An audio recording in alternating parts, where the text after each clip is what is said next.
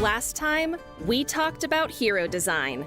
In this Dev Talk, let's take a look at the stage upon which Honor of Kings heroes perform, the Hero's Gorge. We aim to provide a fun and enjoyable gaming experience in the Gorge, employing the visual design of the map and different battlefield mechanics to continuously deliver opportunities for players to feel the joy of competitive fighting.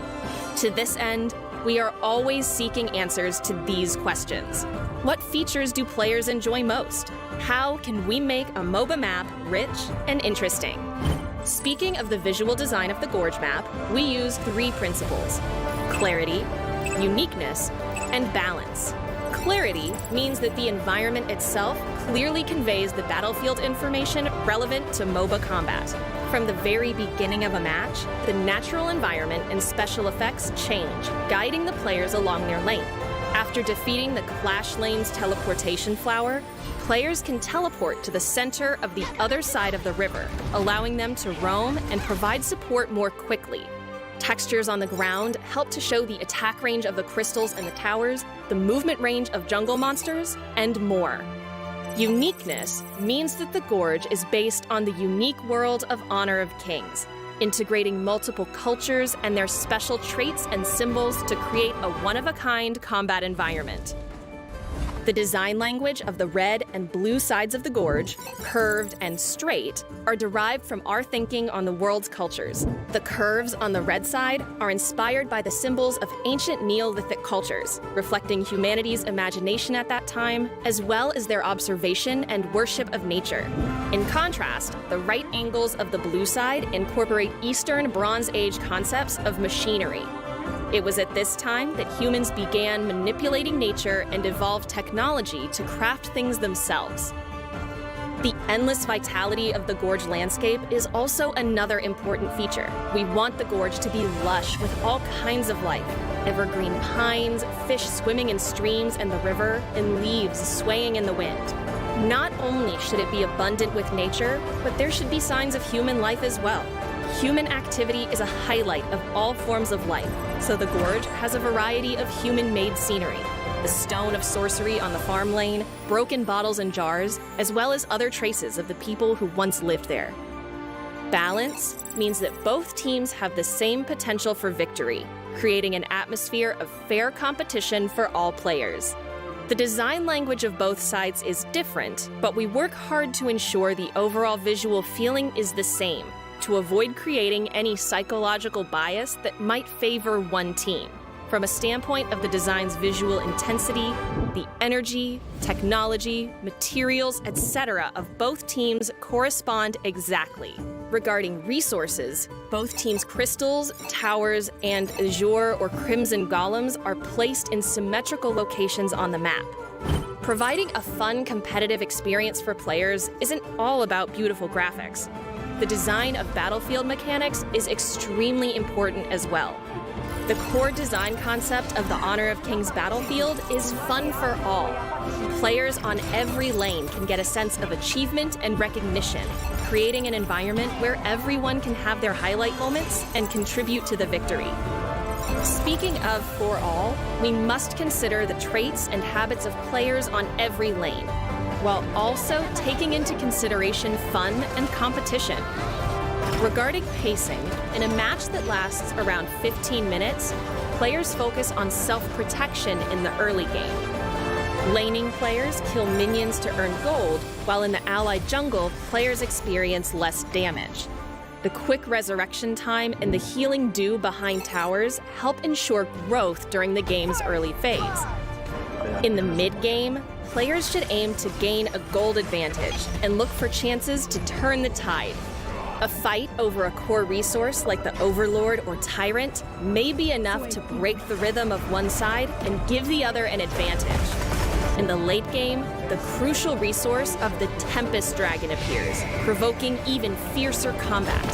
Defeating the Tempest Dragon provides players with benefits such as shields and damage buffs, as well as stronger Tempest Vanguard on lanes. The fight for this single resource can be the key to victory. When it comes to fun, we aim to provide players with conditions that will lead to frequent, small-scale team fights, promoting a competitive experience. Lanes should be cleared quickly to avoid getting stuck in long and tedious fighting on lanes. This incentivizes players to roam and gank after clearing their lane, generating interaction with the opposing team. The design of the lane river sprite also provides opportunities for combat. During team fights, every player has their chance to shine. For example, support players may find it hard to get kill streaks, but they can still get the perfect crowd control feat from assists. In this Dev Talk, we have aimed to share the team's thoughts on battlefield design. We hope you will have a thrilling and highlight-filled combat experience in the Gorge of Honor of Kings and get a taste of the true fun of MOBA competition. That's all for this Dev Talk. Stay tuned for the next one.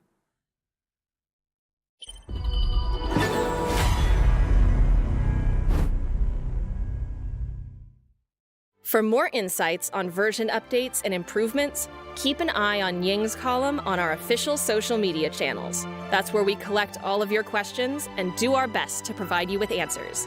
We look forward to your feedback and suggestions. Dear players, welcome to Honor of Kings.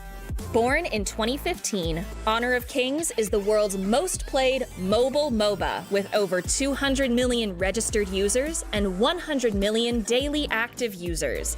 It has witnessed a total of 73 billion views of esports content in a single year, and recently seen international teams battling it out for a prize pool of $10 million at the 2022 KIC tournament. Since launch, Honor of Kings has been continuously refined and crafted to be the ultimate competitive game on mobile. Now, we are going to take you behind the scenes as we share some of the development ideas that went into creating the game. Let's go! How to create the world's most played mobile MOBA. This was the goal we set ourselves, and from it, Honor of Kings was born. Within the game, players take on the roles of their favorite heroes to fight alongside their teammates in the Gorge and ultimately attain victory. Now, Honor of Kings is coming to Brazil. Through the game's journey from the East, cross-cultural encounters have generated a wonderful chemistry along the way. But what remains unchanged is Honor of Kings' core concept and the pursuit of perfection in game and hero design. These are constantly at the forefront of our thinking. At the early stages of hero design, the first things we ask are, what kind of experience can the hero give the player? How can we make our roster of heroes fully fleshed out and realistic? What kind of visual appearance, personality, and backstory do they have? And what type of weapon and combat style is most suitable for them? What are their strengths and weaknesses? Then, even deeper questions. What is the hero's mission? What are they fighting for? What makes film characters so beloved to us is that the creator uses an intuitive and visual story to bring them into our world. It's the same in Honor of Kings. To bring a hero into the player's world, we have to create their story, making them a vivid, vibrant, and living character, not just a generic persona that will be forgotten after a single glance. Ying was created in just this way. Though she appears to be just an energetic young hero, her background story is rich and vibrant. In the world of Honor of Kings, Ying was born to the prosperous and tolerant city of Chang'an. We wanted her to inherit the long history of Chang'an while also injecting fresh blood into the city. Born into a family of military generals, Ying grew up hearing stories of great warriors and eventually aspired to become a legendary hero, a torch to light up the ages. Thus, with her fiery heart, she becomes the protector of Chang'an. On the surface, it appears that Ying just likes to stir up trouble, but on the inside, she is driven by a desire to stand up for her friends and protect the weak. Ultimately, she realizes the real meaning of picking up her spear, to become someone who can protect others. That's the Ying we hoped to create, energetic and courageous. We hope that many players will see their reflection in Ying and resonate with her story. With an understanding of her inner mind, the next step is to make it come to life visually. The most common way to do this is with specific visual design elements. Ying's warm red and white design and flame elements reflect her fiery, passionate, and outgoing character. At the same time, her spear has a variety of forms, transforming from its regular style to one with burning flames at the spearhead, which represents the awakening of her power and the growth of her personality. Facial expressions and body movement are also crucial to reflect the hero's special traits. A stern and cold hero like the assassin Mirrorblade doesn't require much expressiveness. Her facial profile is more skeletal than other female characters, giving her a sense of coldness. Her gestures appear similarly direct and deadly. Each hero's costume features also need to match the character's setting. Taking Nuwa as an example, she is a super being who created Primera. A mask covers her eyes, bringing a sense of mystery, while the ring on her back represents the halo of the super beings.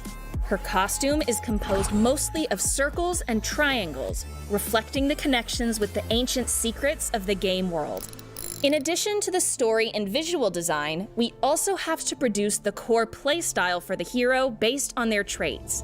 For a hero like Ying, who was born into a family of generals, we decided that her skills should be focused around Chinese spear techniques. We designed 7 moves for Ying and turned them into Ying's skills and basic attacks, hoping to show the ever-changing, capricious, and unpredictable characteristics of Chinese spear techniques. Many heroes use spears as weapons, so to make hers unique, we found the red tassel spear from traditional Chinese weapons, retaining the flexibility instead of the hard pole and head. These elements give a sense of softness, overpowering stiffness. Ying also uses 2 hands to wield the spear, which is rarely seen in Honor of Kings and other games.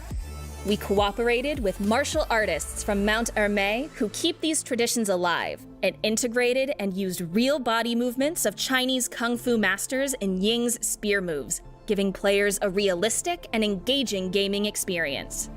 For the cold assassin Lam, we took inspiration from his method of lurking alone to give him shark-like characteristics. Through the power of sorcery, Lam can transform water into the shape of a shark that he cloaks himself in, allowing him to swim in the gorge with only his fin showing. And at the crucial moment, he leaps out in the form of a giant watery shark to inflict powerful control skills and fatal damage. Since his shark-like appearance is very memorable, players refer to him affectionately as Baby Shark. After completing the core designs for the game world, graphics, and gameplay, there is still a large team involved in further work, including modelers, animators, special effect artists, audio designers, managers, testers, marketers, and more. These all work together to bring the heroes from the sketchpad to the game. Our ultimate goal is to let the players who choose any role or any hero receive recognition and satisfaction, experience their own highlight moments, and feel the extreme fun of competition in our game. In this Dev Talk, we have aimed to present the team's creative process for designing heroes and to give you all a better understanding of Honor of Kings. That's all for this Dev Talk. Stay tuned for the next one.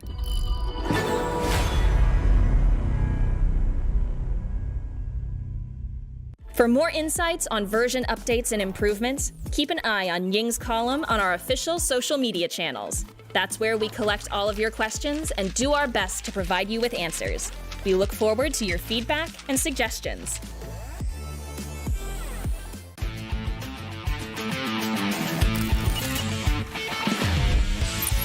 消失会让别人消失。我们上。 Flash, and your HP is gonna get chipped away. Like, right, what happens here? But KG's 双重割裂。 KG's not letting go. 用别。 Oh, he's still doing his thing. Oh my god. 超越。碎裂万千。粉碎他们。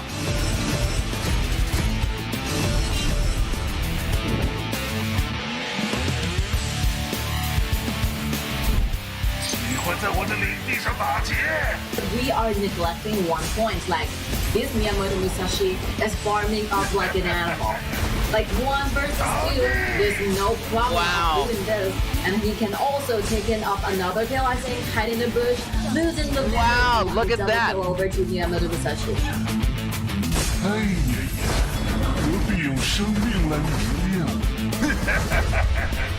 数清楚被切成多少片了没？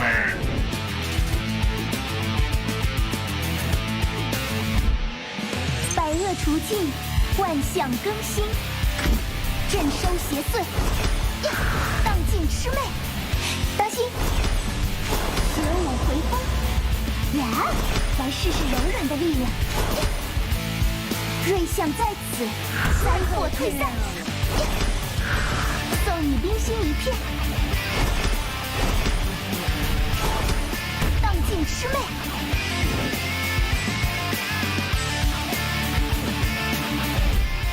别担心，火鹰来了。 The red bot, or would it be so tricky for them? They want to do the counter Yes, attack, the but they're ultimate, too attack far frigate. behind. Whoa. So Alexia is gonna take down double kill, triple kill. They don't have any like gold right now. Maybe a quadra kill. 准备好了吗？ Oh, quadra you know. kill! 来看烟花吗？别怕，交给我。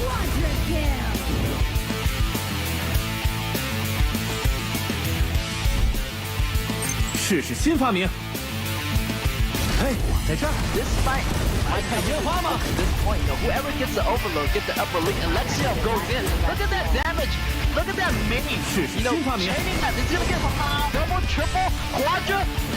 It's gonna be a quadra. Maybe he's gonna get a penta. 准备好了吗？ What? Oh my gosh!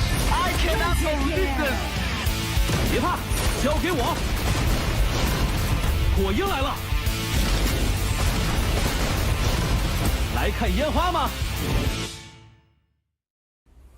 Dear Summoners, the highly anticipated Honor of Kings Asian Wave Season 1 is coming on April 27th. As a brand new esports league, this KAW league will invite 10 teams from Malaysia, Japan, Philippines, and Myanmar to compete for a total of 500,000 yuan in 6 weeks.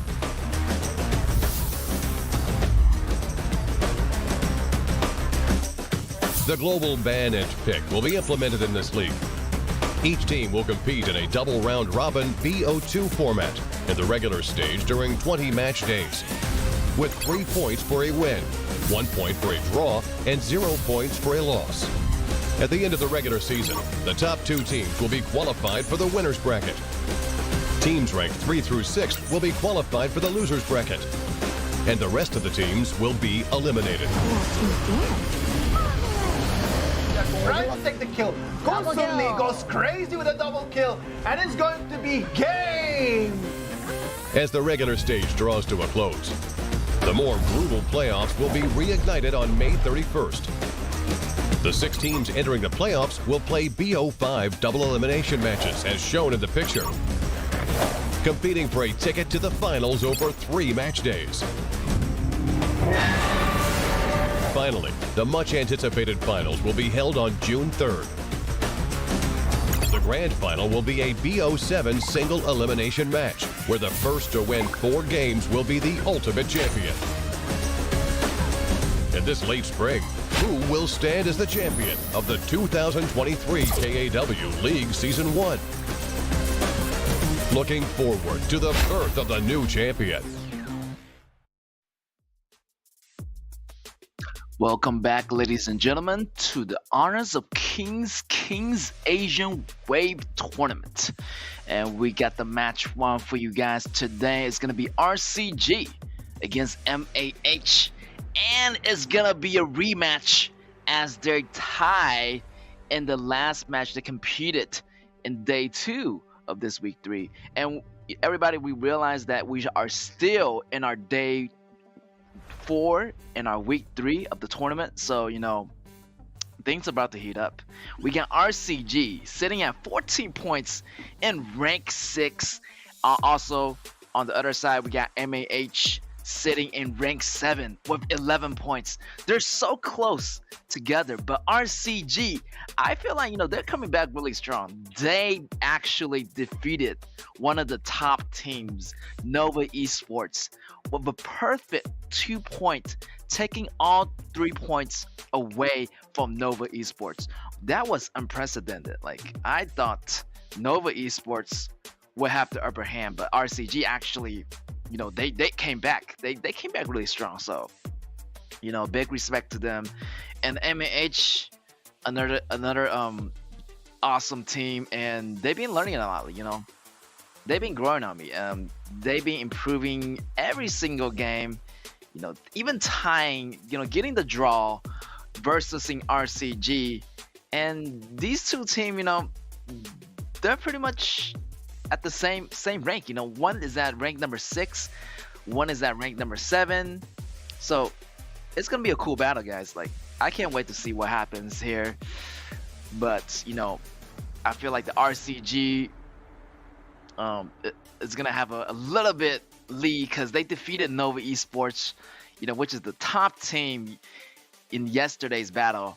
So I don't know, but MAH, you know, they're gonna give RCG a run for their money because they've been practicing as well, and they've been improving over time.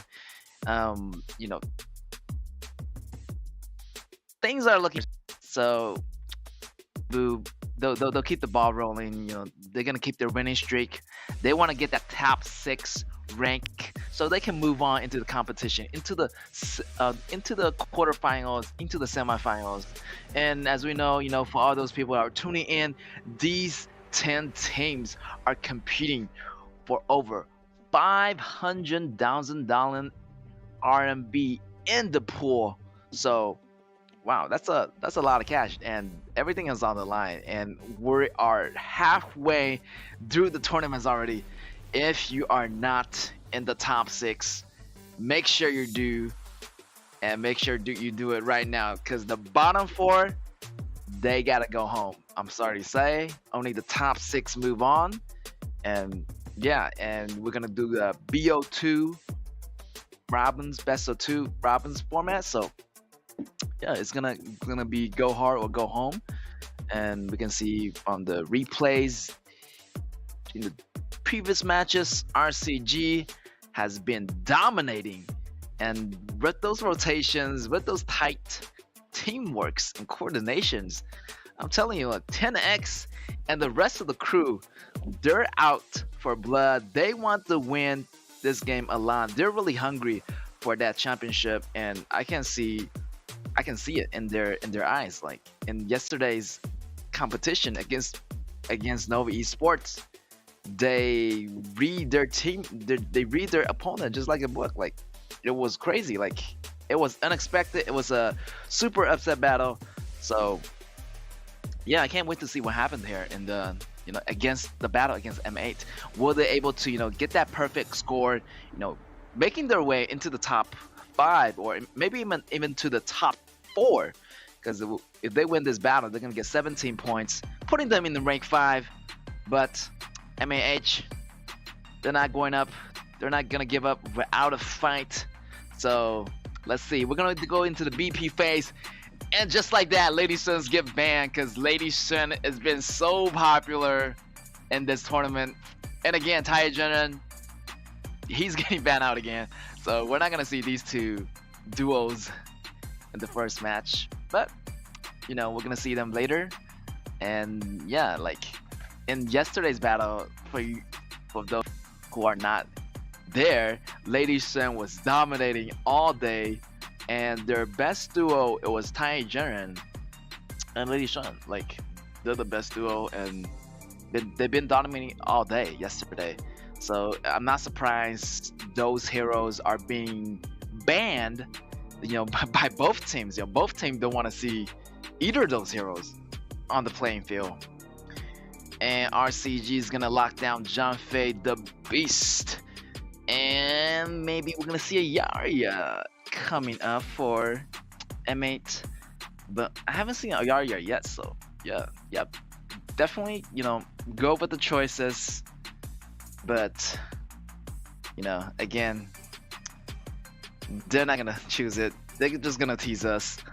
So they're gonna lock down their ADC, prioritizing the KAW on M8. MAH also choose Xiaoho, doing another good meta pick, and RCG coming out with the Marco Polo, but I hope you are just kidding, because you're gonna have a hard time laning against KAW, as she will have those ranges. She will have an advantage over Marco Polo. So they're gonna switch it out for Garo, which is a cool choice. It goes evenly. They both have relatively similar ranges. So yeah, and they're gonna lock down Haya too. Haya, it could work out, if everything goes well, but at the same time, she's gonna be really squishy. So if she get taken out real fast, that's gonna be a 4v5 situation. The numbers advantage, is gonna be going against you. MAH gonna choose the Injun as the long range poke mage. So they're gonna have an easier time zoning RCG out in those battles. But hey, RCG, I'm looking for those tight rotations, and yeah, just get the stat of MAH. I feel like RCG, they've been practicing a lot. That's why they're able to beat Nova yesterday, and that really surprises me. Like, they've been trying really hard. They probably get those practices in really late at night, and talking it over with the coaches and everything. So yeah, and with that being said, Biran and Zhao Huaizhen getting banned out. So they really are denying those warriors who has CCs and really good sustainability. So yeah, those are really popular meta. Okay, all the popular meta picks are getting banned out, and no surprise there. They they don't want their opponents to be using those heroes. And the Jing goes out, another popular jungler assassin, getting taken out of the picture. So the pressure is gonna be on for RCG. Let's see what their jungler is gonna be. They're still missing a jungler for both teams actually, and a support is needed on MAH, and we still need the top laner and jungle for RCG. And the Charlotte is gonna be your last ban. So all the bans are out. It's up to MAH. Let's see what they're gonna add to this draft already. We got Xiaoho done. It's already a really tanky top laner or a jungler. So then they got KAW for the damage. Yeah, maybe they need aggressive Sulia. Sulia really is an excellent, initiator. A great support overall. The only thing I don't like is like, you're gonna leave your marksman pretty vulnerable because there's gonna be no one there to protect him or her. So you gotta be careful if you choose Sulia. But if you work well with your teams, everything should be okay. But they're gonna switch it for the Lombard. It's gonna be more conservative. It's more a safe choice. Having that passive always serving as a protection, gaining that magical and physical defense with that passive on Lombard. Alright, RCG with the reply. We're gonna see Luna maybe getting pick. Luna, on the other hand, I haven't seen Luna doing really well in this competition. I haven't seen like the crazy mechanical gameplays. So yeah, I'm just waiting for that to happen. Maybe they're gonna pick Limpor as initiator, and they got the tanks, they got the Hyatt. Okay, pretty stable pick for RCG. Feel like if Luna does really well, 10x, he's gonna dominate. But if not, I feel like MAH gonna have to jump on them. We're gonna have Shen Wukong picking out for MAH. What is going on here? This is the Monkey King, guys. Like, he is the assassin. He dealt crazy amount of damage, and his abilities, after every ability, he does a critical strike, onto his opponent. But at level 1, he already got like 50%. He already had physical damage, critical percent damage. So he's a really highly mobility assassin. But the downside is that he's gonna be really squishy, and if he gets targeted early, there's no way for him to come back in the mid games, in the late games, if he go downwards. But again, I'm a big fan of Wukong and this hero. It's really another high mechanical play hero. You can see a lot of things. He can see, jumping from character to character. Really cool hero to play with, but it's just really squishy, and you just have to rely on your awareness, rely on your killer instincts. The instinct is really important for this character, and I just want to see how, MAH handle this. And he's playing as a top laner, so oh my gosh, this is crazy. He's gonna have a trouble against Downhand. Obviously, in the beginning, the hits are not gonna work. The man is so tank. So yeah, of course they're gonna switch, because I feel like Xiaoho is gonna be better against the top laner, against Downhand. So Shen Wukong, it's gonna be your jungler, and it's gonna fit the draft much better. But again, they got Luna, and yeah, it's like we got an AP jungler versus an AD jungler. So Wukong is gonna be the AD, and we got the Luna is gonna be the AP. So yeah, it's looking pretty cool right now. Well, I'm just worried about MAH. Their early game, their jungle getting constantly invaded, because Shen Wukong is really not really a great choice in the early game if you want to defend your jungle.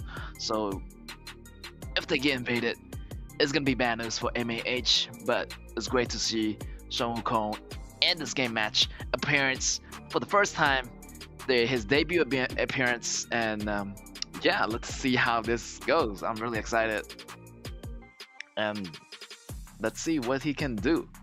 The Monkey King versus Luna. Then again, I'm just really worried because they got Haya. Haya is probably gonna take Shun out of the picture into her Mirage, and Shun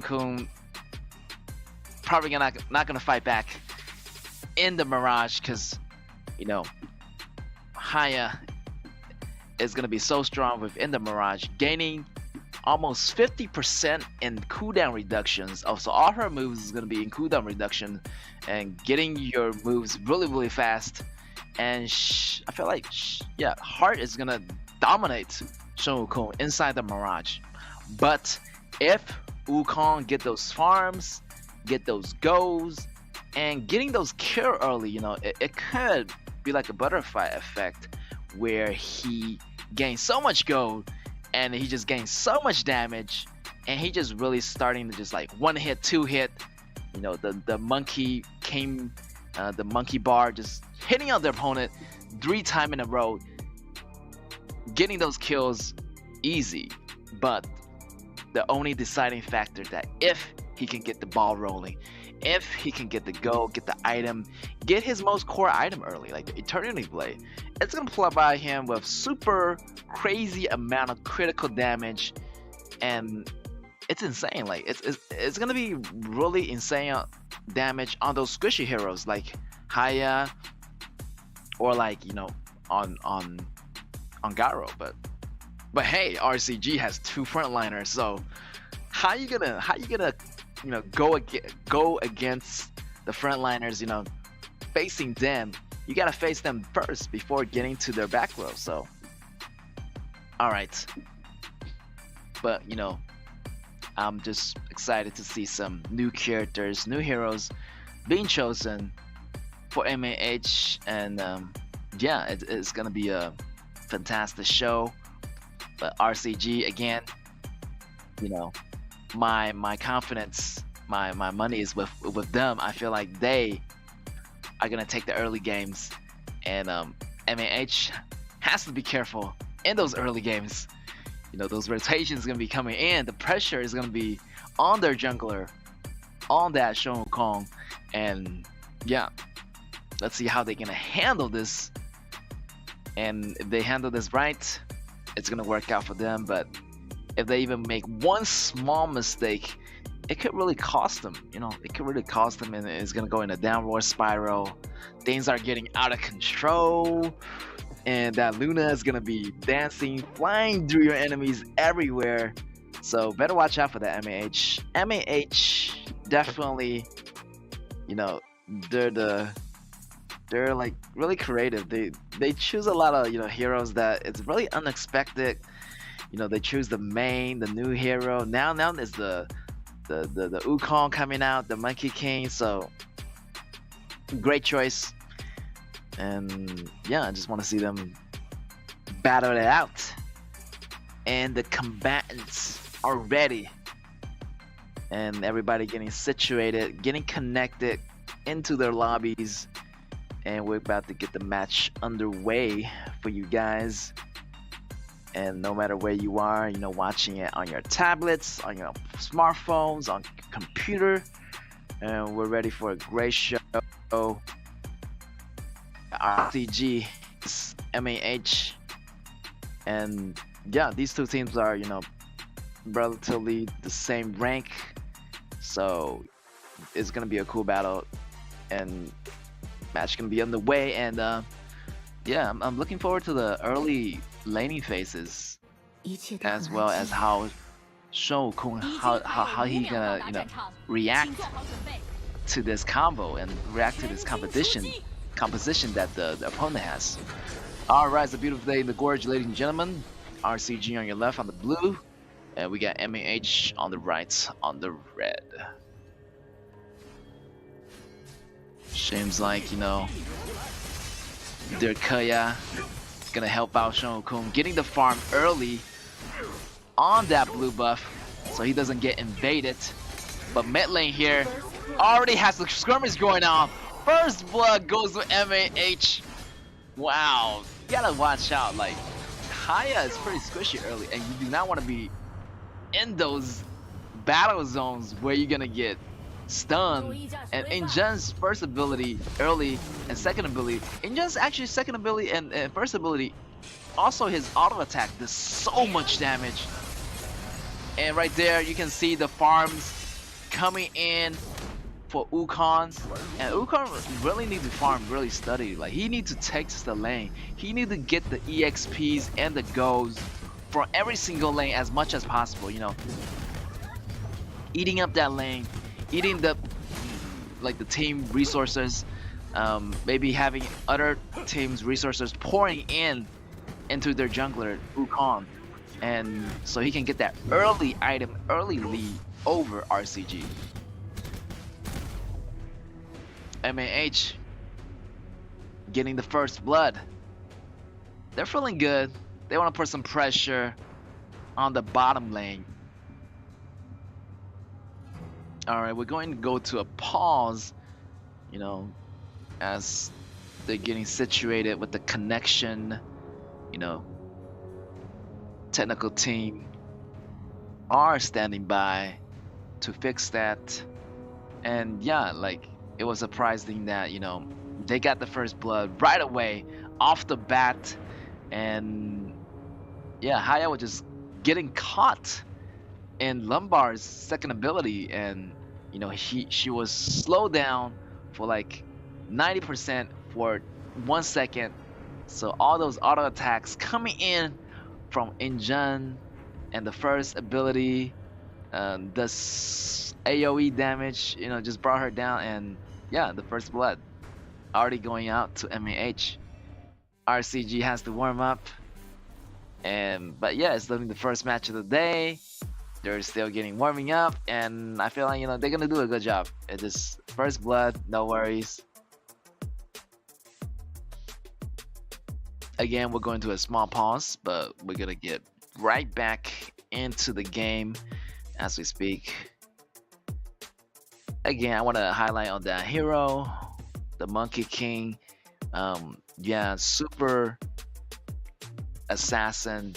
He can really dominate the back row, you know, jumping to the back row, using the front line or whatever it is as a stepping stone to get there, to have that enhanced damage, knocking up the enemies in the back row, just doing a 3-hit combo in a row, and it's over. It's over. The critical damage is so insane.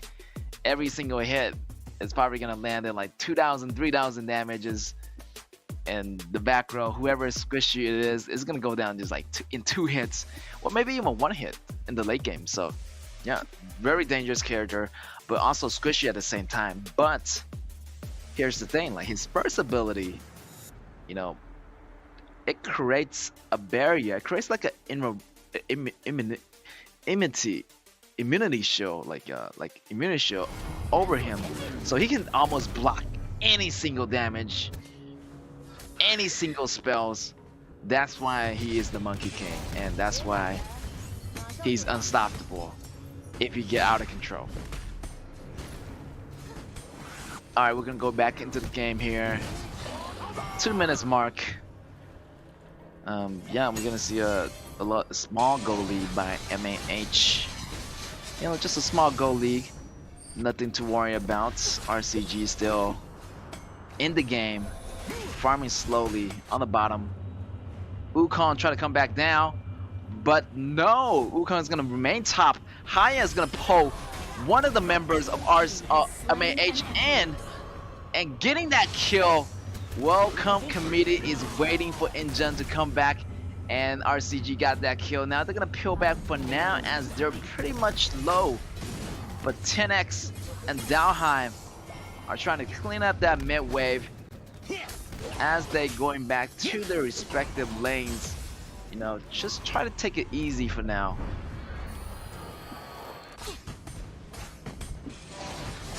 Right there, Garo farming at the bottom. Feel like RCG's rotational coordination is not going to come in yet, as MAH really disrupt their early phases. You know, getting that first blood, you know, that was maybe unexpected for RCG. So yeah, so this right now is where the where the real games begin now. They got 1v1 on the kill counts. So let's see how this goes. Luna and the Monkey King are still farming. They haven't encountered yet. Look at that ultimate pulling engine into the Mirage. Can Haya get that kill? And it should be okay. But no, yes, it is okay. He's gonna get away. But no, the tower aggro gonna take Haya down. It's gonna be 1-for-2 trade as KAW goes down. This is gonna be in favor of RCG, and RCG is gonna get that ball rolling with that Tyrant. In the meantime, that MAH gonna take the Overlord as well. They're gonna trade dragons, and right here, but Downhound try to take that dragon away, but failed. But no worries. So far, so good for RCG. They're getting the rhythm back, and yeah, they're definitely doing better than the first 2 minutes right now. They're gaining the go back and gaining the tower as well. So yeah, RCG, they're just getting really warmed up and with those rotation stuff. We don't see any like big encounters yet, so I'm just worried about that Haya getting really powerful, and it's gonna be trouble for MAH if they don't stop Haya. Yes. I feel like the frontliner is gonna protect Haya, you know, and let Haya just target one enemy, getting down them first and having that number advantage, and RCG just gonna seal the game. This could be trouble for Wukong. Wukong getting blasted. Wukong is dead already because he got pulled into Haya's ultimate. I'm not sure can he survive that, and no, he don't. This is trouble for MAH right here. Haya gets taken down, trading 1-for-1 for the jungler. It's okay. 1-for-2 there. It's gonna be a happy trade for RCG right there. And right there with the knockup coming in, and ABA is gonna go down just like that. The mid towers falls, and RCG is dominating the early game with the 6 kill count versus 3. And that's what I'm talking about. You know, you gotta watch out. Like, Wukong right now is super squishy, and if he gets taken damage super early in the battle, his HP is gonna drop below 50%, and he is no way to battle. And you got Haya pulling him in. You know, it's kind of like his, you know, weakness.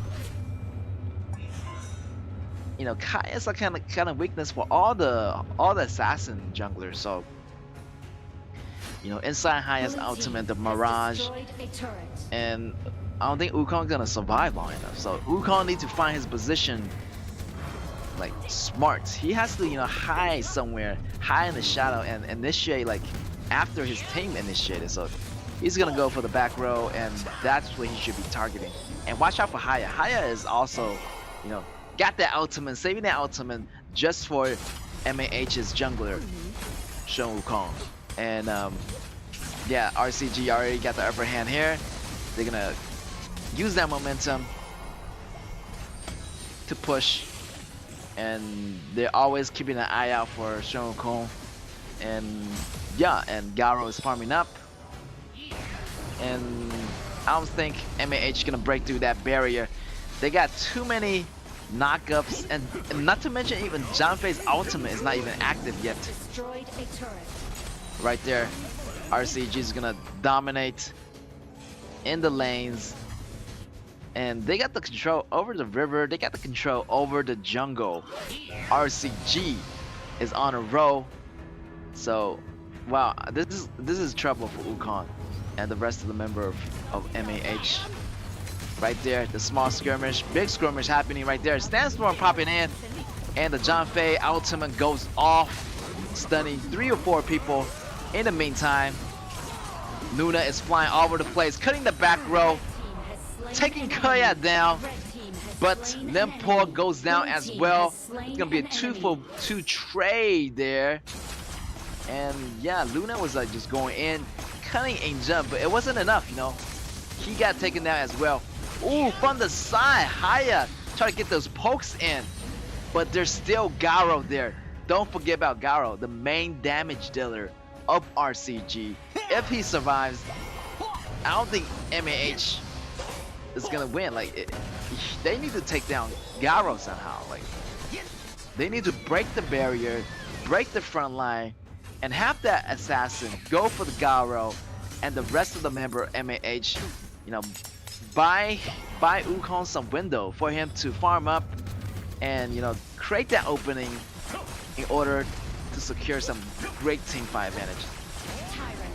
Alright, Tyrant is gonna go for RCG, getting EXP and go for the whole team. And yeah, I feel like RCG got this win in the bag. They just need to, you know, play it safe.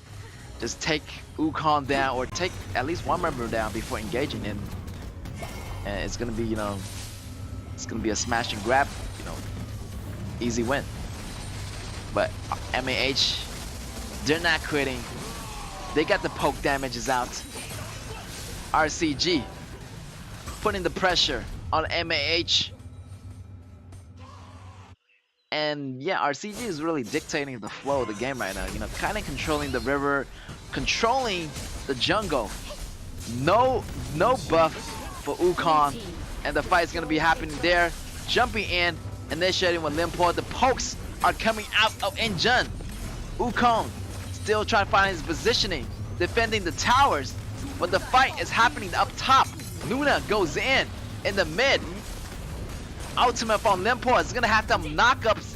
Garo still providing those DPS from the back. Wukong's gonna jump in. First ability, immunity is not gonna be enough. He gets pulled in by Haya. He goes down. Another member goes down as well. ABA getting assassinated by 10X. And the red is gonna go to Bear, and they're gonna have a chance to take that Overlord, and they're gonna use that Overlord as a pusher to seal the deal. And this is it. RCG really dominating this game. Kill count 10 versus 5, and yeah, they're having the control over this game. And Haya is like, you know, Wukong's kryptonite. He's always pulling him in at those crucial moments where his HP is already super low, 50%, and Haya just can easily defeat him in her own Mirage. Alright, they're gonna go for a double dragon here. They got the Tyrant. They got the Vanguards. They got the damage buff. So yeah, even with the Primal Bond, they're still able to take down that Tyrant easily, you know. Primal Bond is where you deal 50% less damage to the Tyrant, as you already got the first dragon, so you know you're gonna deal less damage to the second dragon if you get the first dragon. Towers goes down already for MAH. This could be bad. Vanguards are moving in. You know, it's gonna be the final blow. Jean-Fei going in, taking the damage. He still got the ultimate. Limpor is already in the front too, activating the ultimate, getting that pushback. CC control. Ultimate going in. Everybody's dying. ABA goes down. Dalheim goes down. 1 for 1. Double kill on Haya. Haya getting out of the picture. Triple kill. And he goes down as well. That's a worthy trade. Triple kill for 3. And they're still pushing it. RCG is not quitting. RCG want that win. They're hungry. That flash force style from Injun. The pokes coming in. They try to clear the lane as much as possible. Wukong going in with the double kill. Look at that. Beautiful, beautiful save gameplay. Wukong is going to buy some time for MAH right now. Wukong need that item, need those goals. And Wukong needs to be the hero in this match.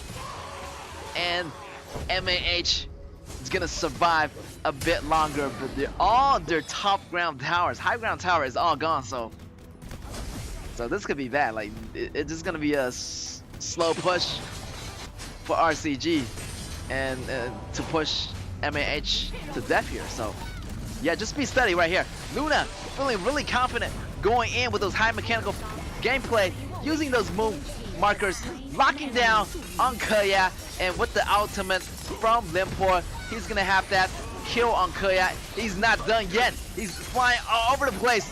landing those move markers. But the Haya is also in play here, and they're gonna buy some time for the opponents. Oh no! Monkey King, take down Luna.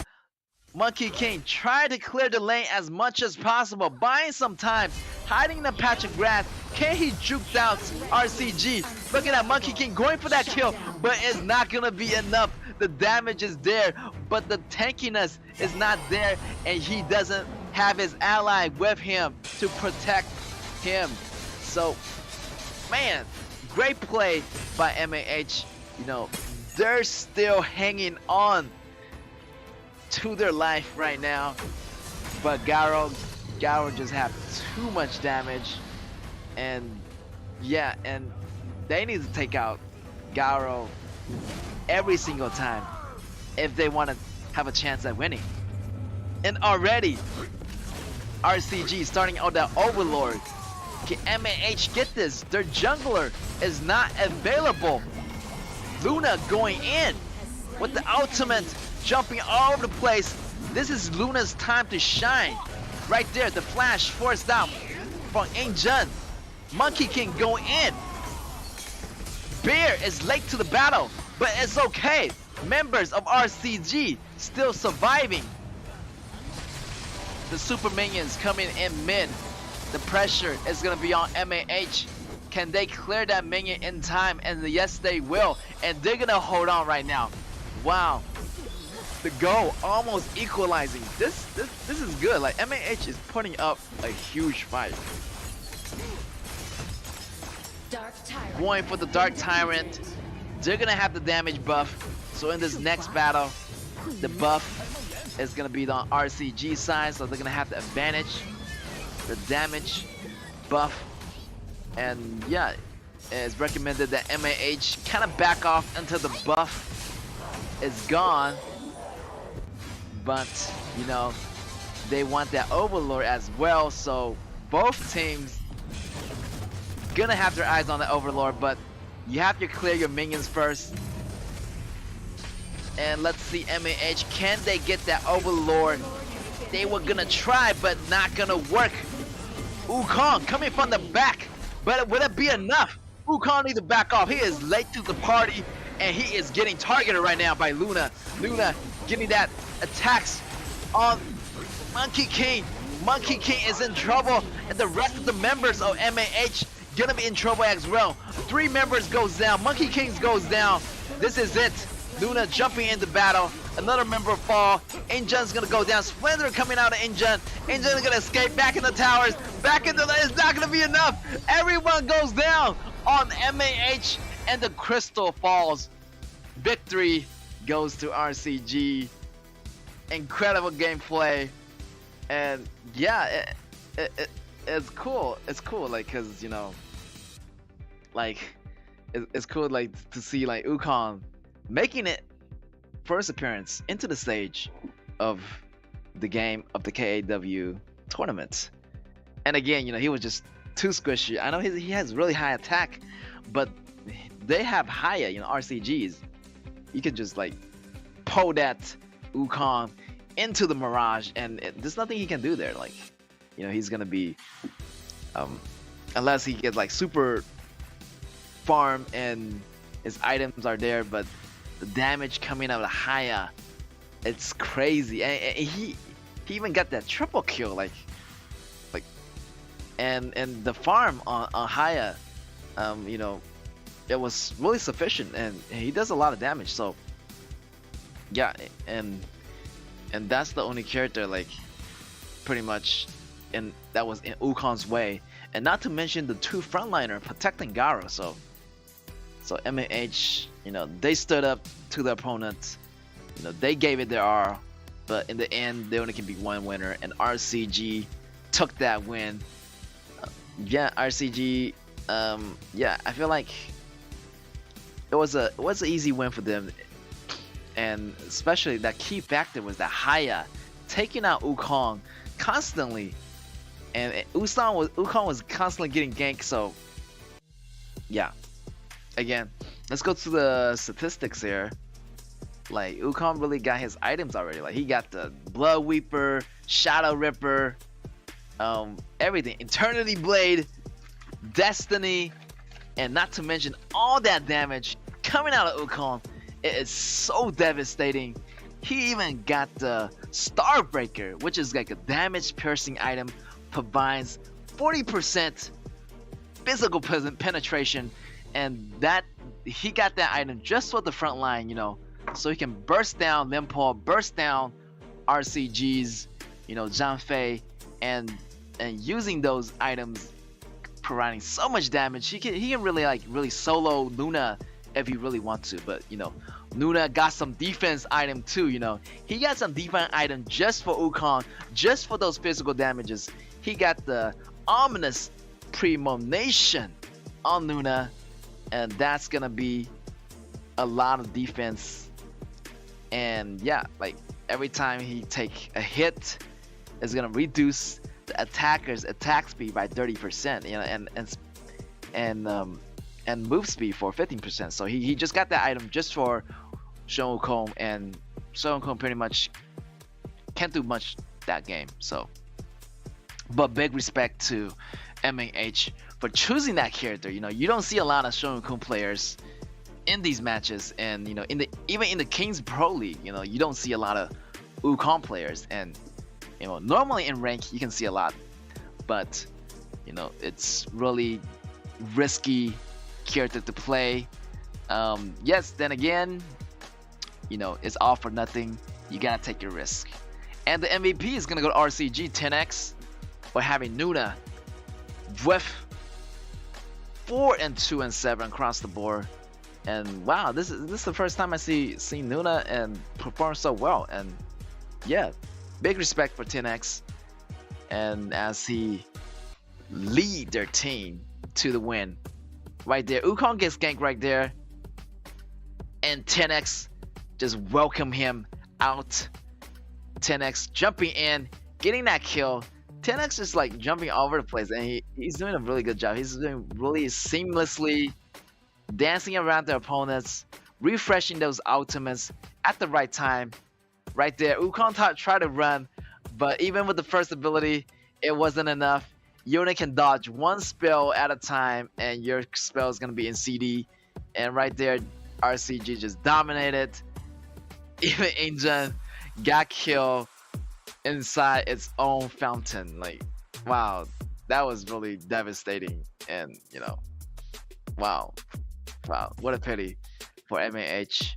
MAH did hold on, really well. They defend the towers, they cleared the lanes, they cleared the minions in time. They almost bought some time for Wukong to get so powerful, but in the end, the composition, it was just targeting Wukong. So, and the frontliners, it's really tough to get by. So, RCG got that match, easy. But MAH really held on. Like, big respect to them. And yeah, match 1. Round 1 is gonna go to RCG.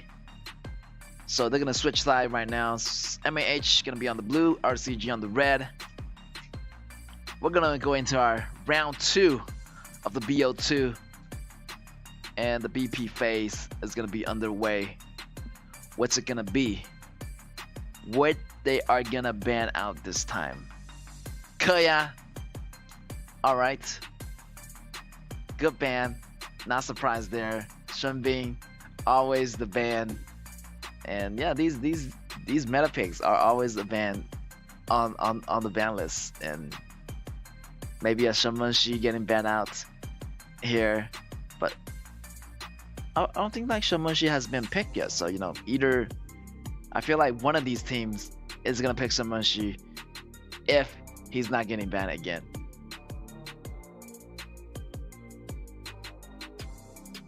But yeah, RCG really coordinated in those compositions, and they know how to target and counterpick those heroes. And Shamanshi, they're gonna prioritize on that mid lane.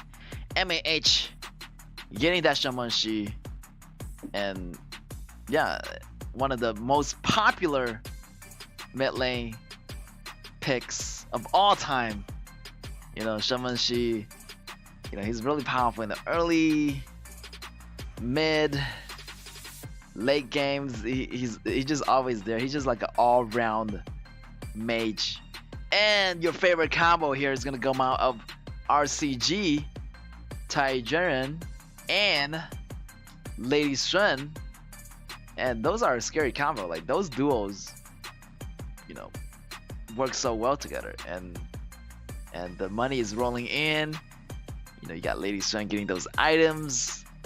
And next thing you know it, you're gonna be facing a super strong monster ADC. Those hits is gonna hurt.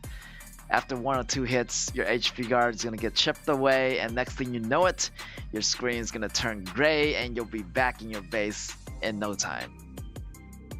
Oh, we're gonna see the dot shot coming out of MAH. And yeah, I'm looking for, you know, how they can handle this dot shot. What combination they're gonna do it with. Maybe they're gonna go with a Fuzu combo. Maybe RCG gonna dissect it and take it apart. But what's it gonna be? Ooh, RCG feeling really confident. You know, you pick dot shot, but I got my Shinui. I'm gonna take you down, and I'm gonna stun you. I'm gonna burst you down before you escape into your battlefield, into your base. So yeah, MAH and taking out Fuzu. What a beautiful play right here. This VP is great because they pick my Shinui, the burst damage, in order to take down Dachao, and with that, at the meantime, they ban out Fuzu, so like they can't go with the Fuzu and Dachao combo.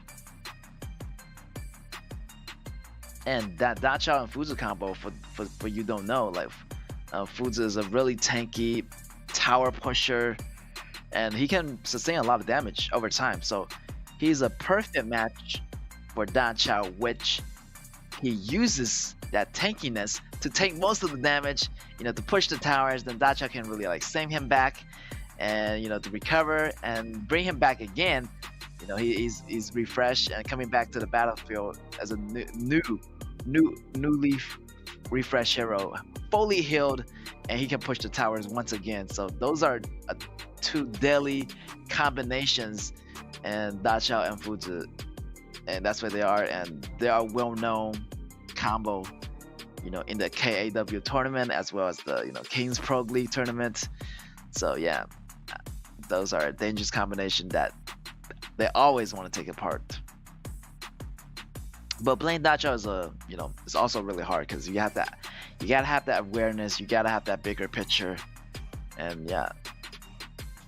And we're gonna have the next pick.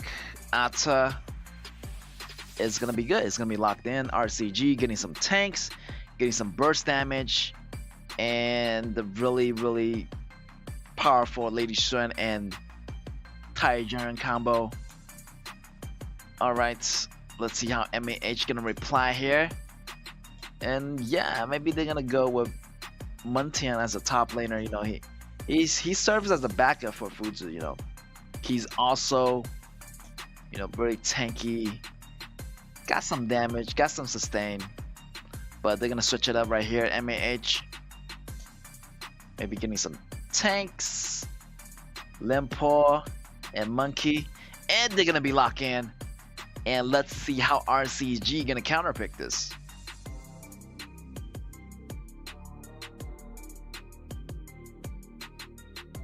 Yes, things are looking good from RCG side, you know. But hey, they got DNJ and Dachao. They can do the same thing actually. DNJ can really take down those towers, you know, pretty fast too. But you know, he's gonna have a tough time laning against Lady Sun at the beginning. So yeah, yes, Libu, of course, Libu is gonna be a direct counter to Monkey, and also his true jam is gonna be really reliable, you know, taking down Nimport as well after he gained that first ability. And you know, after hitting enemy with the first ability, Libu can gain true damage, and he can really absorb a little bit of HP And with the second ability from Libu, he can absorb the shield on their enemies, and also, you know, gaining HP and sustaining himself over time. So yeah, it's gonna be a good pick against Monkey and Limpor. And we're gonna have Ata, you know, as a tanky jungler, and because the RCG already got the damage, and they got the tank, they got the knockups, so things are looking good for RCG. Again, on the MHH side, if they want to collaborate better, they can go with the Dachao rush, where they, you know, just go for the towers and avoiding unnecessary team fights. So it's gonna be a race for a tower for MAH. RCG, they're looking to end it early, so be aggressive, be who you are, RCG, and yeah, RCG should have this in the bag. Another win for RCG if they can, you know, successfully do what they do best, get those early rotations, get that snowball rolling. But MAH, yeah, use that Dachao to your biggest advantage, and things gonna look good for you if you work everything out that way. But you know, it's gonna be a real battle, so you never know what's gonna happen. Yeah, MAH on your left, ladies and gentlemen, on the blue, and we got on the red, we got RCG. Oh, I like this. I like this. We got RCG. Try to get that level 2 right away, and getting the go rolling in for Lady Sun. And this is very common. Like, if they pick Mai Shinui, whenever, you know, they got Mai Shinui on one side, you can have the ADC go mid lane and just prioritize on that level 2 right there. Wow, those damages coming out of Lady Sun. And that blasting cat is getting blasted at half HP drop already. And you know, after Lady Sun get to level 4, he's probably, you know, gonna rotate bottom and gain more gold. So the priority is gonna be around Lady Sun, and MAH need to find a way to burst down that Lady Sun if possible. But with the protection from Tai Jinren, so it's gonna be hard, but they gotta do it somehow. But again, you know, they don't really care about the team battles. They want to get those towers, and once you get those towers, you get those gold, you get those EXP. Once you get those towers, you can recontrol the river, and that's what MAH wanting to do. But the battle is gonna get heated right here as they put pressure on the bottom. With level 4 already on Ata and Monkey. Monkey try to make a play, getting the river sprite in the mid, but still the pressure. Flash being forced out of JE. JE is facing the pressure bottom, and yeah, Lady Sun is about to get all the gold that he needed to get this ball rolling.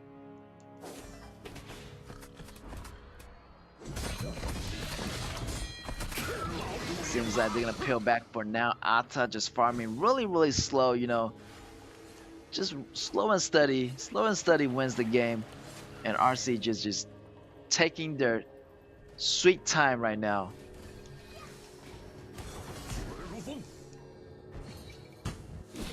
M8 H, things are a little bit slower this game. You know, the first game was a little bit wild, you know, with those crazy picks. But this time, MAH is a little bit serious. Right there, MAH try to make some ganks happening, but it's not gonna work. The coordination, the protection is so tight on Lady Sun. They're gonna have a hard time ganking that Lady Sun. I'm telling you. Right there, the 5-mans are together, looking to make a push mid, but I don't think they're gonna commit, as the rest of the members are not really there yet. You know, the battle hasn't began. They want to get that first tyrant, then they can start engaging. Right there, the fan missed, but the engagement from the second ability is gonna connect, but no follow-up. They're gonna peel back as they want to, you know, make some Unnecessary mistake. Lady Sun's a little bit in trouble. He's in a little bit too deep. Tight with the ultimate popping in. The first blood goes Lady Sun. ABA falls, but Lady Sun fall down as well. JYE just gonna pick up that kill easily. And Lady Sun is just too deep, and he needs to find his positioning better. All right, Tyrant is gonna be spawned up, and it seems like MAH gain back the control, and with Lady Sun's fallen, they're gonna use that as advantage to push that tower again. MAH got the first tower already. Yes, Lempo flashing in, try to do some CC combos, but my Shinui is gonna back off. But the flash is forced out. The effect was there, so it's already really effective. Forcing your flash out for your opponent is already really good, you know. So, you know, RCG's heart not gonna have that flash for the next 2 minutes. And MAH, I'm surprised that MAH is holding out pretty nicely. Right there, RCG going in with the red on Lady Sun. The damage, the true damage from that buff is gonna get Lady Sun some attack power. MAH trying to take that tyrant, but RCG coming in with those CCs. Libu jumping in again. Libu is gonna be on the run. He's gonna take extremely low. MAH is not letting go of this dragon right now. RCG is gonna they're gonna trade tempos. They're gonna trade dragon as they're gonna get the Overlord in the meantime. Rotation happening for RCG. RCG gotta make something happen here. They need to be a little bit more aggressive. You know, the early game should be aggressive and it should be no problem, but MAH is handling them so well, like they just won't budge.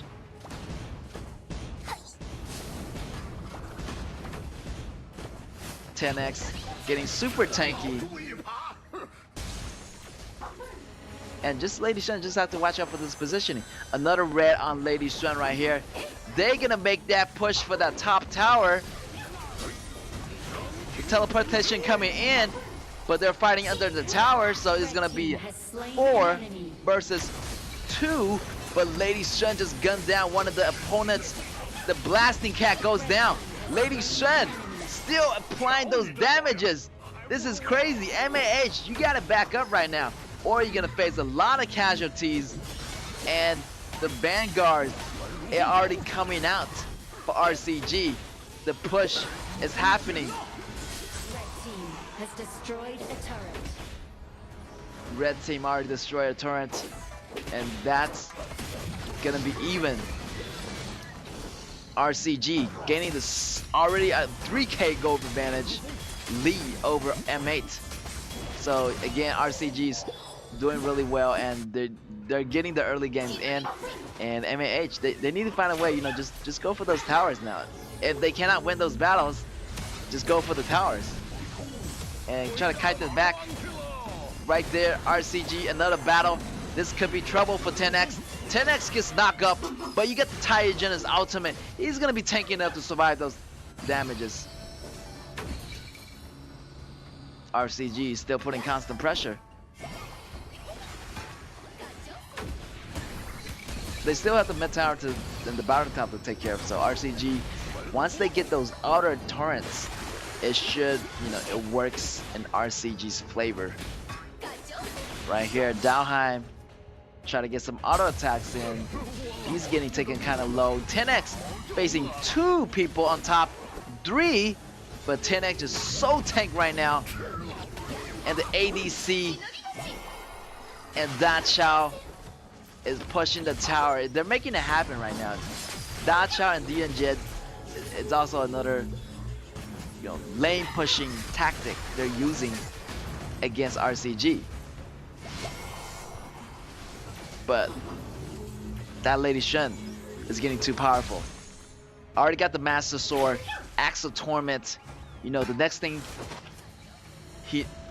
I know that he's gonna bring out the Eternity Blade, and those damages are gonna come in really strong. Those frontliners is gonna fall just like that.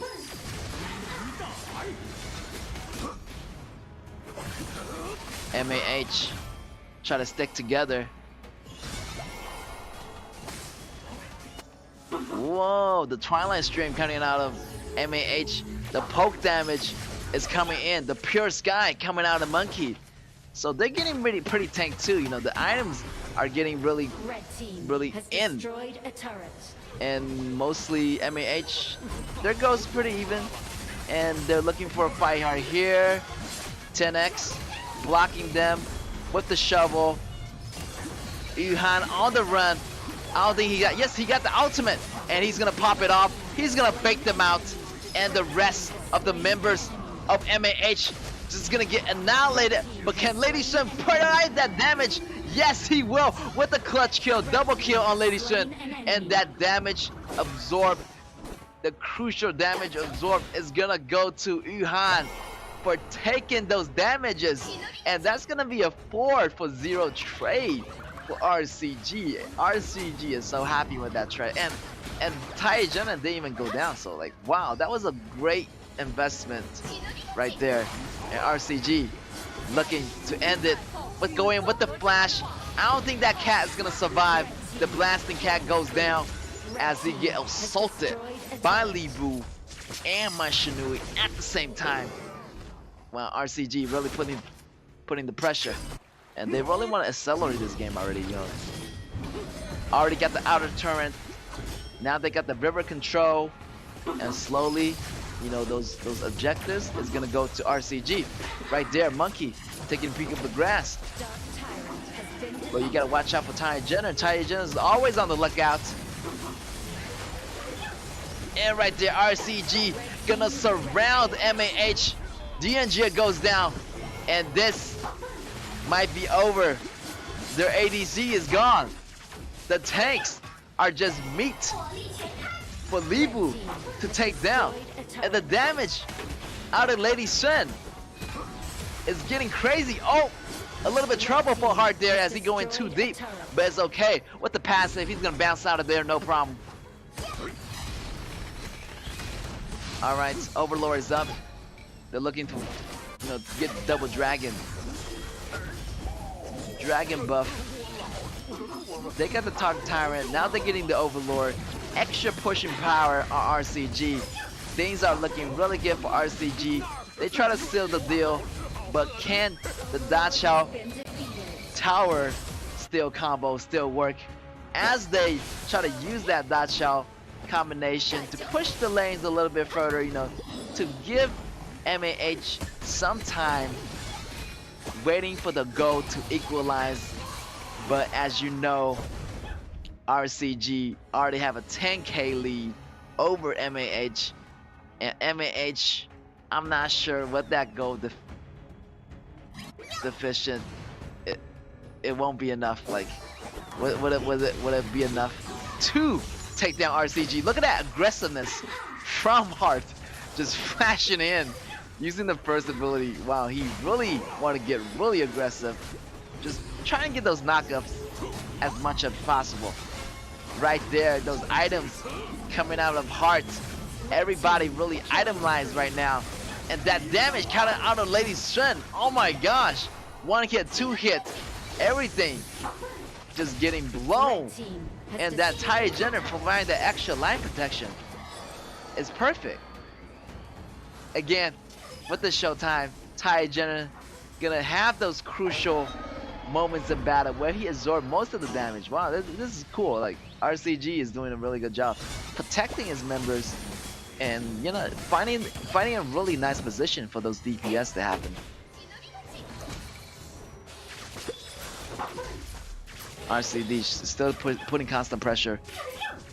You know, they want to end the game now. Like, if this game goes on, you know, it might be possible for MAH to fight back. You know, maybe the Tempest Dragon is their key chance, but RCG is locking their eyes on those towers. If you still got the high ground towers, you still have a chance. But if the high ground tower falls, you know, you're gonna have the super minions, and you're gonna have a hard time coming back. Right there, Heart is in trouble. Monkey try to chase down on Heart, and that's gonna be a shutdown for RCG's Heart. and MAH, you know, still breathing. They're gonna have some space to breathe for now, as RCG's member, one man down. So they're not gonna do anything too rushy right here. MAH, they can try to get the buff back. You know, gaining the gold slowly.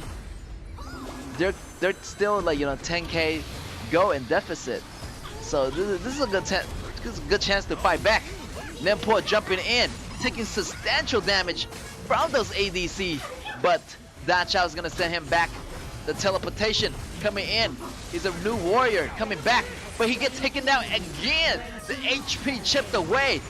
It's like crazy. Lady Sun's damage is too much for MAH, and everybody just falls just like that.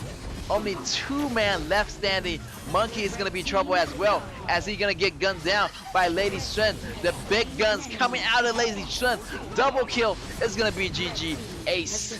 RCG taking the win once again. And yeah, congratulations to RCG taking both wins. And yeah, Lady Sun is gonna be your MVP. Like, but I'm not sure, maybe he's gonna be Tai, because Tai was saving those crucial moments. But it could be anybody, like my Shinui was doing those jobs too, like, and Libu and Ata, they were always there at the crucial moments. So, but Lady Sun, such a popular pick in the KAW tournament, and we see him, you know, playing, seeing these like players play Lady Sun. Such a popular pick, and with Tai Jenner, like the meta, it's really popular, and then we might see them getting banned out every single game. But don't take my word for it. Let's see, you know, what happens in the real matches. Yeah, that match went pretty stable. It was pretty easy for RCG, you know. Lady Sun was farming so well, and there was no way for them to, you know, cut down. As they dissect that Fuji combo, you know, I already know, like, RCG win the ban pick against MAH. And yeah, like, RCG Bear. Look at those damages. Master Sword, Alternative Blade, Blood Sweeper, Daybreaker, and wow, like, the damage is real. It's gonna be cool. And the front line just dropped like flies. Like, even if you have defense items, you're not gonna withstand those damages coming up from Lady Sun. And yes, again, wow, this is a really dominating match with MAH, you know, going down. But MAH put up a good fight. You know, their Fuzu was taken out, so they didn't really have the, you know, essential tower pushing tactic that what they supposed to be doing. Instead, they used that, you know, DNJ as a pusher, but that didn't really work out. And RCG dominated over MAH. And yeah, like Lady Sun, again, the damage was there. And there's a lot of counter picks going on. We got, you know, my Shinui, the burst damage, crazy, gonna against Da Chao a little bit. And we got Libu countering Monkey. So the counter pick was there, and Lady Sun dominating at the same time. So that game was pretty easy for RCG, and RCG knew that if everything goes well, they shouldn't have a problem winning. So again, the goes to RCG, the lead, 7 towers, and there you have it. The showtime is gonna be Yuhan from RCG. Those crucial battles where he did so many crucial things, like he did most of the baiting and drawing them out into the open. Crazy. And all those damage absorbed, all those damage taken was really crucial, and he got like a lot of go out of that too. Like right there, 3 people chasing Yuhan, popping that ultimate, getting them drawn, drawing them out, baiting them, and providing, stun and CC combos for his team. And this is, support at an incredible play level. Everybody should learn from this. Like protecting teammates and also taking fire at the same time. Taking focus fire and not dying. And not to mention like how hard it is not to die as a support, and that's gonna be so crucial. Like, look at that. Always there for his teammate, always setting up the kills for Lady Xuan and the rest of the members of RCG. And yeah, no surprise, Yuhan taking the MVP for this match, and it's gonna be 2-0 in favor of RCG. And we're gonna take a small break, and we got more matches coming up for you guys, so we'll be right back.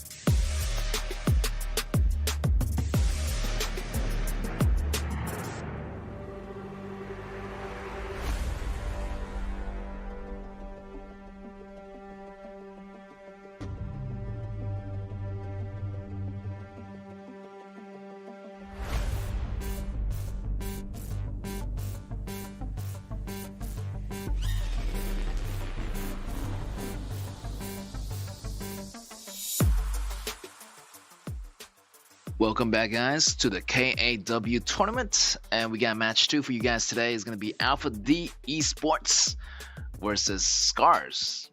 Yes, and as we mentioned, the Scars is back in the game. They're at rank 4 with 19 points. They're going to go against Alpha D, which standing are at 3 points. So, you know, it's going to be an uphill battle for Alpha D. And as you know, that Autumn from Scars, he's doing really well in this competition. And he left a really great impression on me. You know, his ADC gameplay was so detailed. You know, and his Gunshan Lee, and you know, his signature hero, and a lot of the ADCs. You know, he's playing really well, and he's playing it at a high level and surviving those kills, surviving those plays, and just really working really well with OCK, which is his support. And those duos, you know, Autumn and OCK too, they are a great pair.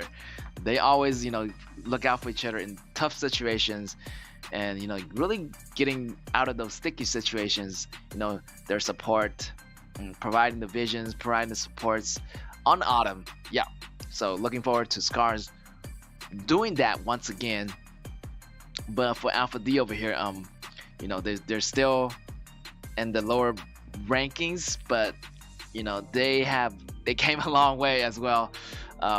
They've been learning the games, the rope of the games. They've been, you know, working together on different compositions, coordinations that has really improved, you know, since the beginning of the competition. So yeah, big ups to them for adapting to these games. And the Shamonshi is gonna get picked out, and seems like Alpha D really want to prioritize that mid lane.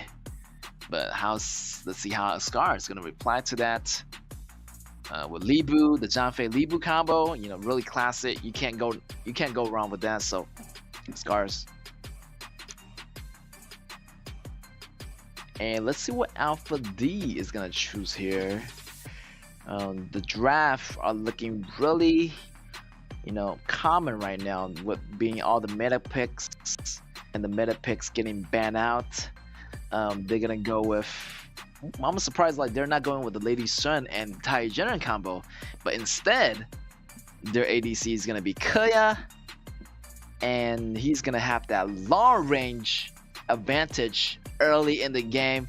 And KAW is like overall the top ADC, and yeah, like everybody should go learn this hero. It's really good for those hit and runs, you know, going in drive by on the first ability. And yeah, it's a great hero to kite your opponents and deal those damage really far and safe distance. And those sandstorm ultimate is gonna save you from those sticky situations as well, like where they provide you with damage reduction if your opponent is inside the sandstorm inside your ultimate.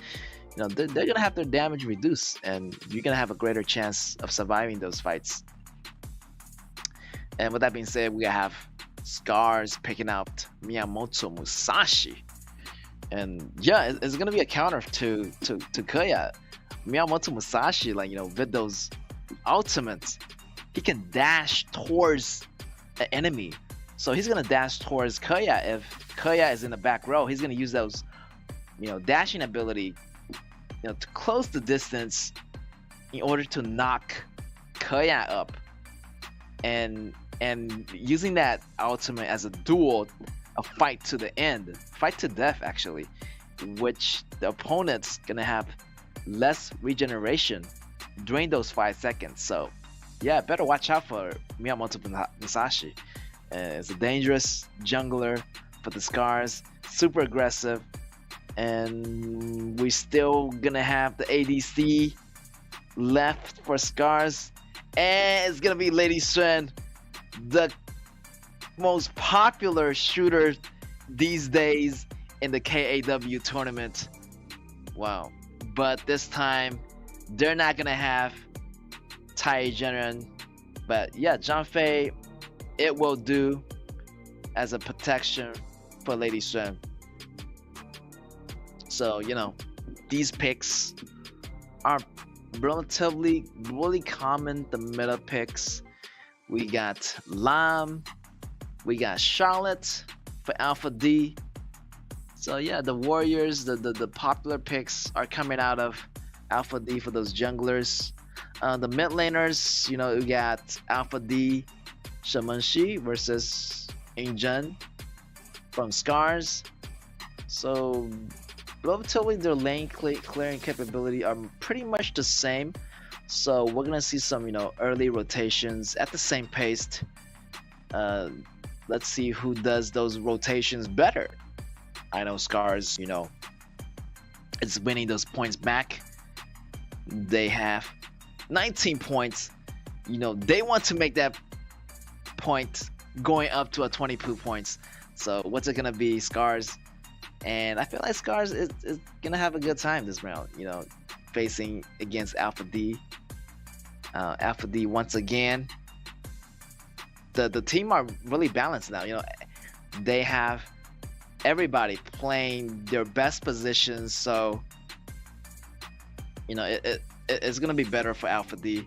They learned a lot over these past few days, and even these past few weeks. The tournament has been going for almost 2 weeks now, so you know they already learned the ropes of the game, and they are getting stronger and stronger. And Scars, never underestimate your opponent, so just go for your best lineups and go for your best battles. Yeah. All right, the match is gonna be on the way. Alpha D on your left on the blue, then we got Scars on the right on the red. So this time, you know, we see Tai Jin and Lady Sun getting separated. So this is interesting. So the laning phase is still for Autumn. I feel like Autumn still have the advantage here against Kun on the bottom lane. So Kun is gonna feel the pressure for Autumn as he's facing against Lady Sun. And those early rotations, I'm telling you, is already coming in. You know, Alpha D learning the game really fast, getting that level 2 already, getting that priority over mid lane and bottom lane. Yes, yeah, great improvement from Alpha D. Like that, those rotations are so much better, you know, in the previous games comparing to the previous games. And yeah, I'm really happy for Alpha D and to see these players improve so far in this competition. Right there, rotating with his teammates. Now Scars need to, you know, counter these rotations, and they just, you know, try to find a right opportunity to make that happen. Musashi going on top. Let's see if he can make an early play here, but it's still too early to tell. Like we're not even at the 2 minutes mark. The 2 minutes mark is coming up soon. So, and the ganks are not happening yet. So yeah, I feel like they try to do an ambush here on the top. The bottom, you know, they're pretty steady. The top is where the battle is at. Well, Libu jumping in with the ultimate, followed by the ASD pokes. Ultimate Genji gonna go down just like that. First blood goes to Scars. They gotta be more careful here, Alpha D. The first blood already getting taken out of Alpha D. And Scars just putting that constant pressure right there. Lady Sun dealing so much damage to KAW. KAW has to go back, you know, no choice. But the minions are still there, and you gotta take those minions. If you want to go and you want EXPs, you gotta take those minions. Tai Jin going left and right, try to dodge those ASD damages. So, yeah. Great job, Alpha D. You know, their effort is great, and they've been improving so much this game, and I can see that, you know, due to the rotations and the defense. But Scars is another monster, so they're going up against a huge challenge. And yeah, still the early games. The farms are coming in. I feel like the battle is gonna be around top. KAW rotating top. Musashi is late to the battle, so KAW is gonna remain alive for right now. But KAW, you gotta watch out for that Miyamoto Musashi, already level 7. Coming in, 4-man gank. Lam missing the ultimate. Musashi on the run. He's gonna get that cut. Last hitting that Musashi, getting that double kill. Wow, Alpha D actually fighting back. This is cool. Lam doing its work and that rotating at the right time caught Musashi off guard. So great job on Alpha D's part. Blue team has slain But the pressure is gonna be on bottom. Whoa! Autumn goes down. Autumn was a little bit, you know, overextending it there, right there, and he goes down as Shamonshi gets Autumn in the process. Alpha D in the lead for a little bit. Alpha D trying to make them play, try to get this Tyrant. Yes, Tyrant is gonna go up for Alpha D, and we reach the 4 minutes mark already. And as you know, the teleportation flower spawns at 2 minutes. So whenever in the clash lane, when the hero destroys the teleportation flower, he gains the ability to teleport. And the portal is gonna be open. He can transport to the portal on the Tyrant, next to the Tyrant. And with that, Charlotte takes down Tay. Wow, this is unheard of. Scars actually are behind in the kill counts against Alpha D. Alpha D is fighting back. And Autumn facing the pressure of Alpha D members. And Autumn just struggling to get that bottom tower. You know, chipping away the HP slowly. And right there, Autumn try to gain some extra gold. And really want to take that tower, chip away that tower, but Shamonshi is there using that ultimate, using the second ability, taking down Autumn in the process. Autumn just really too overconfident there, and the magical damage on Shamonshi was just enough to take down Lady Xuan in that process.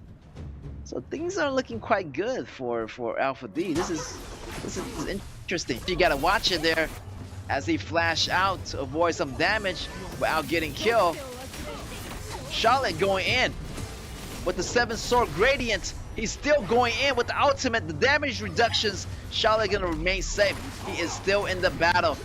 Libu arriving to the battle scene right here, but they have no minions. Alpha D try to push that momentum into the red areas of Scars.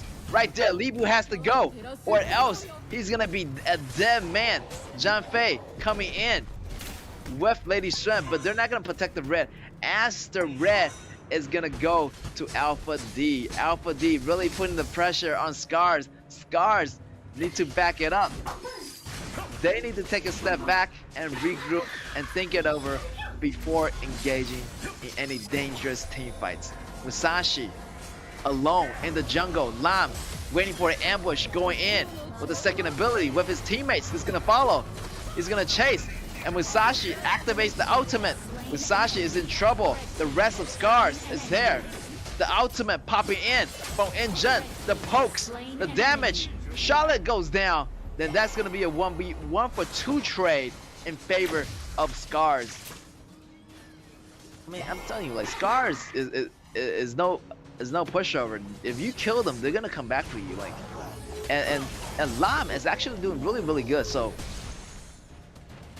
Lam's gonna lead that battle, and we got Charlotte assassinating, you know, the back row.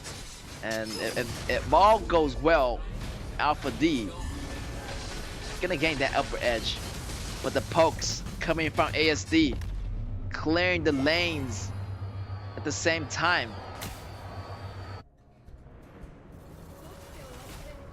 All right, Scars has to be careful, you know, of those positioning. You can have one member getting picked off, and you know, once that member is alone and gets picked off, it's gonna be trouble. Lam kind of in dangerous situation here, but he's really nimble and agile, so he's able to like get away Even though like he doesn't see anything in the grass, he can take a peek and go back out, no problem. All right, Scars is feeling a little bit pressure. You know, Scars thought this game was gonna be easy, but no, Alpha D is making a comeback here, and I think it's possible for Alpha D to win this game now.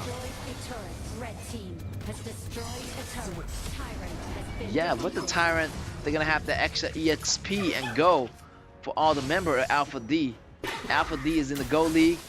Scars looking to take some towers, but Alpha D is lurking on them as Lam try to make something happen here. Charlotte getting taken extremely low. KAW getting caught in the process. The poke is gonna come in. The flash is gonna come out of the support and the ADC. Alpha D's is gonna survive for now, and as Scars, they're gonna back up too, as their health getting taken so low. They are not in good condition to fight. Lam still pushing it forward, trying to make something happen, gaining the vision for his teammates.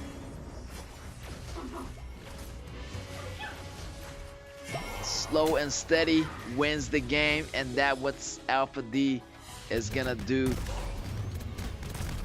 And yeah, it looks like, you know, the battle is pretty even, and I'm really you know, surprised here, and you know, Autumn and Ochi K2 have to be more careful. Look at those ganks coming in.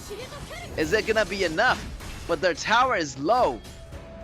Both teams doing the damages, but the damage wasn't sufficient. But Scars is on the retreat as they're getting really low in those HP damages. And as the 10 minutes mark comes up, the 10 minutes mark, the Dragon's gonna come out. So, you know, Scars looking to take the objective, you know, putting the ball back in turf court. But what's it gonna be? Dark Tyrant is gonna go to Scars. Scars got the upper lead now. They got the damage buff. There might be trouble for Alpha D. Alpha D might want to engage in this battle. Right there. Lam going in. But it's not gonna be enough. The damage is insufficient. And John Fay is gonna provide those CC's protections for Scars. Scars fighting it back. Okay, Scars is choosing their battle carefully, and Alpha D need to do the same thing. Like, they need to choose the battle, and the pokes in from ASD's damage is insane. He's gonna carry those lanes, and they got the middle tower, they got the bottom tower, they got the top tower, and the middle tower is down. But Alpha D and KAW goes down. Wow, the item on Autumn is starting to come in. Autumn going online with those damages. And this is what I'm talking about. Once Autumn get those damages, once he itemizes those damages, it's gonna be devastating for Alpha D here. Scars still putting the pressure on the mid lane. The mid lane almost getting so low. The tower is gonna fall. And this is a great chance for Scars to take the Overlord as they take all the resources in the blue area away from Alpha D. So the ball is bounced back on Scars' side right now. Stars doing a great job, you know, handling the situation and not to rush it. Right there, the ultimate popping up from John Fay. John Fay jumping in, auto attacking. Tai General goes down, but the attack's still happening. Lam going in. Knob damage is insufficient. He's gonna get takedown. Libu still in the back, taking down Charlotte. Wow, 4-for-1 trade in favor of Scars. I feel like this game is over. You shouldn't be overextending Alpha D, and that's what you get. You pay the price. All your abilities gone. There's only one cannon left, and that's gonna be enough to take down your crystal. Congratulations to Scars. Wow, that last battle, it went so fast. Like, things just escalated too quickly. And that damage, you know, it came online for Autumn, you know. And then they try to initiate, but on John Fay already have the ultimate still. Like, John Fay is not going down.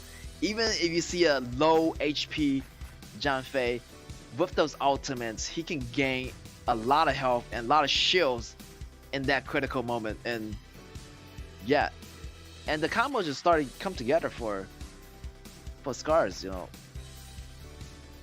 Again, you know, Scars, once they get that snowball rolling, they willing to go into those team fights, and that team fights was the deciding factor to win those battles. And wow, again, Autumn, he done his part, and he took one for the team, you know, sacrificed himself in the process, trading 1 for 5, you know, Scars winning the game because of that last battle. Great job, congratulations, Scars. And yeah, round 1 is gonna belong to Scars. But yeah, I want to talk about Alpha D, like how they like have a great early game start, you know, having the first blood and really like turn the tables around in the beginning for me. I was like, wow, like Alpha D really improved a lot, and this is esports, and this is what I'm talking about. Like these teams learn, they progress. Everybody's always improving, so never underestimate them. And I feel like Scars, you know, they were taking it easy in the beginning. They weren't just, you know, but Alpha D was just, you know, making them breaking a sweat. And, you know, Alpha D was just doing everything they could to get Scars in a tough position. So they were facing the early pressures from Alpha D, like, which is cool. And Genji from, you know, Alpha D did a great job in the beginning, getting those double kills, getting that early advantage, and he actually did a great job. And Charlotte, of course, and everybody on Alpha D side, like, had a great early game. You know, their KAW was facing constant pressure from Autumn and OGK2, but you know, in the end, there only can be one winner. Scars came back at those critical moments, and not to mention the pokes coming out of ASD, providing the zoning for Scars. And yeah, like in the beginning, they didn't do too well, because, you know, Minato Musashi got taken down 3 times, and, you know, in the early game. So early game, I would give it to, you know, Alpha D, great work. But the mid games, as the game progresses, Scars, you know, they got the ball again, the ball is back on their court. They're just started dominating, getting the resources, and just like closing in on the targets on Alpha D. And really in those team battles, they're really more decisive, they're more coordinated, and they know how to handle those situations. And yeah, if you initiate on Scars is gonna go with the counter initiative, and you just gotta watch out. You gotta watch out where you initiate. And Alpha D, great improvement, but it's not gonna be enough against Scars. Scars, you know, you still have one more round, and here's your MVP. It's gonna be Lady Sun, and it's gonna be Autumn. No surprise there. 31.1% damage dealt across the board. We got 3, 2, and 5 KDA, and damage taken 19.7%. Not bad at all. He could have more damage dealt if he had Taijin, you know, to get those items out early. But Autumn, again, the man with the plan, and he is gonna be your MVP. And he always, like, you know, in a nice position. You know, he's kind of like, you know, not forward but not backward at the same time. He's gonna remain in the center, and he can retreat and engage, you know, at his will. Right there, that's the final battle. He's in a nice position in that bush, in a really safe. So even Musashi tried to cut him down, you know, he got all those damage out already. Like, that's enough. Like, even you take me down, but the rest of my members is gonna take the rest of your members down. So don't you forget. They just, you know, kind of rushed for Lady Sun, but they forgot the rest of the member of Scars, and Scars just really overpowered them in that last battle. So yeah, but the Janfei and the Levo ultimate work out pretty well for them. And yeah, the damage follow up, the chain combos was there for Scars. So eventually Alpha D is gonna go down in that game. But Alpha D, like, great improvements. And yeah, keep doing what you're doing. You're doing great. Just go back and practice more, and you'll be there in no time. But we still have round 2 for you guys. So Alpha D still have a chance. Scars, you know, they're gonna be more careful this time. They're gonna be more cautious, as they know that Alpha D, you know, they're not a person to be messed with. You know, Alpha D has improved. They're a new team now. They've been playing the game constantly and doing those practices. So Scars have to step up their game too. You know, they can't be, you know, dropping their guards in the round 2. So both teams are, you know, gonna play more carefully in the round 2.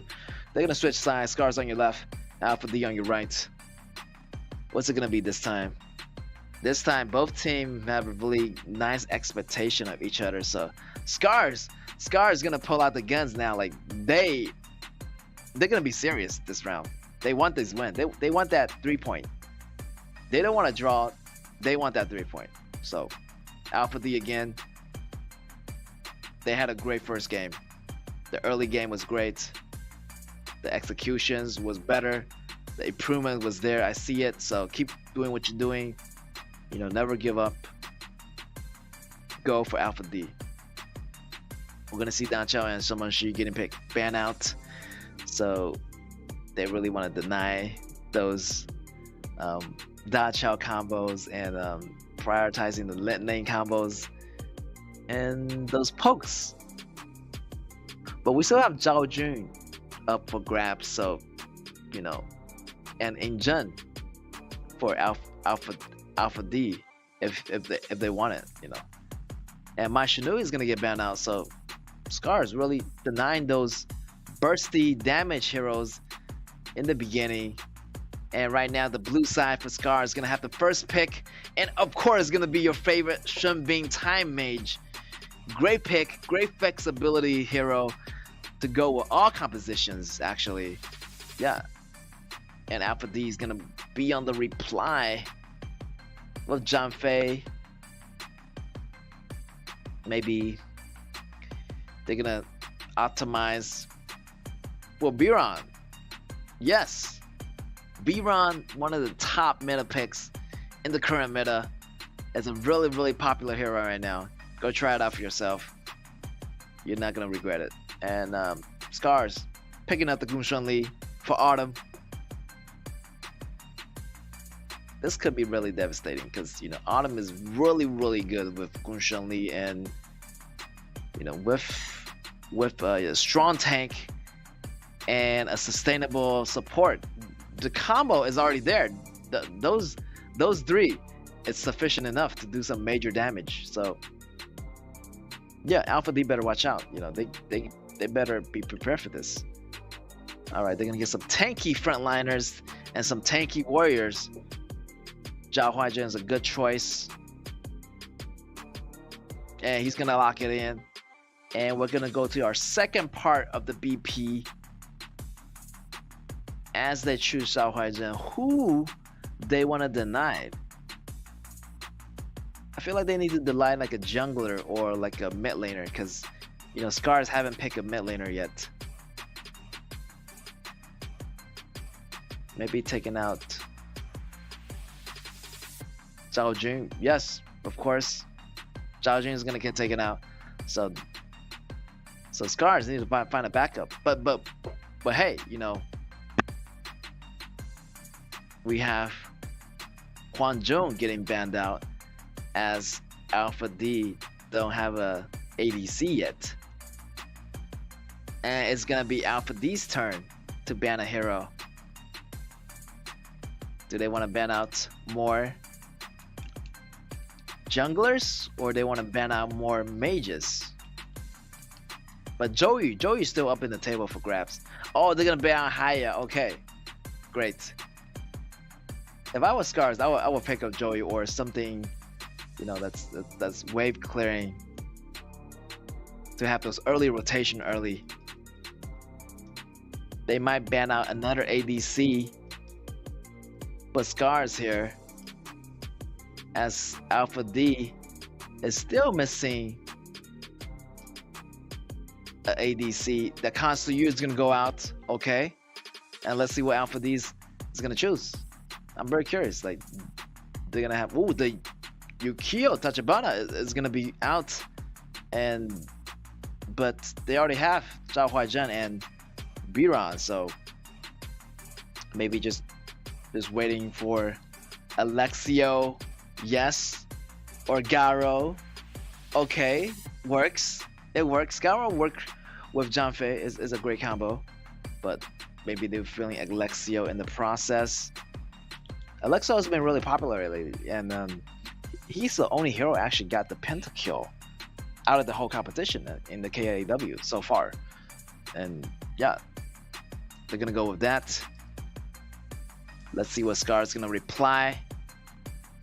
They need a proper mage mid laner to go against Alpha D. Mid laners maybe looking for a high rotation. Yes, Ishin. Finally see him again. Ishin and Monkey gonna be your last two choices for Scars, and we still need a proper mage for the Alpha D side. What's it gonna be against Ishin? Ishin gonna be really dangerous in those team battles as they lock up and cage in members of Alpha D. But hey, yes, Alpha D. She's has been chosen, and I've seen this a lot for Alpha D. Like they choose Shisu quite a lot, and it kind of work out for them. Sometimes it work out for them, sometimes it doesn't, because Shisu is really squishy, and if you know their mage able to pull those manipulations and land those manipulation abilities on Shisu up onto Scars, you know, Alpha D could really do some damage here. But their front line is pretty tanky, so, and they got a long range mage with those ultimates. It could be difficult. It could be difficult for Alpha D. In the early rotations, I feel like they're gonna have trouble, and Scars got the advantage on the early rotations over Alpha D. So they better watch it. Alexio better watch out for those ganks coming in around the 2 minutes mark or 1 minute and 30-second mark. So it's gonna be difficult. And we got Monkey as a jungler, so yeah, the front line is gonna be really tanky for Alpha D to take down. And not to mention Autumn. Autumn got his signature hero, the Gushan Lee with Frenzy. So, you know, Alexio is gonna have a hard time facing Autumn. The challenge is gonna be on, and we're gonna see those details in Autumn's laning phase. So I can't wait to see that happen here. As we move on into the game, all the combatants are ready. Let's get things rolling. And yeah, for Janfei, we can see that Hill's ability are getting chosen for the Sonar ability. And the battle is gonna be underway. Round 2 of the BO2. Scars on your left on the blue versus Alpha D on the right on the red.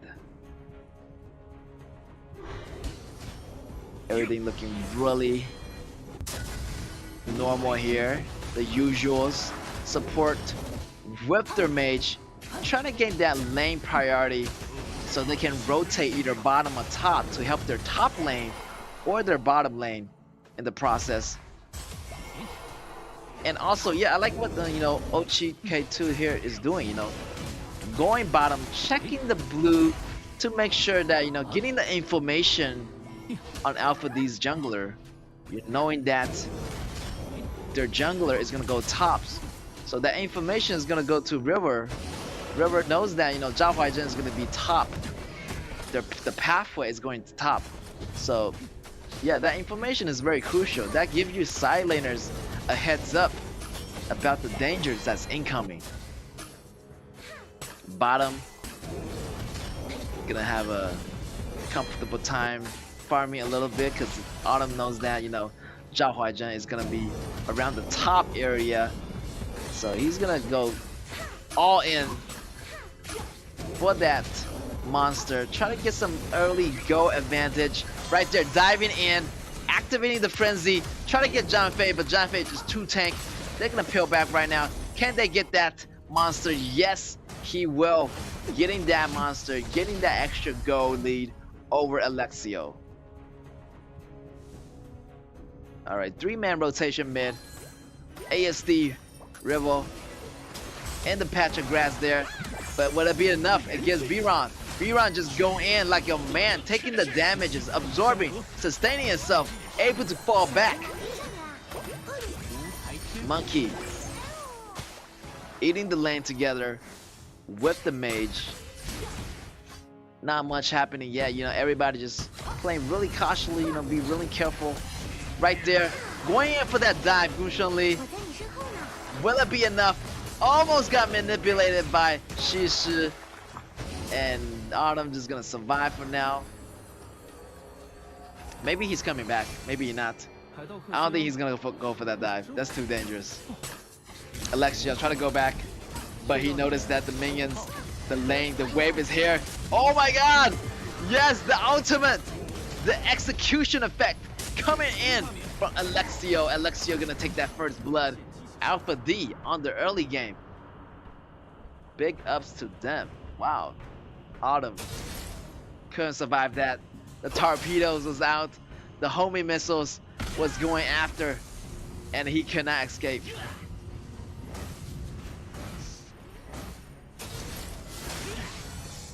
Looking there, that's, you know, the ganks. Zhao Huaizhen trying to make something happen here. Biron just taking the damage, going head to hand with Shan Yu. Now, early game wise, actually, you know, Alpha D is not a pushover, you know, they're doing good. But in my opinion, as long as Scars take down Shisu or any member of Scars, this should be okay. Zhao Huaizhen getting taken down extremely low. And Autumn just gonna pick up that easy kill. It's almost like handing it over to him, as Zhao Huaizhen was mid and taking most of the damage, and they're gonna use the opportunity to invade that blue. And Shisu is gonna go down. This could be bad for Alpha D, as Scars snowballing this moment here. The John Fei ultimate is gonna pop off. Monkey still in the front line fighting, right there. Shiny go in, pushing him back, but they need to peel back for right now. They just want to get some objectives. As they get a small goal lead, they want to do one thing at a time. They don't want to be too rushed. Keeping it steady, keeping it slow. Gushun Li just farming away. And yeah, the Alpha D needs to protect their mid laner better. You know, have the mid laner, the mage controlling, manipulating. Monkey on the chase. Ultimate coming out of Ishin. This could be a really good combo as Monkey just move in for the kill. 2 goes down for Alpha D. 2 for 0 trade. 4 Scars here.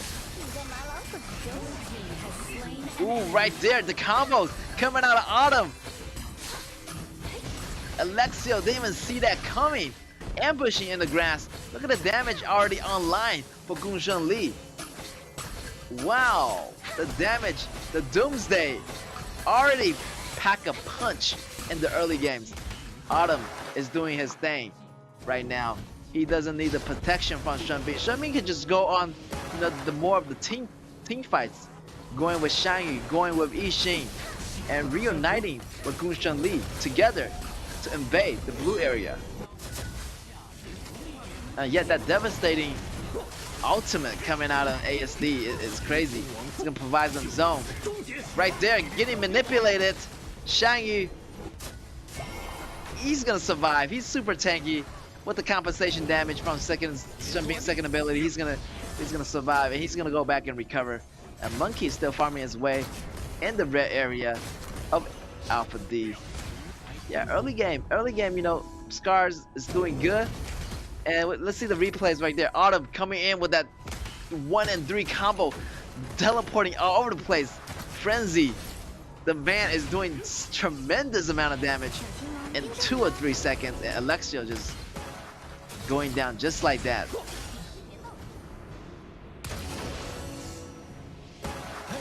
Ochi K2 getting that item out, support item, and it's gonna provide extra CDs and extra mana recovery for Scars.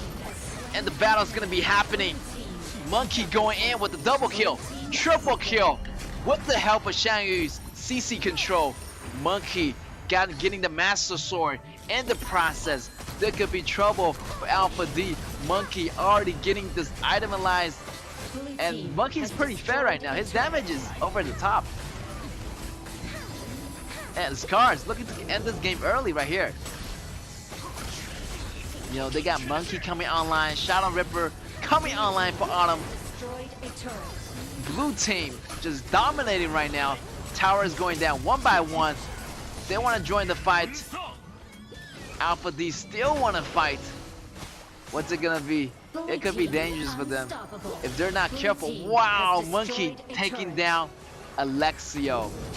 Alexio just way too far away back behind and go. And Alexio doesn't have the damage yet, you know, to bring down Monkey. B-Ron looking to make a push for the towers. Shang-Yu is there. Shang-Yu is not gonna let that happen. 1v1. B-Ron's gonna back off. Yixin try to rotate on the top. Monkey and Shenbin looking to surround B-Ron. B-Ron is in trouble. And they're gonna welcome B-Ron with a beat up 4v1. B-Ron's gonna go down. The tower is gonna go down as well as the rest of the member Alpha D arriving just in time. But it won't be enough. The patch of grass try to make an ambush on ASD. ASD goes down, but the battle still goes on. Autumn coming back, try to fight under the tower of Alpha D. Try and get that red in the process. Shang Yu taking out them. Oh my god, godlike for Tay Tay. Tay Tay is on a rampage, getting those kills, making those tower dives. He's just too tanky, and he has the damage, he has the tank. He's not afraid of the towers. He's just gonna go for the tower dive. Doesn't matter, I don't care. I got the damage, I got the shield. Still going in, no minions with the shield, taking down the tower, taking down B-Ron in the process. This is crazy. 14 versus 2 on the kill counts. Scars and the lead, and they are looking to obliterate their opponents. Their tower is already gone, so it's gonna. Alpha D is bleeding right now, and they need time to lick those wounds, and Scars won't give him that chance to do so. Constantly invasion. Autumn popping in with those ultimates. Look at that. Look at that AD vamp recovering HP at the same time. Those life steals coming out of frenzy. Those blood weepers effect coming in. Autumn just dominating over their opponents, and they're looking a way to end it, pushing it out. Dribble is gonna gain that kill for his teammates. Autumn gonna pick up that double kill. Already 4 kills under Gun Shunli's belt, and they're looking a way to end it right now. And there's no way for Alpha D to stop that. And the Scars gonna take it away. Again, congratulations to Scars for taking a win. You know, that was an easy match. They took it seriously this time. Tay Tay just regarding the towers, you know, he just went in, disregarding the towers, going in, take those kills, and Gun Shunli again with this amazing mechanical gameplays from Autumn. Yeah, and Scar just came on top, and they knew that they want to, you know, secure this win, so they choose their best heroes, and eventually they came out on top. Yeah, Scars taking it with the perfect points. Alpha D, good try. You know, it was a nice try. You guys did your thing, and Scar is gonna have 22 points, and you know, putting them still in rank 4, but you know, they're still in the top 6, so they're pretty safe for now. but anybody can catch up. You know, they still have KG behind them. They still have RCG behind them with 17 points already. So they need to do better. They need to do better. They want that top 2 position. You know, they want to be in the winners bracket. But you know, as so far so good. They are in top 6, and that's where they will stay for now. But yeah, big respect to Alpha D. You know, their members are really improving, and yeah, you can see that in these games, and they came a long way. As I mentioned, you know, can't stress it enough. Again, they improve a lot over these past few days. And yeah, let's look at the statistics.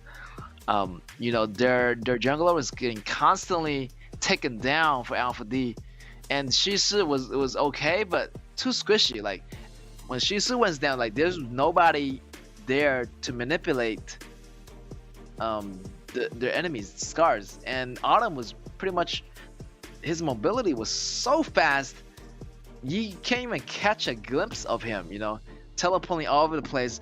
The Umbrella Girl is gonna be crazy, and the damage coming out of Autumn, it just unpredictable. And you know, Alexio didn't have the, you know, the stamina, the power to compete with Autumn in the laning phase.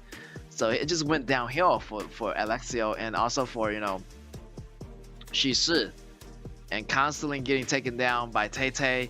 Tay went almost rampage and even godlike. So wow, Scars really was serious this time, and yeah, they took away the win pretty easily.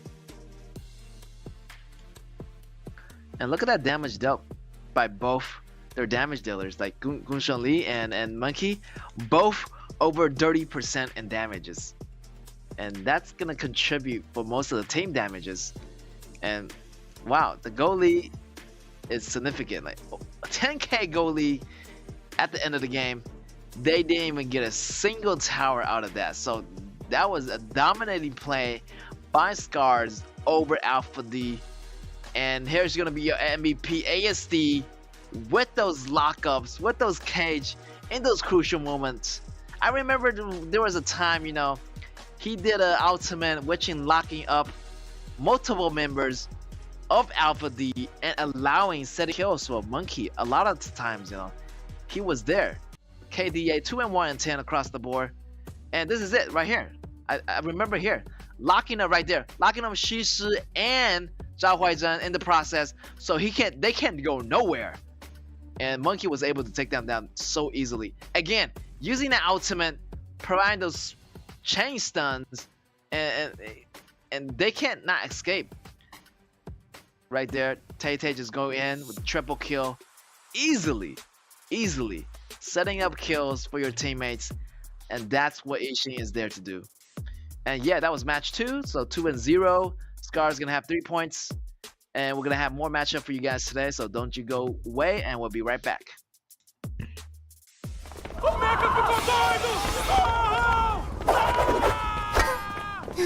Parece mais trabalho pra mim.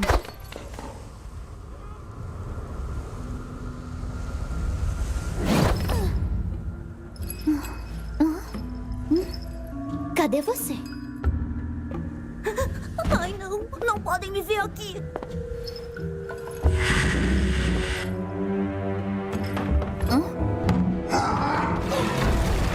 O quê? Pelas costas? Que vergonha! Ainda tem alguém aqui. Ei, fica tranquilo, tá sob controle. Ai, que burra!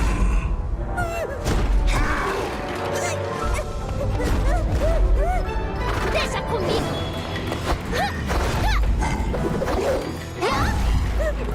Tem que sair daqui!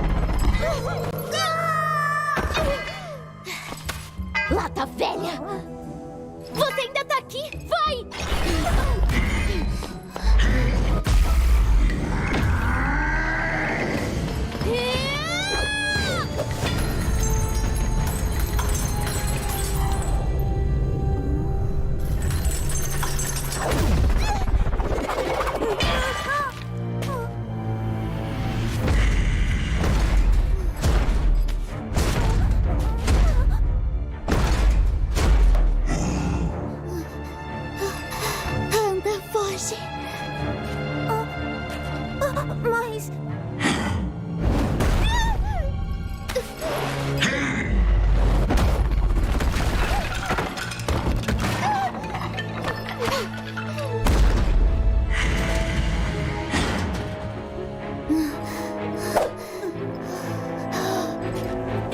Eu vou te enfrentar!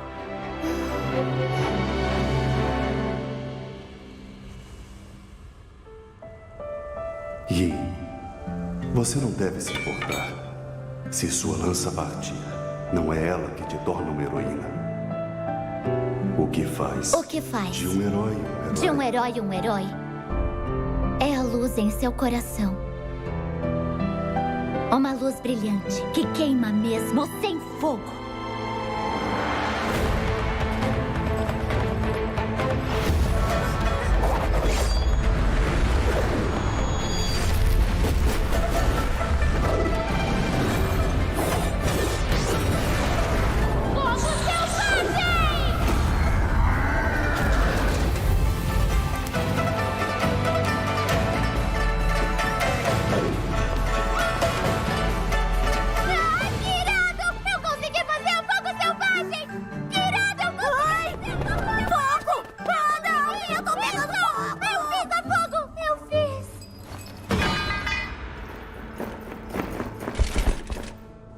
Não machuquem ela.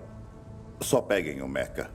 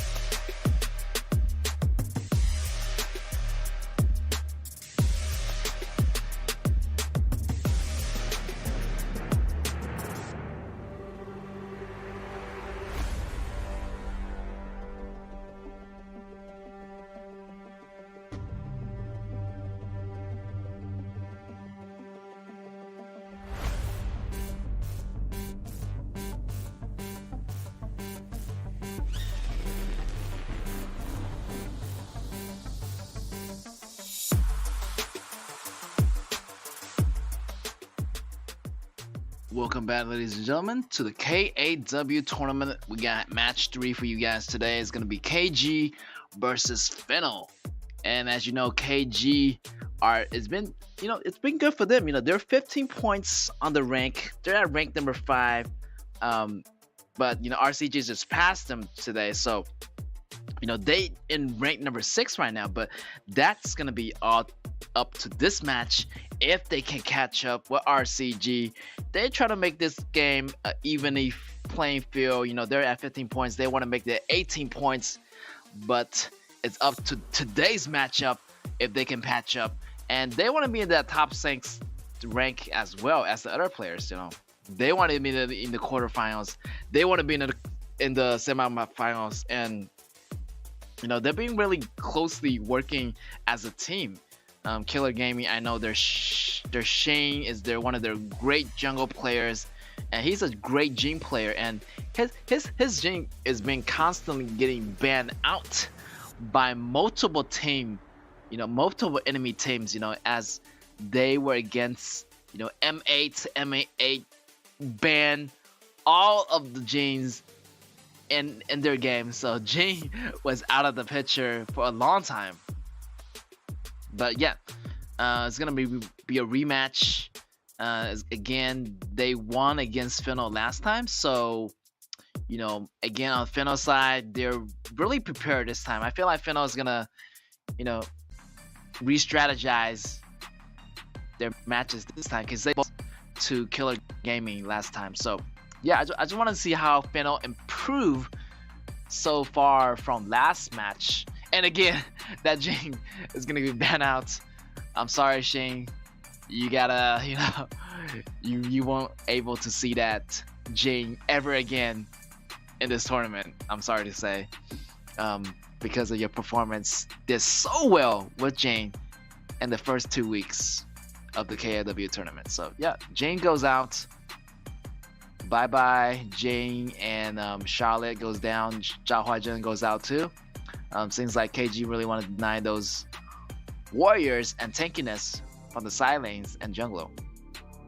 And with no hesitation, KG's gonna lock in the Shun Bing, and yeah, like, and Fiddle is gonna dissect that. They don't want Xiahou Dun and Shun Bing on the same team, so they're gonna take out that Xiahou Dun for themselves. And Tai Jiren is out on the map. Feel like Fiddle is gonna go for the Lady Sun and Tai Jiren combo. So, but hey, anything can happen, right? Yeah. Yeah, exactly. I was speaking of Lady Sun, and exactly what Lady Sun's gonna speaking of the devil. Here's Lady Sun, and they want to dissect the Tai Jiren too. You know, you took away my Xiahou Dun, I'm gonna take away your Lady Sun. So with that, they're gonna have Lady Sun on the KG and Xiahou on the Fennel, and yeah, they're always apart. Like, they can't be on the same team now. Tai Jiren is always on the opposite side of Lady Sun, and they can see the devastating damages if they can cause if they're ever on the same team. Alexio is gonna be chosen for Fennel. I know Fennel's Alexio is pretty good. You know, getting that quadra kill really early in the first day of the tournament. So really excited to see what kind of chemistry, you know, Tai Jiren and Alexio can come up with in this tournament, in this match. Yeah, Shangguan is gonna be chosen maybe for Fennel. Maybe they're gonna switch it for Mai Shinui. But you know, Fennel, they are really pretty creative with their mid laners, and they have a lot of choices. Yeah, I even see like the Daochan sometimes coming out, and it is gonna get locked in. Shangguan is gonna get locked in and is one of the mage assassins, you know, really skillful at cutting the back row, you know, going in the sky with those airbrushes and just, you know, flying down at their opponents. All right, KG choosing the Liu Ban, and Luna maybe still deciding if they can lock in the Luna, but I haven't seen like a great Luna plays yet, you know, from Shane. So, but that maybe is all about to change as they are going for something more tankier. Okay, got it. KG is gonna go for Nimpo, and the Luna is gonna get locked in, and we have the reply from Fennel. Have the Mulan, the Warrior is gonna be on top. Wow, this is a great combination right here. Interesting combination. We got Xiahou Dun as a jungler. We got Miggy versus Kuro on the top lane. This is gonna be cool. This is gonna be really cool for Fennel here. As you know, Fennel got defeated the first time against KG. KG is gonna, you know, KG is feeling really confident. You know, they already defeated Fennel, you know, 2 days ago. So they're gonna do it again this time. So Fennel is prepared. I don't know what to expect from them. Have they learned a lot from the first match when they went against Killer Gaming? Killer Gaming again, they're pretty aggressive, and they're gonna have a better teamwork already. So as long as Fennel can get those jumps on Luna, you know, as long as they see an opening and they go for it, they can make something happen, and Fennel can actually, you know, make a comeback for this, and they can actually take the win. They're potentially can take the win away from KG, since they've been analyzing, and you know, the last match, and things should go well, and you know, better than the last match. And Killer Gaming, they're looking to do it again. The composition is pretty solid, and I'm just worried Shane, you know, will get picked off by members of Fennel if he's not too careful, and yeah, and the rest of the member KG will just go down. Alright, match is gonna be on the way. KG on your left, on the blue, and we got Fennel on the red, on the right. We're gonna see a Luna starting the opening play on the red. He's gonna work his way, you know, Shane's gonna work his way towards the blue and kind of goes top for that Mulan. Go for that Mulan on top. So yeah, it's gonna be a normal opening strategy for both teams. Fennel getting the blue, making that early rotation bottom. Alexio trying to make that early kill. The Purify coming out of YY is gonna survive that. Not enough damage early game. The CC combo didn't really come in from Dragon. So yeah, Lady Sun's gonna survive for now. And yeah, he's just taking it easy right there. Zhao Jun clearing the mid lanes. We're gonna see a lot of rotational plays coming from Fennel here. You know, they want to be aggressive as KG does. You know, they can't have KG dictating the flows of the game. They have to be proactive. They can't be letting KG, you know, setting all the rules. They gotta fight back. They cannot let this happen. You know, whatever happened to them the last match against KG. So they learned their lessons and they want to be more proactive than reactive. Right there, Shane going after members of Fennel. Fennel looking really low. Shane's gonna take that first kill. Luna still in battle. Limport in the back, taking care of business. 2 down for Fennel. Already taking the first blood within the first 2 minutes. 2 for 0 trade for KG.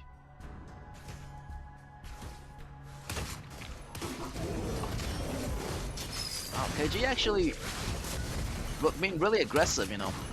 Actually, not much hero is able to stand up to Luna's level 4 in the beginning. Like, Luna was in there using that second ability, drawing them back, creating the opportunity, you know, for Kuro to do those damage and knockups, and it was perfect for them.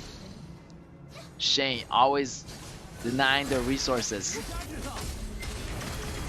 Shane showing off the high mechanical gameplay here. Is your moment to go in. No, he doesn't get it. The moon mark almost landed on Alexio, and it would have been devastating for Fennel if Luna get the locks on you. Alright, Fennel member has to go back and recover. They don't need to take it easy right now. Like, they're getting constantly, they're a little bit rushy. Like, you know, going into the mid together. You know, they need to focus on their laning phases first. Get the advantage first, then they can fight together as a team. And I feel like KG knows that. KG, like, try to rush them. KG are reading Fennel like a book right now. Always pushing the pressure on the towers already. First tower down. And that's going to be first tower for Killer Gaming. Fennel rotating as a member. But Luna already level 8. And he's going to be a dangerous threat to Fennel's back row. Also front row. Luna just can go inside and out at will. So Fennel got to be careful. 4 minutes mark coming up. Tyrant is out for grabs.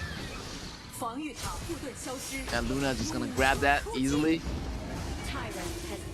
Ballistic are coming out of the minions. KG looking to rotate top. ADC and Shen Bing putting the pressure on the top lane. Miggy. I don't think a Miggy can hold on for long. Right there, team battle happening. Shangguan going up in the sky, taking down Zhao Jun in the process. Zhao Jun is a little bit squishy, and you know, I can see why. You know, Fennel got the jump on Zhao Jun. Zhao Jun is the squishiest hero, you know, from KG side. At least, you know, Shunbin's second ability is able for Shunbin to escape some of the tough situations, but you know when Zhao Jun get caught, you know he's done. Like, all right, again, blue team, KG always taking the towers. That's gonna be EXP and go for all of the team of KG right there. KG jumping in with Limpo's ultimate. No damage, no casualty yet from Fennel, but the damage is enough to bring Fennel back into the base. Still fighting, Shunbin on the run. There might be trouble. Sangguan going up into the sky. YY is on the run. One final hit from the auto attack. Alexio is gonna take down YY. 2-for-0 trade. Fennel is coming back. They're fighting back, but their tower is kind of, you know, is not in a good condition. You know, they're trading off kills for towers, and the towers, of course, the tower is going to be more important. All right, Luna doing his thing, going in at multiple enemies. Luna, the duo with Kuro, is doing his thing. Combination, they're a great pair together, fighting. You know, you got Kuro doing the knockups, Shin going in doing the damages, and this is great. And we have, like, you know, Shunbin and Lady Sun. They're a duo, so like they've been working seamlessly together. So Fennel, they are throwing Fennel off. Fennel, they need to, you know, come back together, work as a team, surround KG's member if possible. Again, Luna going in with the high mechanical gameplays, taking out the flash and ultimate from Tai Jiren. Limpo going in with the knockup, backing up multiple Fennel. Fennel taking heavy damage. They need to retreat. Feel like that, you know, Fennel's middle tower is about to go down. Fennel's rushing to defend it, but can they do so? Mulan taking extremely low. He's gonna go down. Zhao Jun is gonna take him down with the ability. Going up in the sky is Sangguan taking down YY. Great assassination, but their teammates, it's in trouble. Xiahou Dun goes down. Mulan already went down already. How long are they gonna defend this tower? They're able to do so in the moment, but the rest of the lanes are getting pushed in really far. Fennel is having a struggle on their laning, and Luna able to take that blue easily in the hands of Fennel. Alright, Luna looking to make an overlord here. Shin is feeling really confident, you know, second ability. He's going against 1v2, 1v3 easily. Alright, we're gonna make another push for the mid. KG try to force out the ultimate from Dragon. Dragon's ultimate is out. Sangguan is in the air, but he is too deep and he's gonna go down. No damage is too insufficient. Everybody's gonna be solo. This is gonna be Luna's chance to shine. Come on, Luna.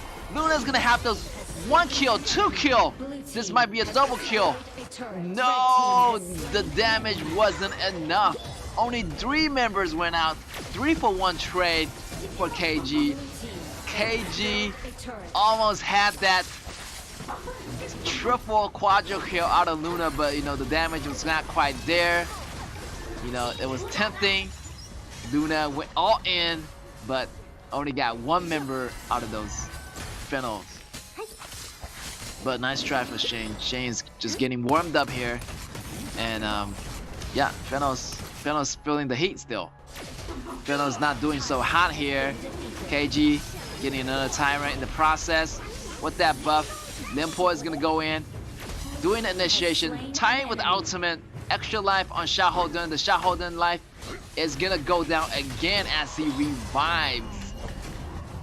No more revives ultimate from Tai Jiren, and this could be trouble for Alexio. Alexio doesn't feel comfortable, and they have to be on the retreat as Luna going in with the poke damage and coming right back out. You know, dancing swiftly across the members of Fennel. But again, Fennel's Shangguan is gonna target their squishy members. As always targeting that YY. Mulan trying to look for the flank, but get caught. Blue team on a killing spree. YY, the damage is coming up online. Look at that, the minions already inside the base. This could be bad. Mulan goes down, but it's gonna be a 1v1 trade. But KG's still in the base, doing damage across the map. Fennel, 4 members fall. Last man standing, Alexio. He's able to defend the towers as there's no minions yet.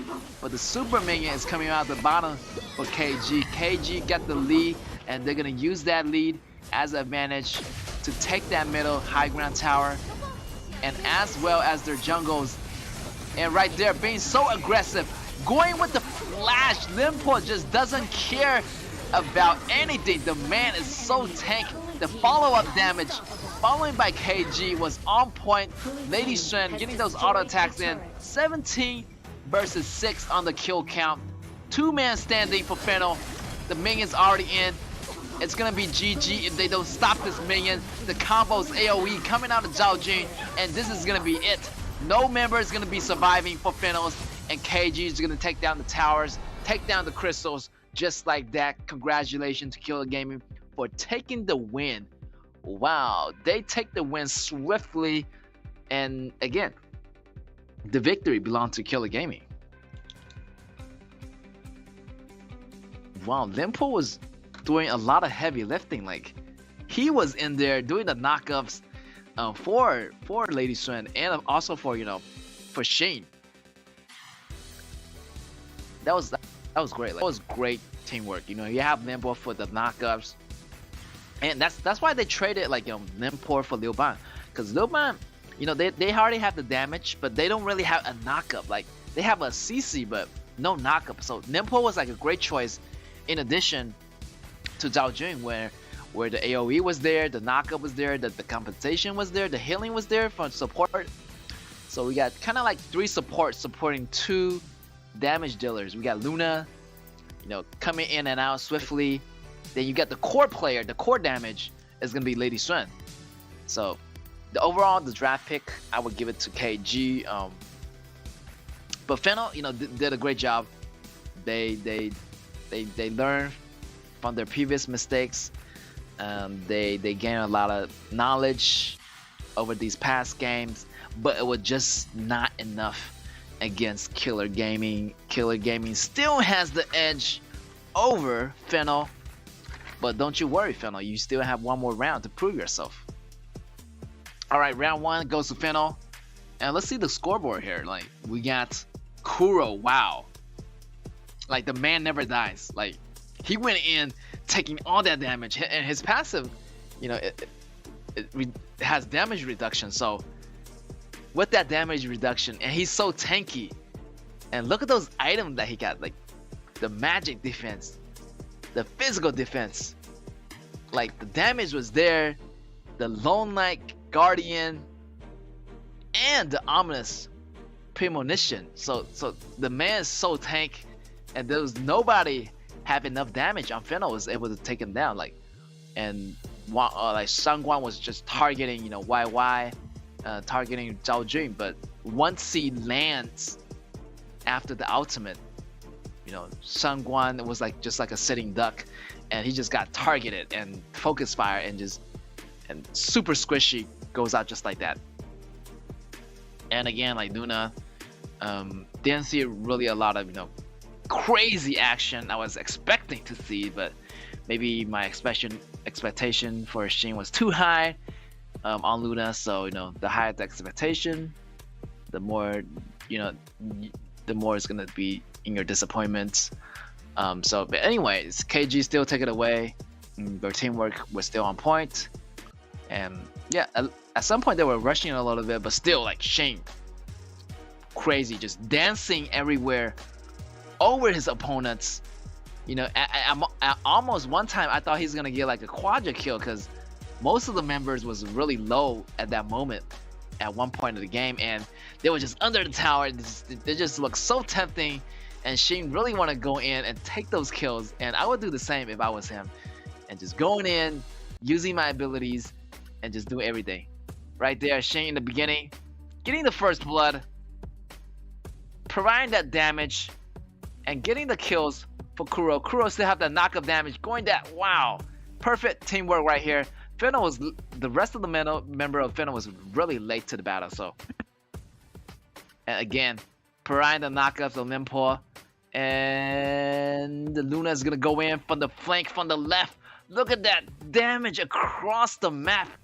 That's 4 members super low, and that just looks so tempting right there. Like, he could have got a triple kill out of that, but he went down like a warrior, and it was worth it for his team right there. 1v1 soloing a heavy sword Mulan, but in the process he get taken down as well. Both warriors went out in an all-round fight. Yeah, big respect to both players and big respect to both teams in the round 1 match. KG is gonna win round 1, but round 2 is gonna be coming up. Yeah, Fennel, like, wow, they got some potential to fight back, and yeah, I'm ready to see it so far. And KG, on the other hand, you know, they are been working as a team. As I mentioned, you know, sometimes they don't work as a team too well, but recently they're back in the game. You know, Shane is doing the pushes and kind of, you know, think about the team before he acts. But again, I haven't seen his hero Jane forever, so so maybe Fennel, maybe he's gonna ban it again in the next game, and he has to, you know, have no choice to go with different kind of choices for his jungler. But hey, this is a big respect to you. You know, if you're playing a really good hero, then the opponent bans it. That's big respect. You gotta show respect for that. And Fennel, yeah, they lost the game again, so they're feeling a little bit down. But don't you guys worry, there's still a chance to come back. As for Killer Gaming, they want to catch up. They're in like 6th place right now. If they win this, they're gonna be ahead of RCG, as RCG got 17 points and they want to be the 18 points. They want to be in rank 5 and securing that top 5 position.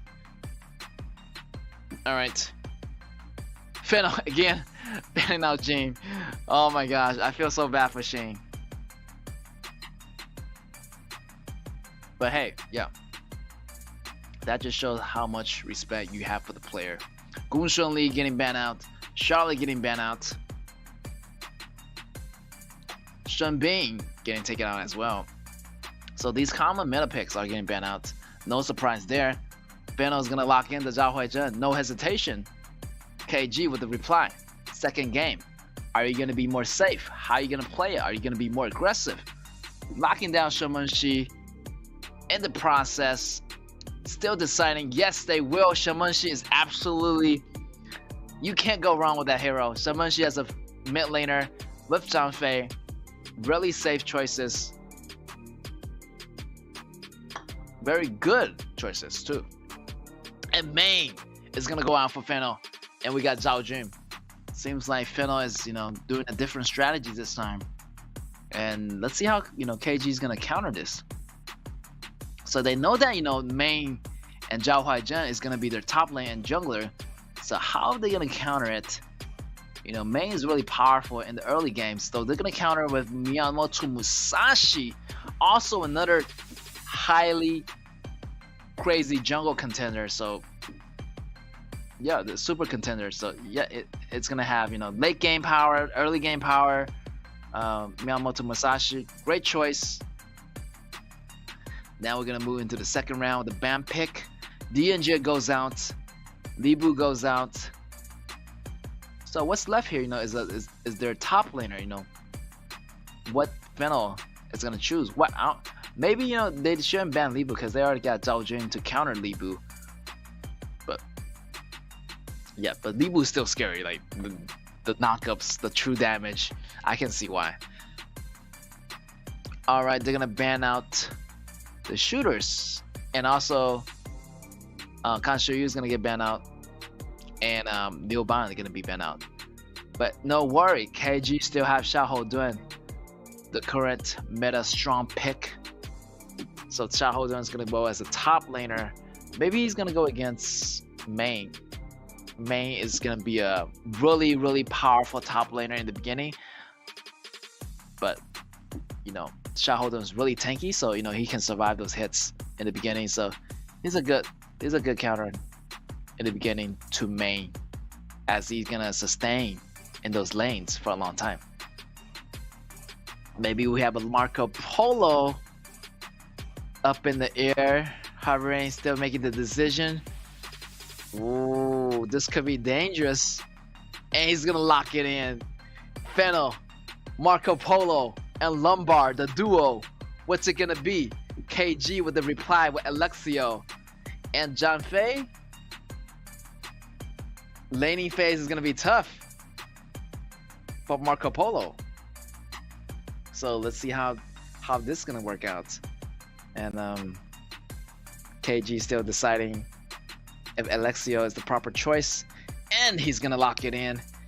So yeah, Marco Polo is gonna have a hard time against Alexio in the early games, but if he's able to pass that early game, he'll be doing okay. But oh my gosh, I'm feeling you know really afraid for, I'm feeling scared for, you know, Marco Polo here, because they got so much knockups can target Marco Polo, and I don't think the warrior is going to be tanky enough to protect Marco Polo.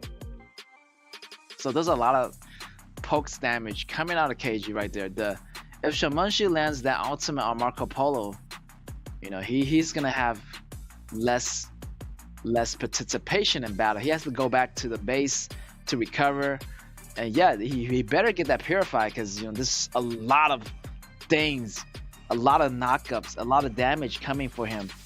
The knockups coming in from Miyamoto Musashi, the knockups coming in from Xiahou Dun, and all these knockups can interrupt Marco Polo's ultimate, which, you know, you're not gonna get your ultimate. It's a channeling ability, so you know if you get disrupted, it's gonna break the ultimate, and you're not gonna deal enough damage in time. So he better get those farms early and you know avoid those bushes, those dangerous bushes where he's gonna get ganked.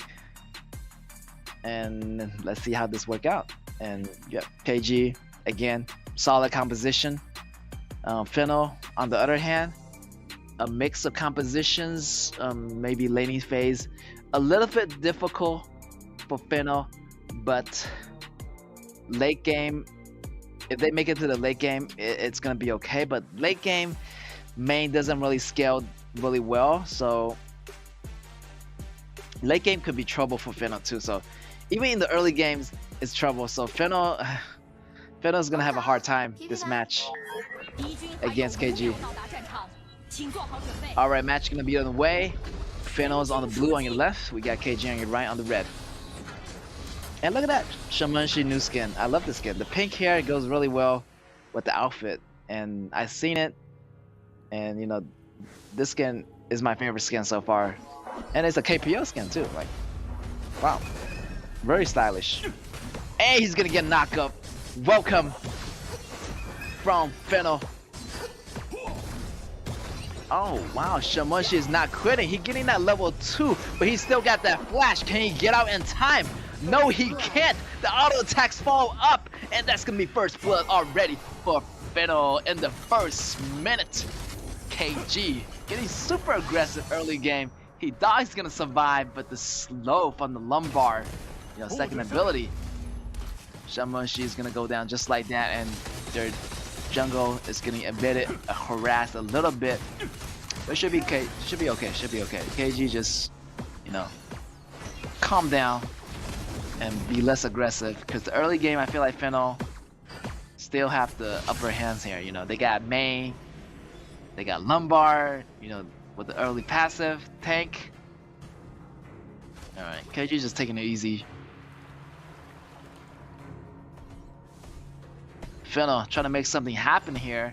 Shamunshi better watch it. He's kind of open that flash combo. Wow, initiation from Zhaojun. That was a perfect combo. The wombo combo coming out of Fennel. Lumbar going in with the dash, second ability, flash. Wow, perfect. Right there, another thing happening. Shin kind of in trouble. It's gonna be a 4-on-1 situation, and Shin goes down. Wow, early game. Fennel is putting in the works. 3-0 in favor of Fennel. And yeah, KG just feeling like what just happened. Like, yo, we just handed 3 kills over to Fennel in the first 2 minutes. They need to be more smarter than this. Like, come on. Fennel looking to gank bottom. Look at that Marco Polo going in with the combo. But look at that. He is too squishy. And Alexio is gonna go down as well. 1v1 trade right here. Ultimate coming out of John Fay is gonna save his life. He's gonna go back. Does Fennel want to push this any further? They're gonna take it easy for now, you know, as they want to rotate back into their respective lanes, you know, getting those EXPs and goals. Wow, really aggressive play right there. And Marco, you know, he needed to farm up before going in. And he needed to get a little bit more tanky, as he's a really squishy, and once he get targeted, and he's gonna go down really easily. But things are going good for Fennel, like, wow. In the kill counts, but in the Go leagues, KG still have the upper advantage a little bit. Right there, Fennel constant for battles. Trying to make some fights happening here.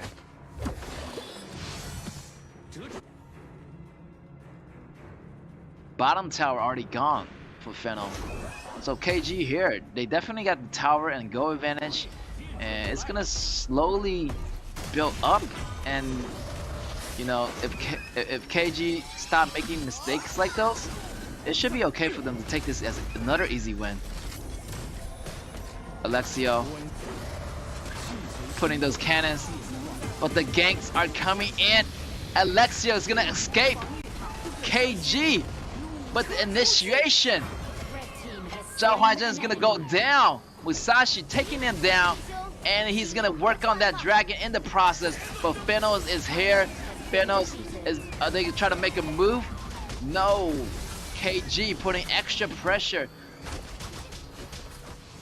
on Fennel's members.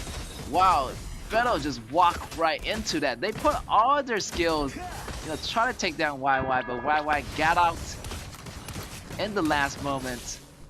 And with that being said, Zhao Huaizhen goes down, and it's starting to work out for KG. KG is like just taking the objectives, you know. They don't want to fight in those fights where they're low in numbers. They want to get that go first, get that go advantage. But Fennel always in the battle. Look at that. They got the numbers advantage, and they want to go into those battles. They want to get the kills, and they just want to put constant pressure on KG.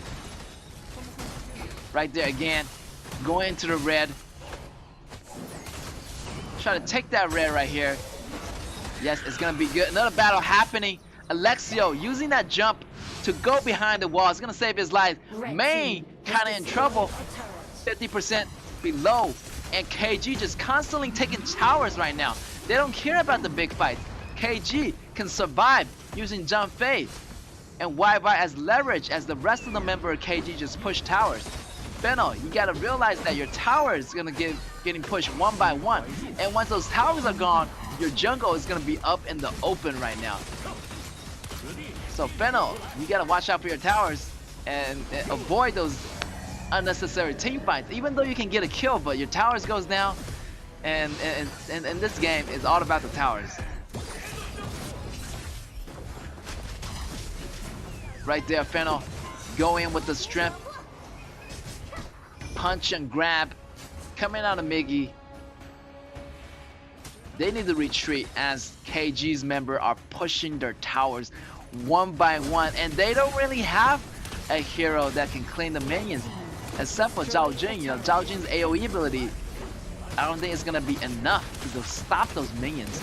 They only got their mid lane opening right there. Zhao Huaizhen still fighting Xiahou Dun. They're gonna go in for the knockup. Marco Polo activated the ultimate, but it get taken solo. Only one member goes down for KG. Musashi jumping in with the ultimate. Fennel on the retreat. 1-for-0 trade. Fennel is gonna survive for now as KG getting their eyes on the tower. Their tower just falling one by one here. Fennel, they gotta watch out for that. Can Fennel make a comeback? Look at that, Fennel trying to make fight happening, but KG just doing some hit and runs, and they just want to go for the objective here. KG just taking it easy right now.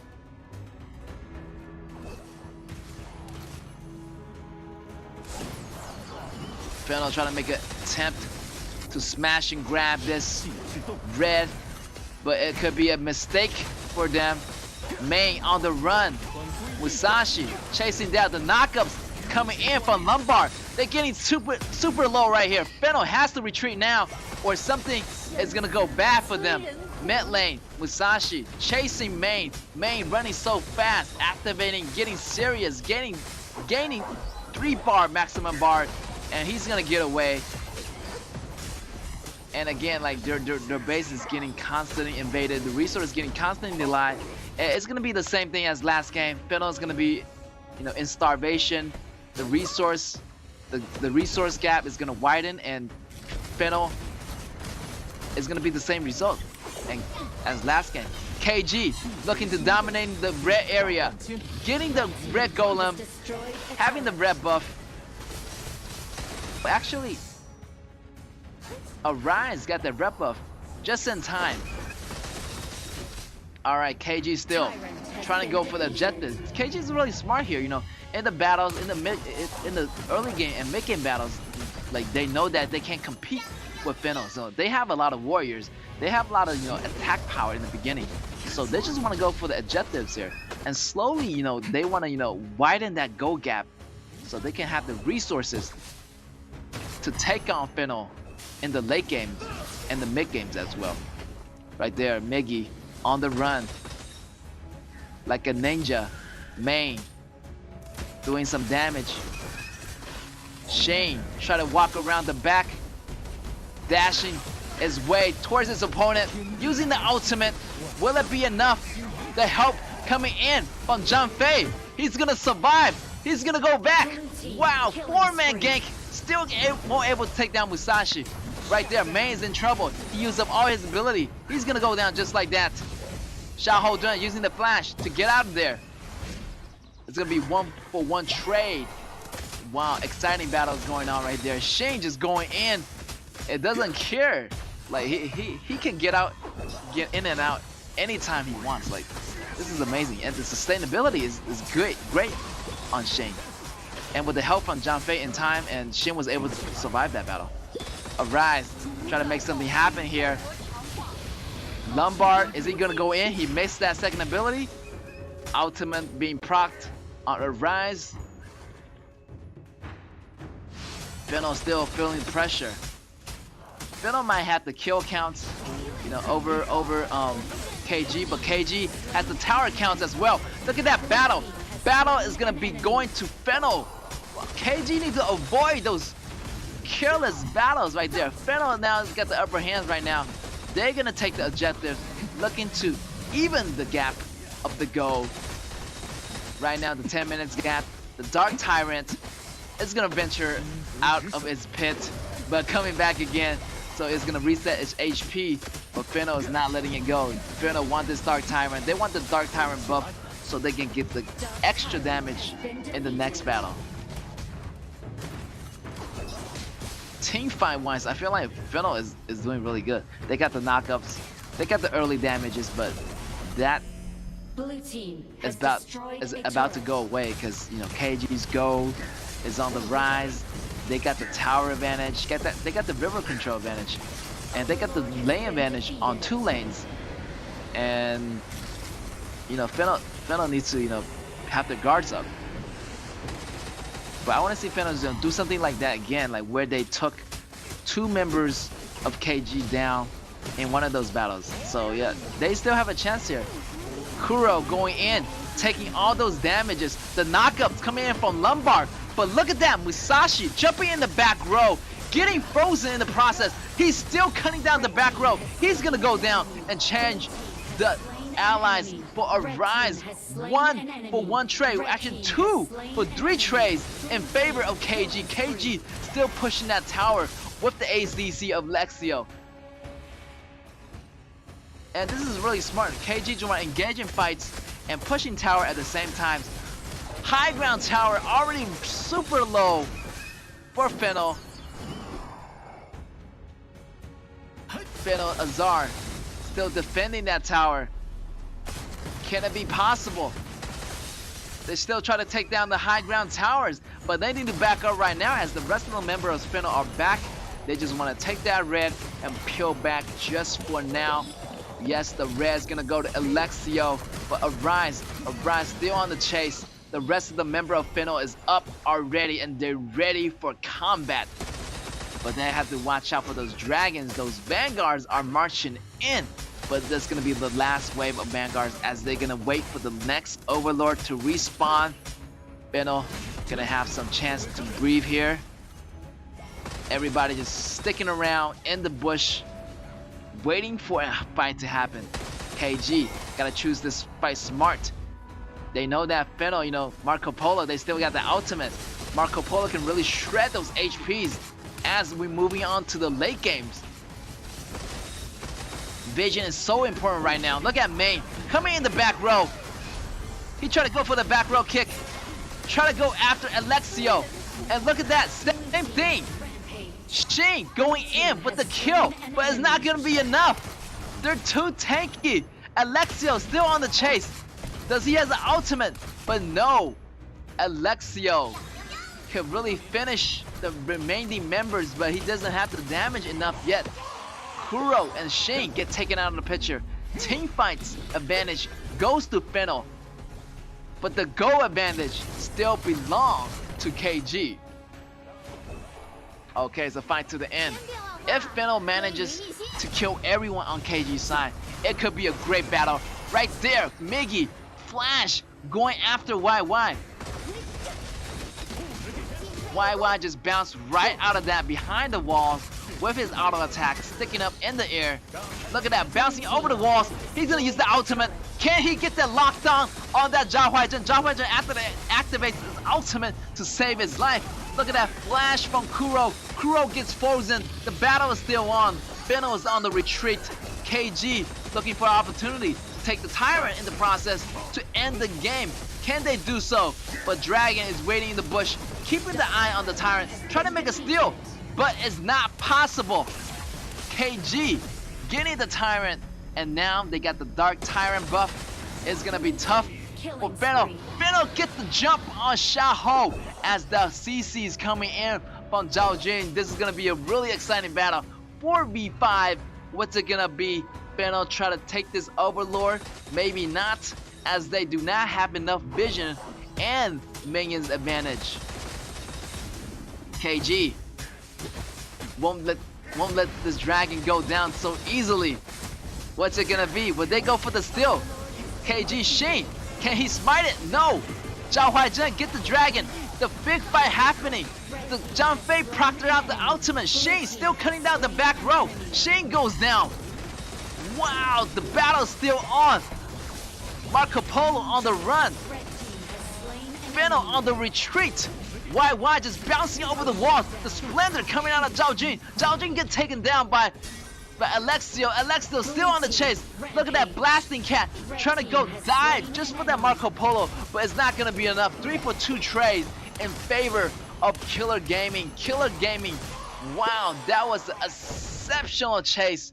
You know, YY got the damage. He's online. Marco Polo is online as well. But 4 members already down for Fennel. This could be bad. Can Marco Polo is able to defend it. They only got the Vanguards. Marco Polo still have the ultimate, so he can still make a, comeback anytime.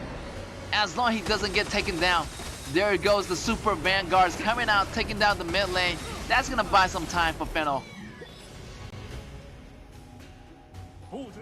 KG feeling the challenge as the game moves to the late games. 16 minutes already. And this is a crucial part, if you make a small mistake here, it's gonna cost you because it's gonna take a longer time to respawn. As you level, the higher your level, the longer your respawn time if you die. The ambush, is it possible? Arise with the first ability, Frozen. Get the Frozen on Kuro. Kuro just so tank right now. He can just soak up damage. And yeah, Zard, Marco Polo, he just need to find a good position to go in. Do those true damage and make sure, Azar stay alive. And Fennel can make this fight happen. They can turn the battle around. And Shane has to go for the back rows. What's it gonna be? This battle is gonna be crucial here. The vision is gonna be so important. This might be trouble for Fennel. Kuro jumping in. Right there. Shane jumping in. Oh, this might be trouble. Right there. Main going for the back row. But no, YY still chasing Main. Going in with the auto attack. Main is in trouble. Main is on the run. But he's so fast right now. Kuro gets him. Can he get enough damage out of that? No. Miggy survived. This could be bad for KG. Fennel on the retaliation. Going in, taking down Kuro. Shane goes down. YY on the retreat. They better go back right now. Getting kicked by Miggy. Miggy gets that kill. Out of that kill. And this is going to belong to Marco Polo. Wow, Miggy's still on the chase. What's it going to be? Two-man standing for KG. They are training neck right now. Miggy is going under the ADC all the time. And Kuro and Shane just dive too much for that main. And that's going to cost them. And main is just being really flexible and dodging all those attacks. And this is going to be a turning point. All high ground tower gone. This is all for nothing. Like this is a battle to the death. Dark Tyrant belongs to Fennel. Fennel trying to make a thing happen right here. If they can get the second dragon, they can, actually make it happen. But the rest of the members of KGs are back, so it's gonna be really difficult here. They're facing a challenge. Look at that Shadow River coming out of the Marco Polo. He's gonna have enough damage, a lot. KG better check the grass. As that, John Fei getting super hammered. As he's gonna force out the ultimate from John Fei. It was worth it, so take your time, Fennel. I feel Fennel has a chance at this against KG.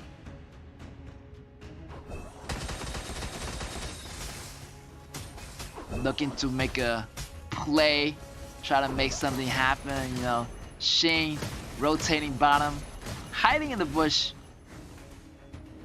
Try to, kill someone who's unaware. Wow, KG just being so cautious right now. Both teams testing the waters right now.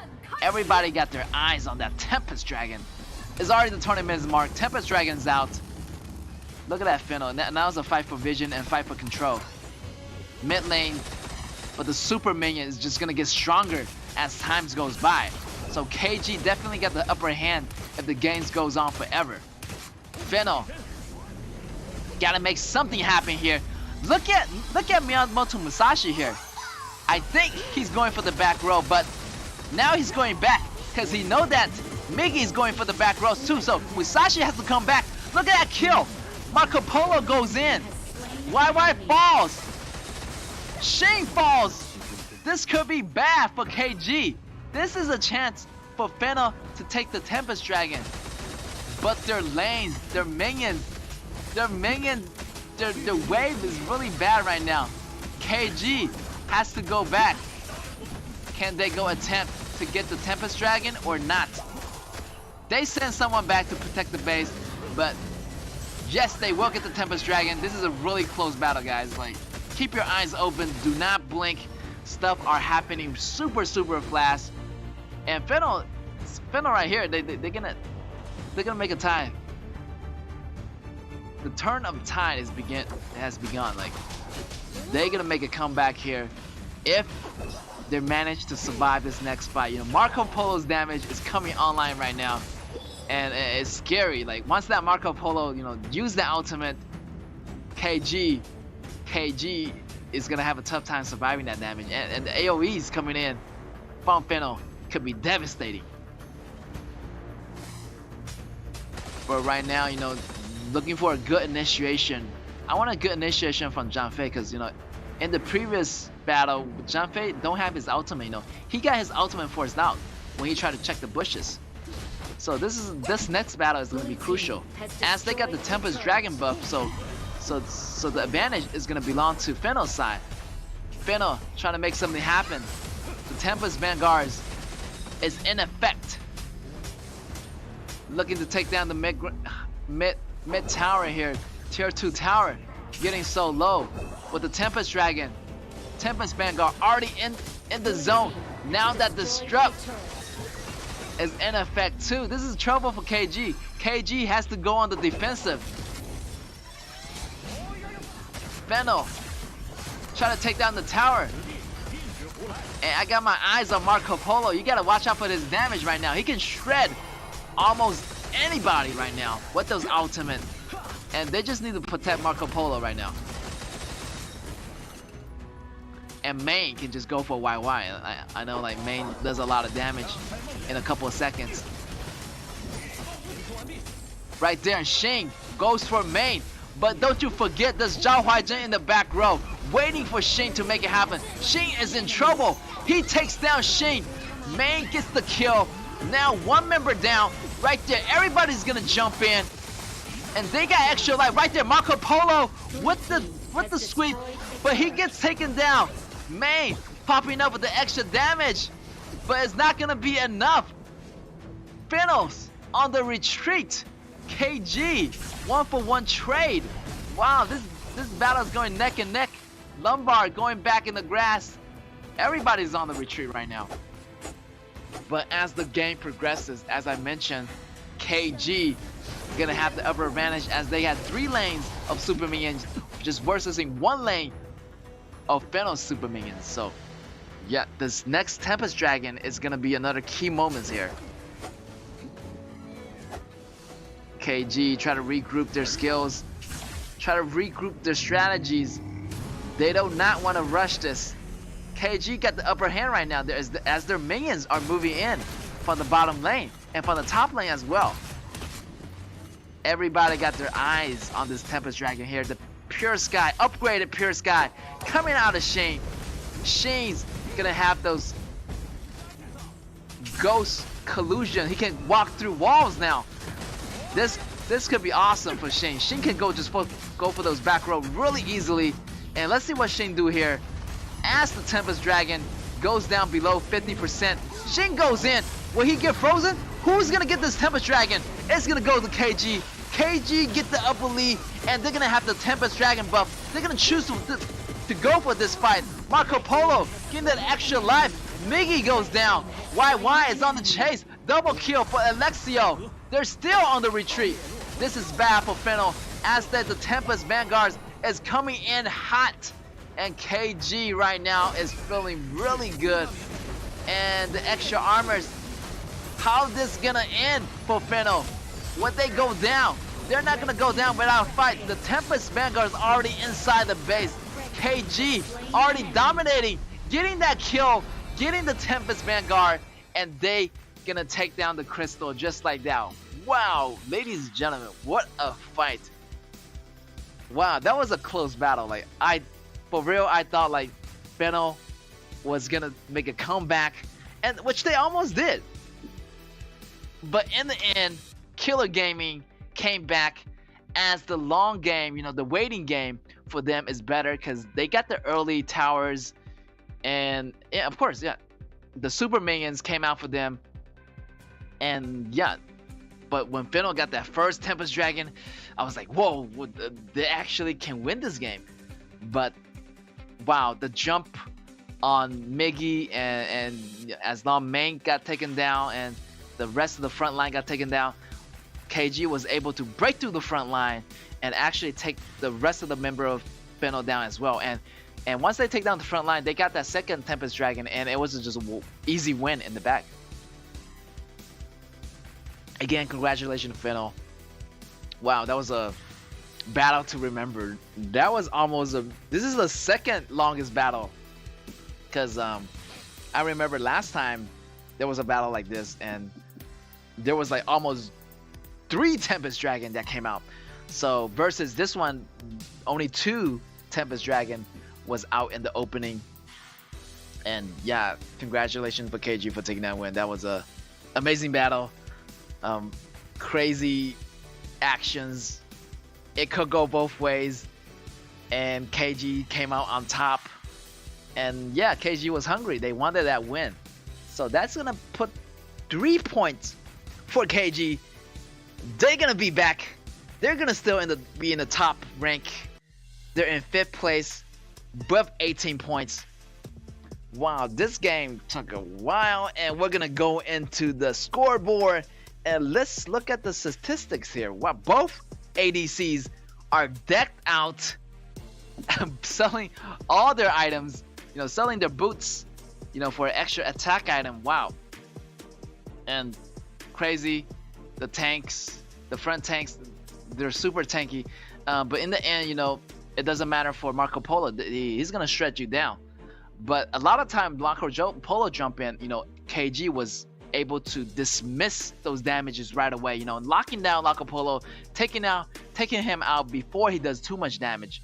And a lot of the time, John Fei was checking the grasses, and his ultimate was unavailable during those crucial moments, and which is good for Fennel.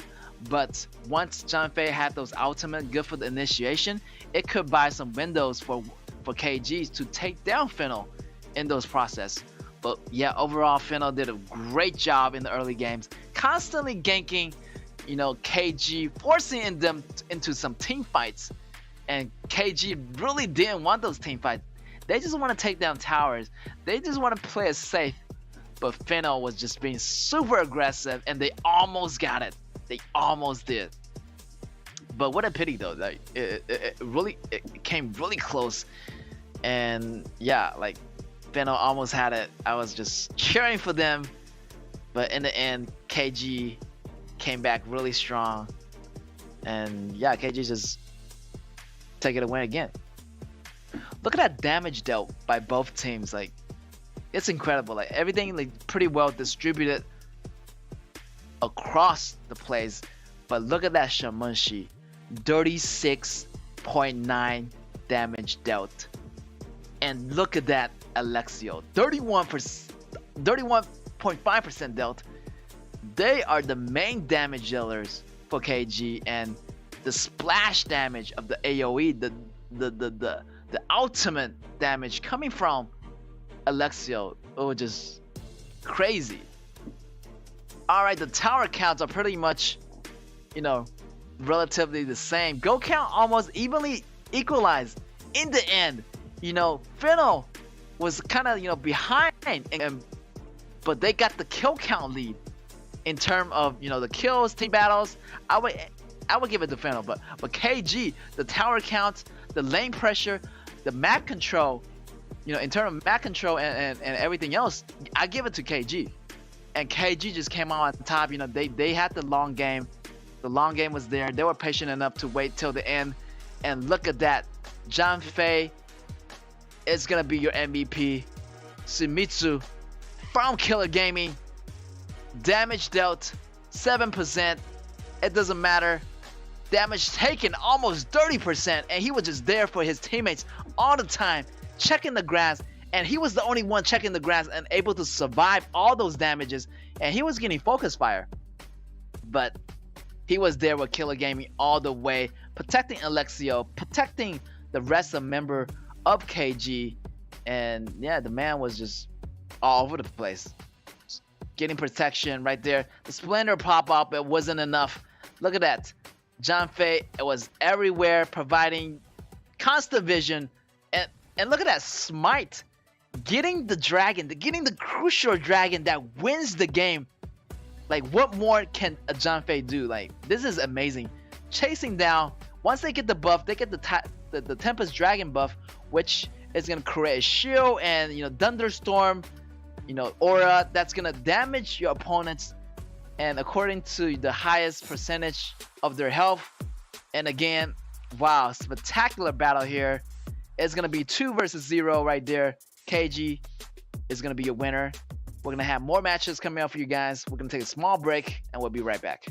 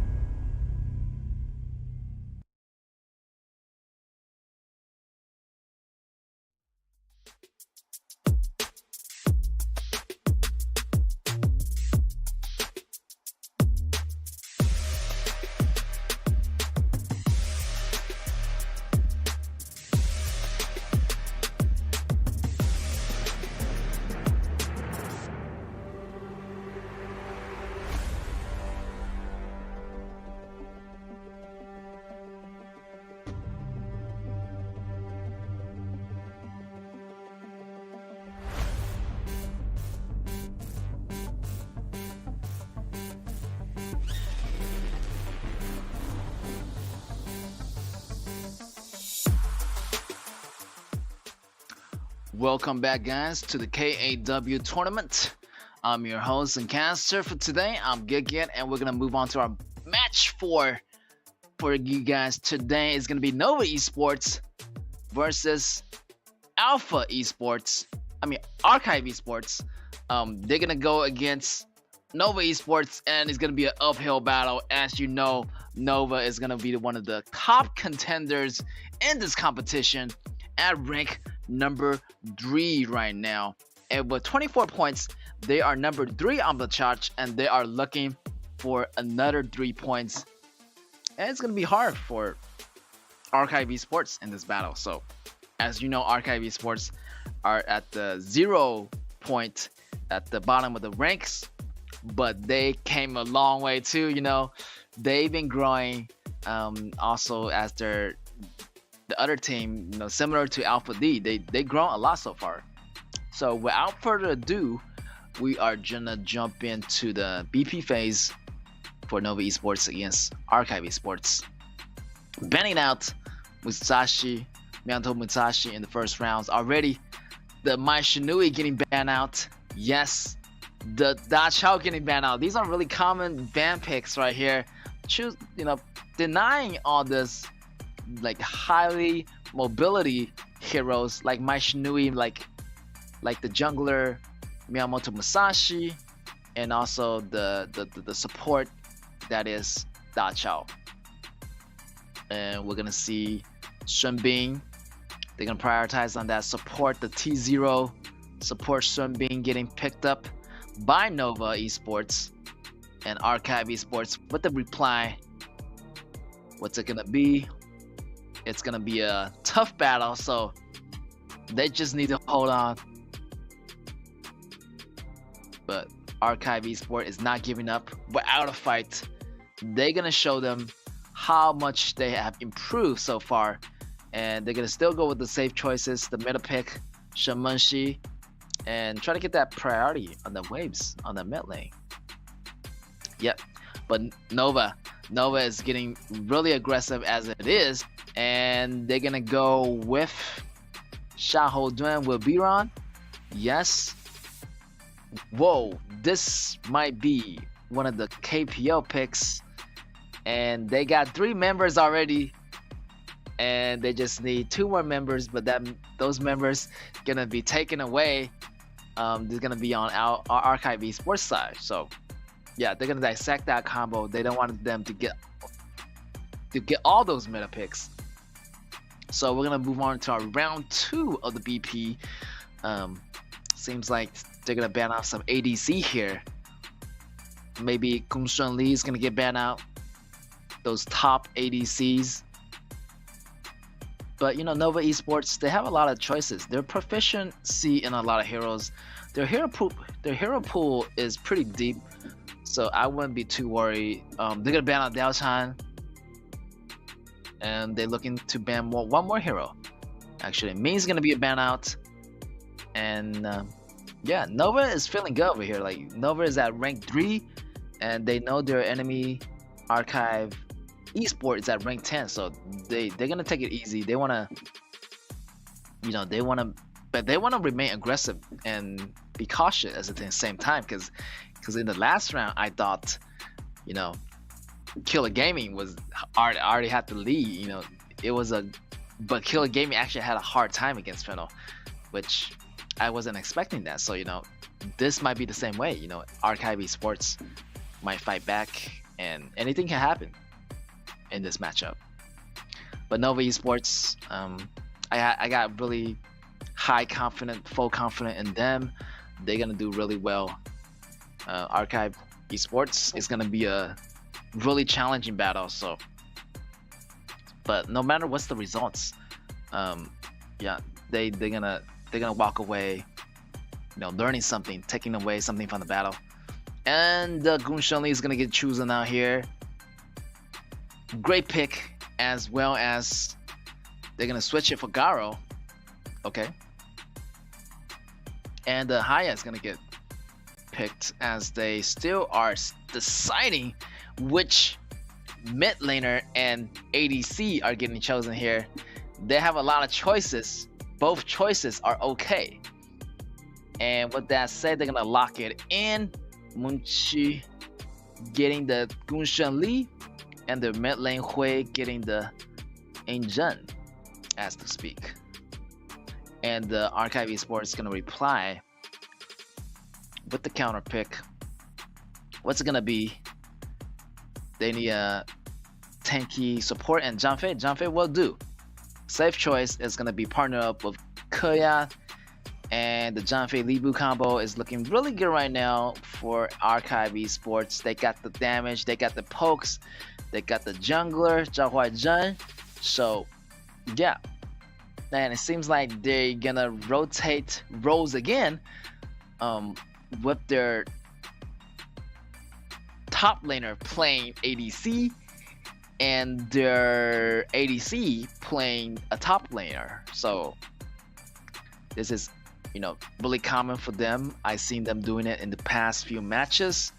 So but it's not really recommended. But anyway, they want to, you know, switch it up to see what happens if it works. And yeah, and hopefully it's gonna be a great battle. So yeah, stick around. And Nova right here, they want to end it early. You know, they got Biran, they got Xiaohoudun, they got Gunshan Li, so they want to push that.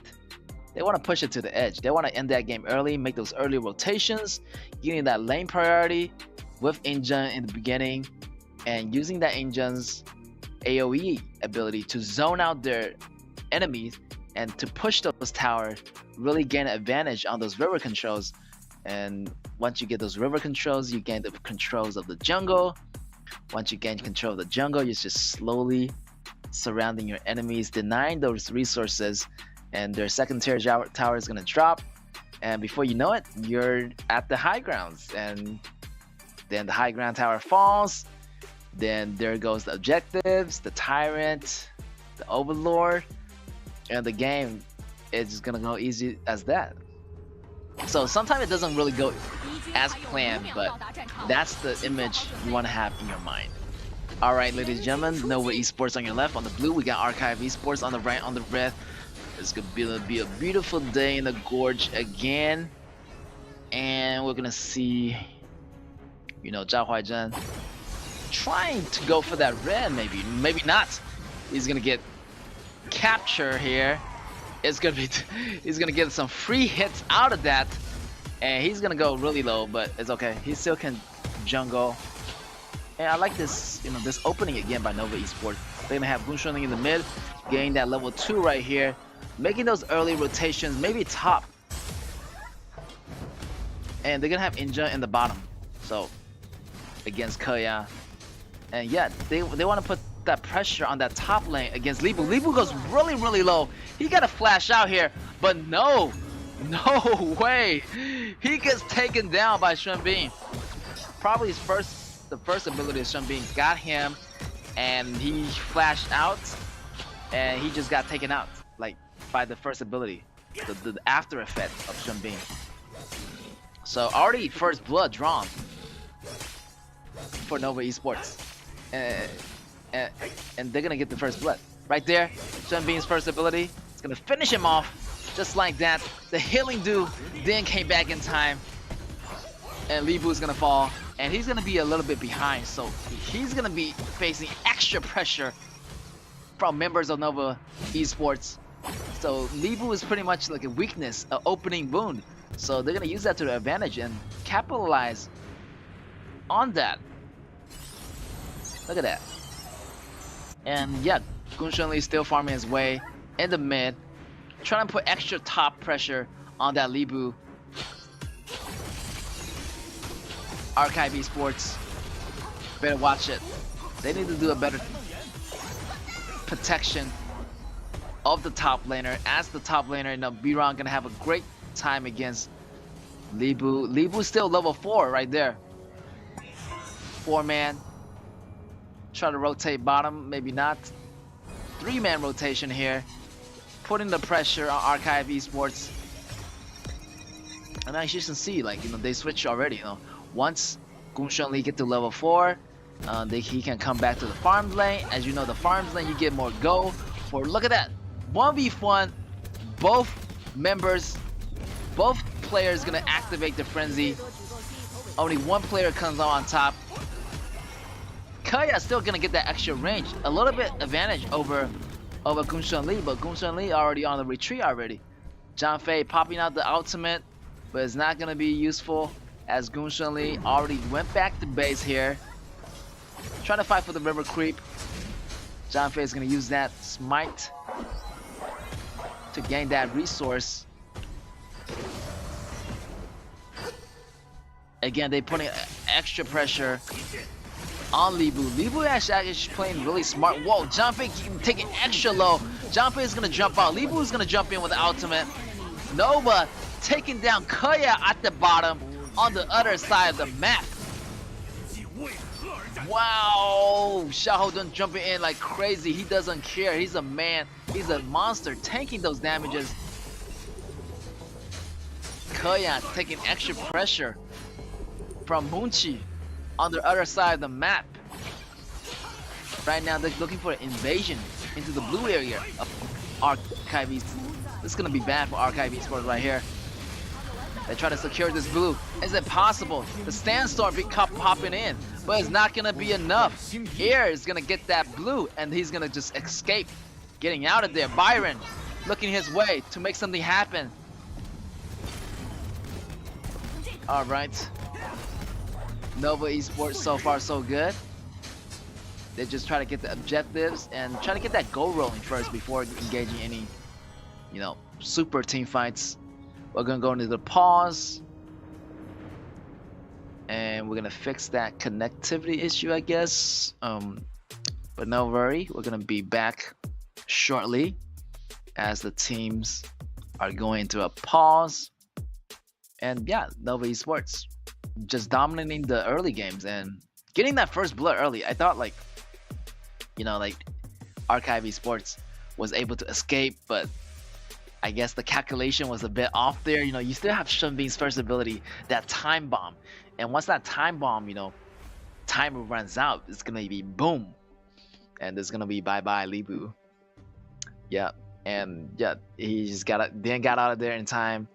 And Archive Esports, the early games, they just lost the early game. The laning phase was really tough for Libu, and I really like the opening on Nova Esports, like putting extra pressure on the top lane where the ADC goes mid, and you know, he can rotate top and putting extra pressure, extra damage, and just letting Injun deal with KAW on the bottom until they get to level 4. Then they can rotate and get more pressure on their enemies. And we are back. In the back, we are getting into the heat of the battle. Look at that, everybody dying left to right. Gunshan Lee getting the double kill. Biran getting the kill. Wow, 3-0 straight here. Nova Esports is on a roll, on a rampage. Wow, he goes in pretty deep, and he's still able to survive this. What is going on? Wow, Xiao Dun surviving those hits, surviving those tower aggros. That's 5-0 already. Archive Esports feeling the heat, and Nova Esports just overtaking the objectives, gaining in the vision right there, popping in with Umbrella, activating the frenzy, auto attacking, stacking up the passive. Gunshan Lee getting that kill very easily. Wow, Nova Esports just dominating right there. Nova Esports getting that blue on Injun. Injun gonna have a great time using those spells with that 40% in cooldown reduction. Another fight happening. Xiao goes in. He just so tanky right now. He doesn't care. He just want to be in the front lines. Look at that. Munchi driving in, getting that kill on John Fei, and he's still going. He is on fire right now. Gunshan Lee with 5-0 with 5k and go, getting the Doomsday, and next thing you know, he's gonna have the Shadow Ripper. Danes are gonna go bad for Archive Esports right there. KAW trying to avoid those damages. He escapes. Great job. But the Overlord is gonna go to Nova Esports. and the Vanguard is gonna come in right about this time really soon, and they're gonna have that extra pushing power. And yeah, Archive Esports, they are going on the defensive. Nova Esports, again, they're being super aggressive. They want to end the game early. You know, they want to go home with that win, with that smile on their face. And again, Archive Esports, they're facing a real tough challenge right now, facing a top contender team. Look at that tower, it's gonna go down just like that. Moonchi providing the DPS over time. Janfei is in the zone, but he's gonna escape for now. The sandstorm popping in. There's gonna be a 1-for-2 trade already. Libu facing the pressure. He needs one more attack. Libu escapes, but barely anything to survive. Again, Nova Esports got the upper hand. One member's down for Nova Esports, but their jungle, their resources is getting constantly taken, and Nova is just dictating the flow of the game right now. Moonchi doing his thing, getting the kill, getting the blue, going in, fearless. The man is fearless right now. And you have to go and economic and the resources to do so, then yeah, you just go infinite. And you know, Archive Esports, they're really behind and go almost a 10k gold deficit. And look at that damage coming out of Gunshan Lee. And Libu barely survived that. He has to go back. And that early game really cost Libu a lot because he was getting constantly invaded. And again, KAW goes down. KAW is no way of competing with Gunshan Lee's gold economic at the time.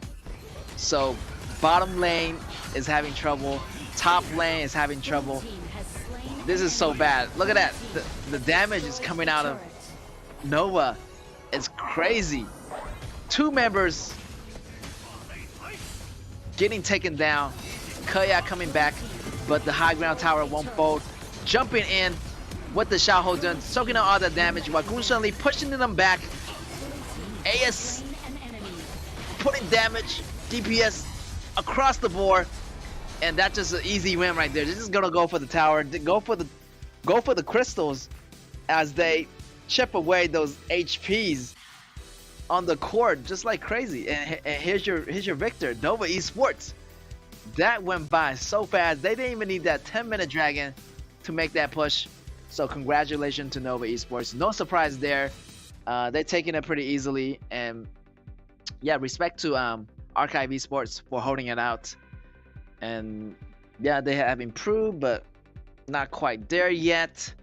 They're still learning, adapting the way of the game. But yeah, they're facing a formidable opponent. So yeah, you did your best. Good job to you guys. And yeah, I would like to highlight, you know, Nova Esports for doing so well in the beginning, just getting those ganks in and just really snowball and ending the game early, accelerating the game to the max. And Gunshan Lee, as always, just outplay the ADC bottom, and Libu just, you know, was so behind in the beginning. So that was a weak spot for them. And the opening play really worked out for Nova Esports. Yeah, it's a great match. But don't you worry, Archive Esports, you still got one more round coming up against Nova Esports. But Nova Esports, they want that win. They're hungry. They want that extra 3 points. They want the 4 points, and they're out for blood. They want to end the game as early as possible. And look at that. Look at that 7-0 perfect KDA on Gunshan Lee. Getting that Eternity Blade, Doomsday, and Shadow Ripper. And that's enough. That's enough damage already. And yeah, even though, like, you know, Libu got that Siege Breaker, but there was no defense coming out of him. So he just went down so easily. And he was pretty getting zoning out by Hui's ultimate, you know, by Injun's ultimate. The swords, the daggers, the flying dagger was coming in at him. He wasn't able to dodge them, and his HP just got chipped away.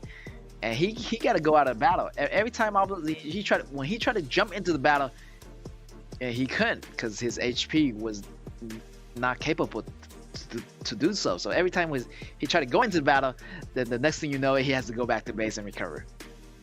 So yeah, great job on Nova zoning them out and putting constant pressure on the top lanes, and they just went that really swiftly. Yeah. And KAW, I guess their Gung Shunli was just more of an adept player, so Gung Shunli really outplay KAW in a lot of those moments, doing those tower dives and executing those damages at the right moments. So yeah, no surprise there. Winner is gonna be a Nova, and MVP is gonna go to Munchi. With that KDA 7-0 and 6 across the board, 34.8% damage dealt, damage taken 21.1%. Wow, this player is on fire. He was going in at the right moments. Look at that, going in with the frenzy, using the second ability, dodging a lot of that, and auto attack all the way, getting those double kills and setting up kills for his opponent right there, diving in one level ahead of his enemies and being so aggressive. And when you play Gung Shunli, you gotta be aggressive. You gotta get those damage out. Look at that, going after Zhang like Zhang couldn't manage all those damages. He didn't know what was coming to him. And again, jumping in, using the umbrella, half the CC control. Wow, Zhao Huaizhen cannot take those damage. Even with those damage reductions, his HP just gets shredded just like that. All right, Nova taking the first win, no surprise, and they looking to take the second win. They're feeling really confident. They're feeling good, you know. Archive Esports, on the other hand, they really try really hard. You know, they still have the spirit. You know, the esports spirit is not to give up. You know, just keep on moving forward and just do your best, and you're gonna walk away, you know, learning something, gaining something in the process.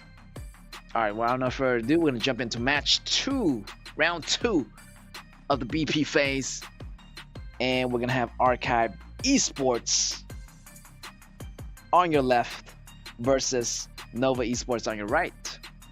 And the BP phase is underway.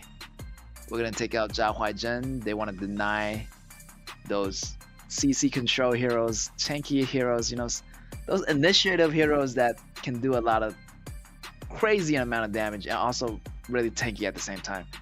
And taking out Shen Bing as well. Nova, they want to deny those flexibility heroes as they used it in the first round, you know, couple rounds. They would want to deny, you know, the enemy from using those heroes. All right, Shamonshi gets banned out. Da Chao getting banned out. Okay. With that being said, Archive Esports gonna choose Lempo. Okay, they're gonna prioritize on the top lane. And let's see what Nova Esports gonna reply to that. I really want to see Nova Esports playing something other heroes besides the common meta picks, but they just want to be really safe with those choices. Maybe we're gonna see a Lady Sun because we have Tai Jiren. So, but hey, Archive Esports, it's your turn to pick. You either can dissect and take Lady Sun away from Nova, or you're gonna let Nova take Lady Sun in this battle. Oh, the Gui Guzi getting chosen, making his debut appearance. This is cool. Gui Guzi, I haven't seen him for a long time, so this is exciting. Gui Guzi, it's a roaming support for you guys don't know, and his ability has a lot of CCs, and also he has a lot of ganking skills, which his ultimate provides invisibility, cloak for the entire team in his area vicinity, and he can use that as a speed boost to go for the ganks, and also revealing the closest enemy in his position. So yeah, overall great initiative support. And yeah, as I predicted, Lady Shen is going to go to Nova Esports. They're not going to ban Lady Shen, and this could be trouble for Archive Esports. And yeah, Nova is looking to end it quick right here. Menki, Zhao Jing, and the duo, Munchi and Hao, gonna have Tai Jiren and Lady Sun versus their support, Guiguzi and Kansu Yu. A little bit too much CC over here on Archive Esports. I don't think they have enough damage. I feel like they need enough damage. They only have Kansu Yu as a damage, and that Kansu Yu won't go online until the mid game and late game. So this is interesting. If they able to land those CCs, which I think they will, but the damage is insufficient. So Nova, I would choose Libu. It's a great choice because it's gonna block any kind of AoE damage that's coming in, and it's gonna apply some knockups for Nova Esports, you know, giving them a chance to fight back if they were able to engage first. So Nova can really go on the initiative or the counter initiative. Nova Esports, the draft pick is more solid versus Archive Esports. So okay, the match is going to be on the way. We got Lady Xuan and the Tai Jiren duo. This duo is super popular right now. Like Tai Jiren, like that's your best friend. Like he makes money for you. Like you stick around and he'll make you rich, and you're gonna get your items super quick, and the game is gonna end super quick. And once those damage Lady Xuan comes online, just gonna be one hit, one kill. And yeah, Archive Esports, you better watch out. And I'm just worried for a lot of the squishy heroes on Archive Esports side.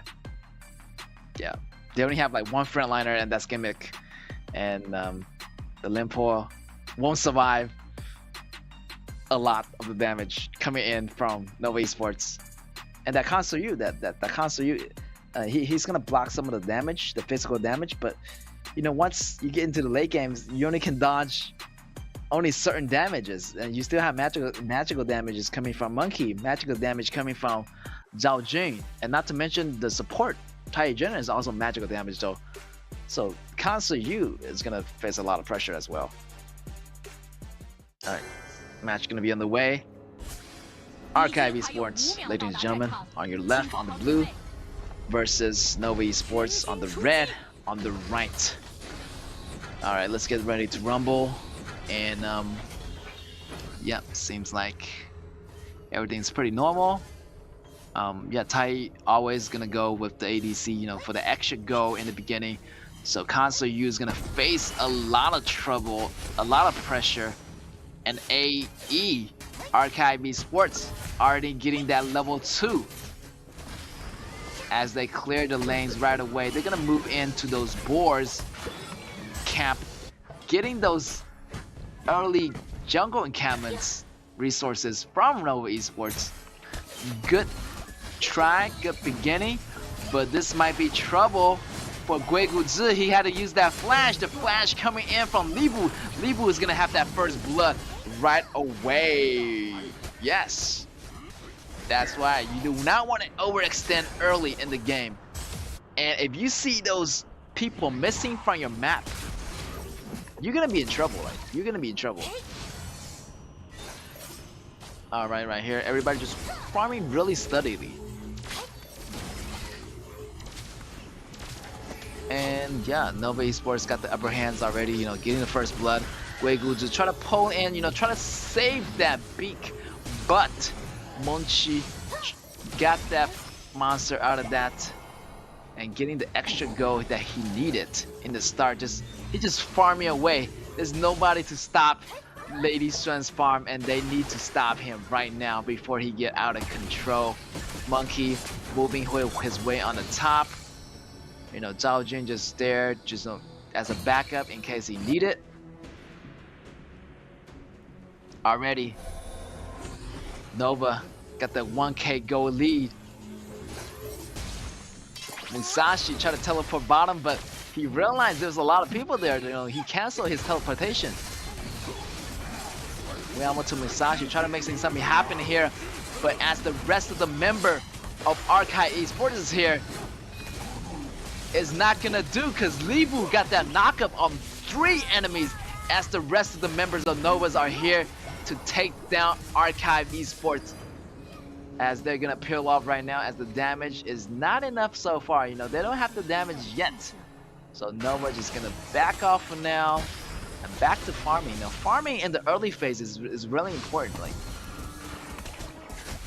right now, constantly, you know, you see Lady Sun farming, so you gotta farm up, and Concert U is the key, the damage to the late game for Archive Esports. But I'm not sure Archive Esports can survive long enough, as Nova Esports are getting really aggressive. Once he get those items right there, they're gonna go with Initiative. The flash coming in from Guiguz is gonna drag in 1 enemy, but it's not gonna be enough, as Nova is gonna pull back and just farm his way first before engaging in any dangerous team battles. Alright. Really, they have the river control, I feel like. Nova just taking their time. And river control. Right there, everybody's mid lane. Kind of rotating, you know, mid and bottom. Looking for a way to start the team battle, you know, like a smart one. Musashi hiding in the grass right there, looking to make some plays happen, waiting for a Q. But the dragon is already out, so they either take control of the dragon or they go back to farming. What's it gonna be? But Nova Esports has the lane control right here. They go in, they're gonna take down Guiguz. The Guiguz will get caught in the open. Guiguz is right now just too squishy.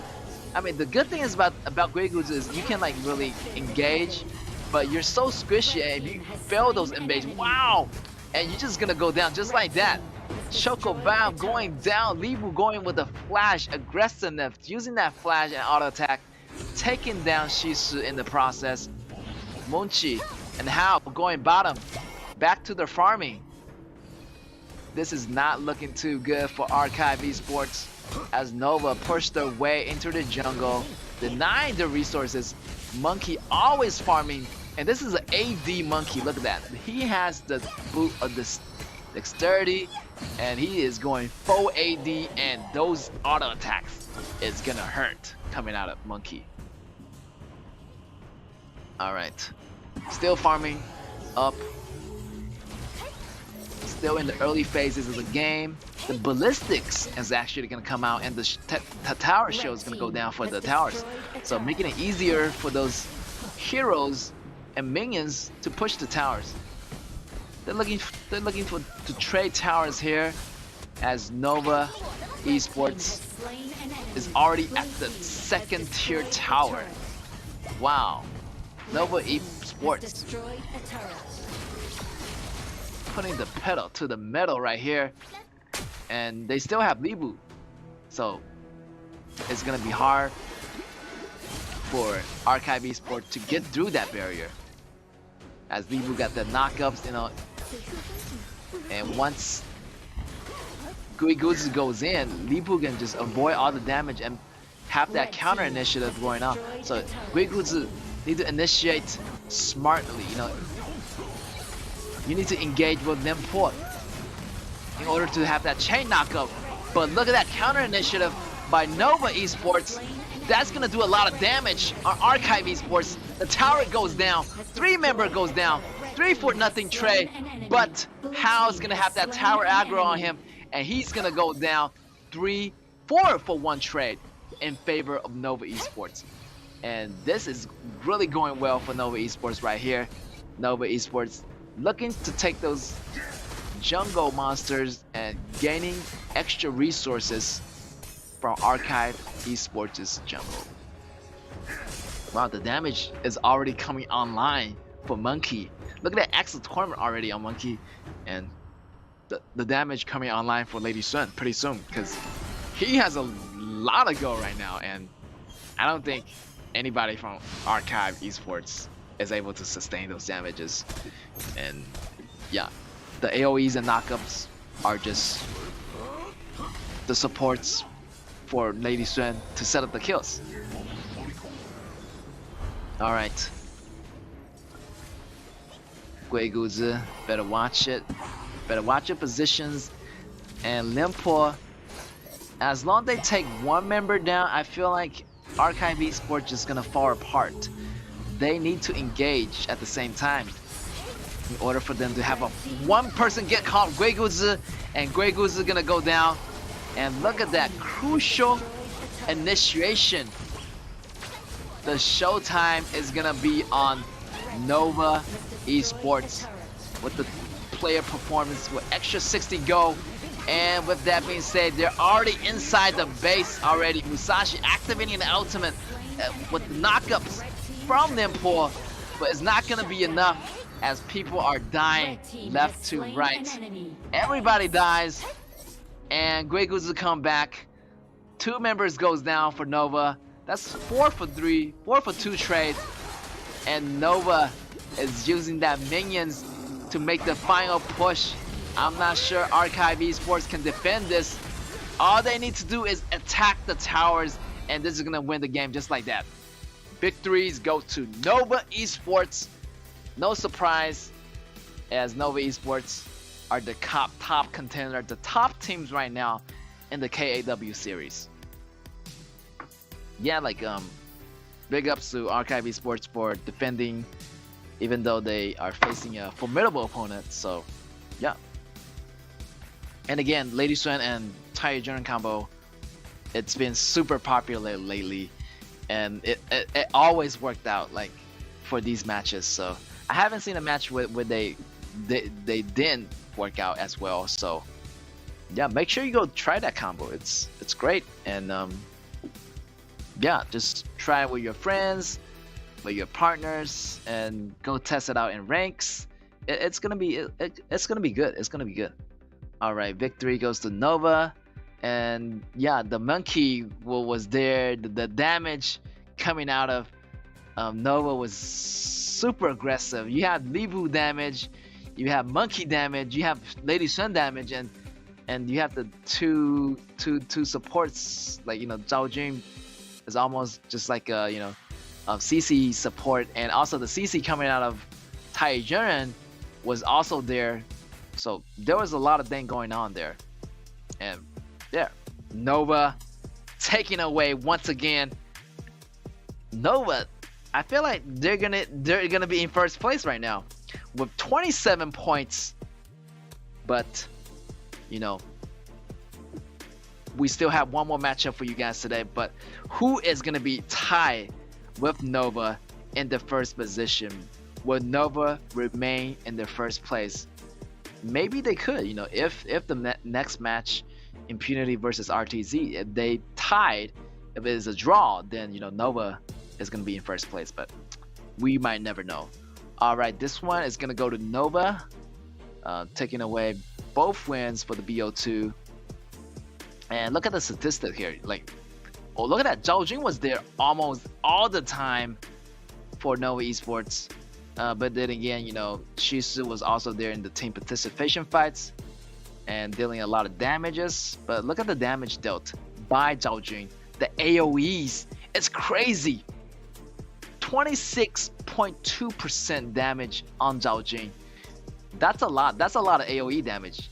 And when you get grouped up, and when Zhao Jun dropped that AoE, dropped that Ice Storm, the Frost Storm, the winter is coming. Like everybody's gonna get damaged in that AoE, and getting slow, and Zhao Jun is gonna set up those kills for their ADC and for their jungler. And yeah, Zhao Jun is really useful. Maybe you know, Zhao Jun is gonna be the MVP. Maybe not. Maybe Lady Xuan, as we do not know. As yes, MVP is go to KAW from Nova Esports, and yeah, he was there for all the showtimes. Like he did a lot of damage. At the same time, he did a lot of CCs. Yeah, let's take a look at the replays. Like he has a 1-2-10 over the KDA portal with 10 assists. And look at that initiation. Initiation on the heroes, and he was also there, you know, defending in the front row, like blinking in, dealing substantial damage, and activating the ultimate in a really wide circle. Like everybody was in that ultimate, taking one for the team. He just always there in the front. No, Guiguzu really couldn't get into the back row of Nova Esports. And wow, congratulations to the supports. You know, they're so important in this game, and they're always there in time to back you up. And congratulations to Hao for taking that support. For taking that MVP. And there's gonna be your match 4. Your winner is gonna be Nova Esports, and we still have a final match. Then the most anticipated matchup for you guys. So don't you guys go away, and we're gonna take a small break and be right back.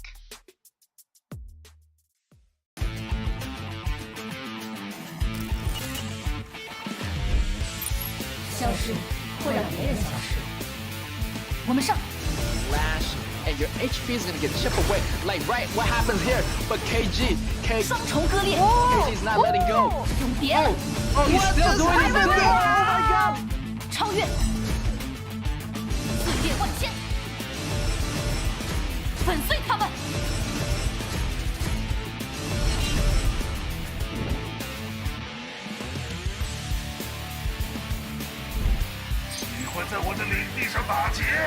We are neglecting one point. Like this Miyamoto Musashi is farming up like an animal. Like 1 versus 2, there's no problem doing this. And he can also take up another kill, I think, hide in the bush, losing the Wow, game, look at that. Kill over to Miyamoto Musashi. 哎呀呀，何必用生命来迷恋我？数清楚被切成多少片了没？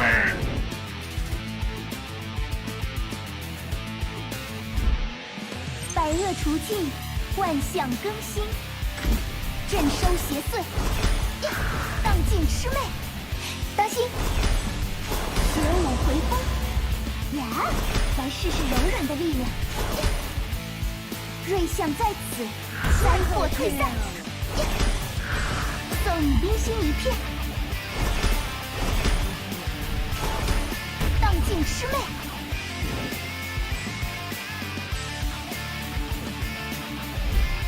别担心，火鹰来了。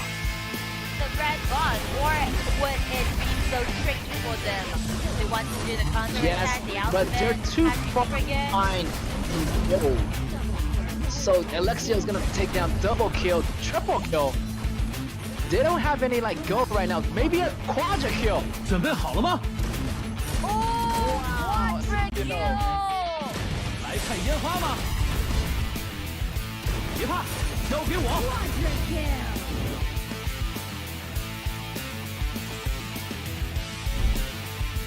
试试新发明。嘿，我在这儿。 This fight might看 come 烟花吗？ to this point. You know, whoever gets the overload, gets the upper lead, and Alexia goes in. Look at that damage. Look at that mini. 试试 You know, 新发明。 chaining that. It's gonna get double, triple, quadra. It's gonna be a quadra. Maybe he's gonna get a penta. 准备好了吗？ What? Oh my gosh! I cannot believe this. 别怕，交给我。火鹰来了。来看烟花吗？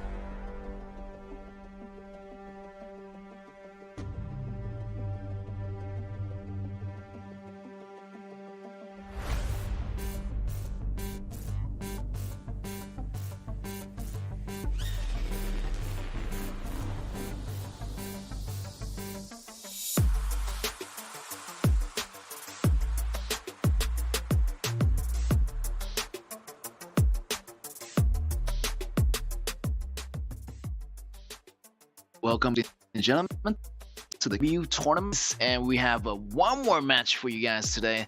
It's gonna be our match 5. It's gonna be the most anticipated match of the day here. We get RTZ versus Impunity, and I know these guys are going head to head, and these are the top 2 contenders of the series. We got RTZ, losing to Impunity in the last match. So this is gonna be the rematch today. This is gonna be the revenge match.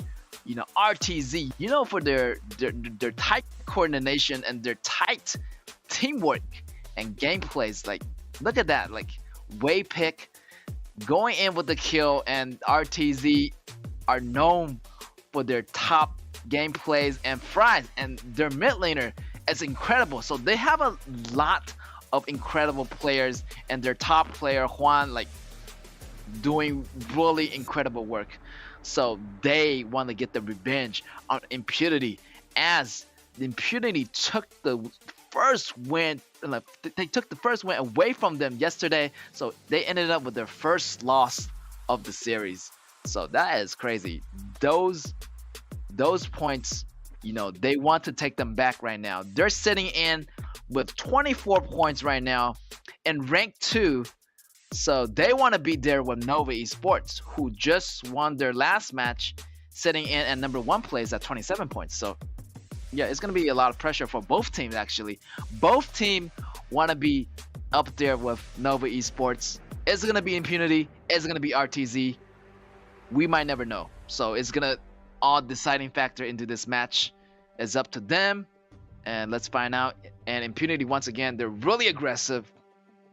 And, they beat the unbeatable team. So, Impunity. And it's going to feel the pressure here again. So, RTZ probably going to study a lot of their tactics. So, this game, both teams are under a lot of pressure. Whoever wins is going to be in the top 2 ranks. Unless it's a draw. So... But both teams don't want that. They want the full 3 points, and they're gonna do their best to secure it. And RTZ right now, banning out Musashi, Taijin goes out. Impunity banning out the Fuji and Da Chao combo. Whoa, really common ban pick here, and Zhao Huanzhen getting locked in. Impunity looking for the reply. Maybe Shun Bing, maybe Xiao Hou Dun combo is necessary here. But yes, of course, those 2 are the best choices, and Impunity gonna lock them in right about now. But they're still deciding. Maybe not. They want to prioritize on that mid lane. That's which is gonna be Shenmengxi, and so it's for them to dissect and take away Shenbing while they can. But if they get Shenbing and Shenmengxi and Xiaohou on the same team, it could be trouble for RTZ. So RTZ wanting to take that combo apart, taking Shenbing away, but no, but maybe yes, of course, they're just teasing us, teasing their opponents, putting this Kun Shenli and Shenbing together. So it's up to Impunity. Now Impunity want to make a support pick here, so they can make them ban on their mid laners next. Once you get this Zhang Fei or Biran, they can make a ban. Make a ban for their jungle and their maybe top. Oh, they already got a jungle. Never mind. So they want to ban their mid and a top laner in the process. So Mai Shinui is going to be a ban out, and they still have one more choice for the ban. Seems like they want to ban those burst down heroes, and Garo is going to get taken out of the picture, as Impunity doesn't have an ADC yet. And yeah, it's going to be up to Impunity to make the ban. What's it going to be? Are they going to deny more top laners, or they're going to deny mages? Yes, they're going to go with Guang Yu, because Xuan is really good. The top laner for RTZ is really good at Guang Yu, so no surprise there. Alright, Impunity. Cheyenne is up for takes. Yes, they want to sum the battle longer. against RTZ. RTZ with the reply. Gonna have Li Bu hovering up in the air, trying to make a pick. What's it gonna be? So yeah, I'm really looking forward to Up. You know, he's the top MVP right now in the ranking chart. I'm just, you know, and he has the last pick. Of course, the most important pick. Maybe he's gonna take KAW. So RTZ need to find a way to get to KAW, and they're missing a mage right here for the mid laners. Looking to pick Janjia, and Janjia it is. And they're gonna have that combo with Janjia and Li Bu.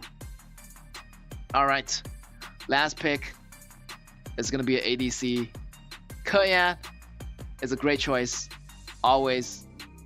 Maybe not, but I still recommend KAW as a choice against Gunshen Li, because KAW has incredible range, and yeah, like it's the best counter if you want to go against Gunshen Li. And in the laning phase, he should have a little bit of upper hands against Gunshen Li, unless Gunshen Li gets out of control. But yeah, but Up, he's always up. You know, he's up in the airs. You know, now he's playing KAW, so the pressure is gonna be on. Like both teams are facing the pressure right now. These two team are the top teams, and you got RTZ. RTZ is hungry. They want the revenge. Impunity, you know, they want the win too. They want to have another win over RTZ. And Impunity did really good last match, the matchup against RTZ. But RTZ right now, they want to change it up. They want to be on the more aggressive routes. Impunity is the same thing. So both teams are looking really aggressive right now. The early laning phases is going to be so crucial. I don't know what's going to happen. We're going to see some, you know, crazy gameplays and in the beginning. But both teams, I feel like they're going to be really cautious. So yeah, X-Hero against Juan at the top lanes. But, you know, they take out the Guanyi of Juan. So, you know, taking out those displacements. Yeah, I feel like mid game is where the most things gonna be happening. After the 4 minutes, the pace is just gonna go really fast. So early game, whoever gets the early game, I feel like they're gonna snowball that into the mid game. So we'll see. RTZ versus Impunity. All right, everybody, grab your popcorns, and we're gonna going under into the match. Going in hot. We got RTZ on your left on the blue. We got Impunity on the right on the red. And look at that Shamanshi coming up mid with that pink hair, looking really stylish here. And yeah, everybody should get this skin right now. It's the hottest skin in the market. And look at that already. The battle, fighting for that lane priority is gonna go to Impunity. Impunity just ganking that Janjia. Wow, the damage coming out of Shamanshi is crazy. Even in the early games, he is not to be messed with. Impunity, yes. Try to take that blue. Can he do it? Yes. He used that smite. And Zhao Huaizhen is just working his way on the red. And Impunity got the blue already, so they got the upper edge. Impunity up, coming back mid lane, supporting their mid lanes, you know, putting the pressure on Janjia. The lane priority is gonna go to Impunity. Impunity getting really aggressive in the start already, you know, pressuring the mid lanes, forcing Janjia to go back home, and also taking the blue from their sides. Impunity doing it big. But I wonder how the bottom lane gonna handle this. We got Cheyenne, we got KAW, and yeah, so far so good. You know, both teams just playing really cautious. Don't want to give that first blood away so quickly. Gotta be really cautious. Be top of your game right now, because this is your, you know, fight for the top 2 spots. Right there. RTZ just hiding in the bushes, trying to make something happen. All right, here's the engagement.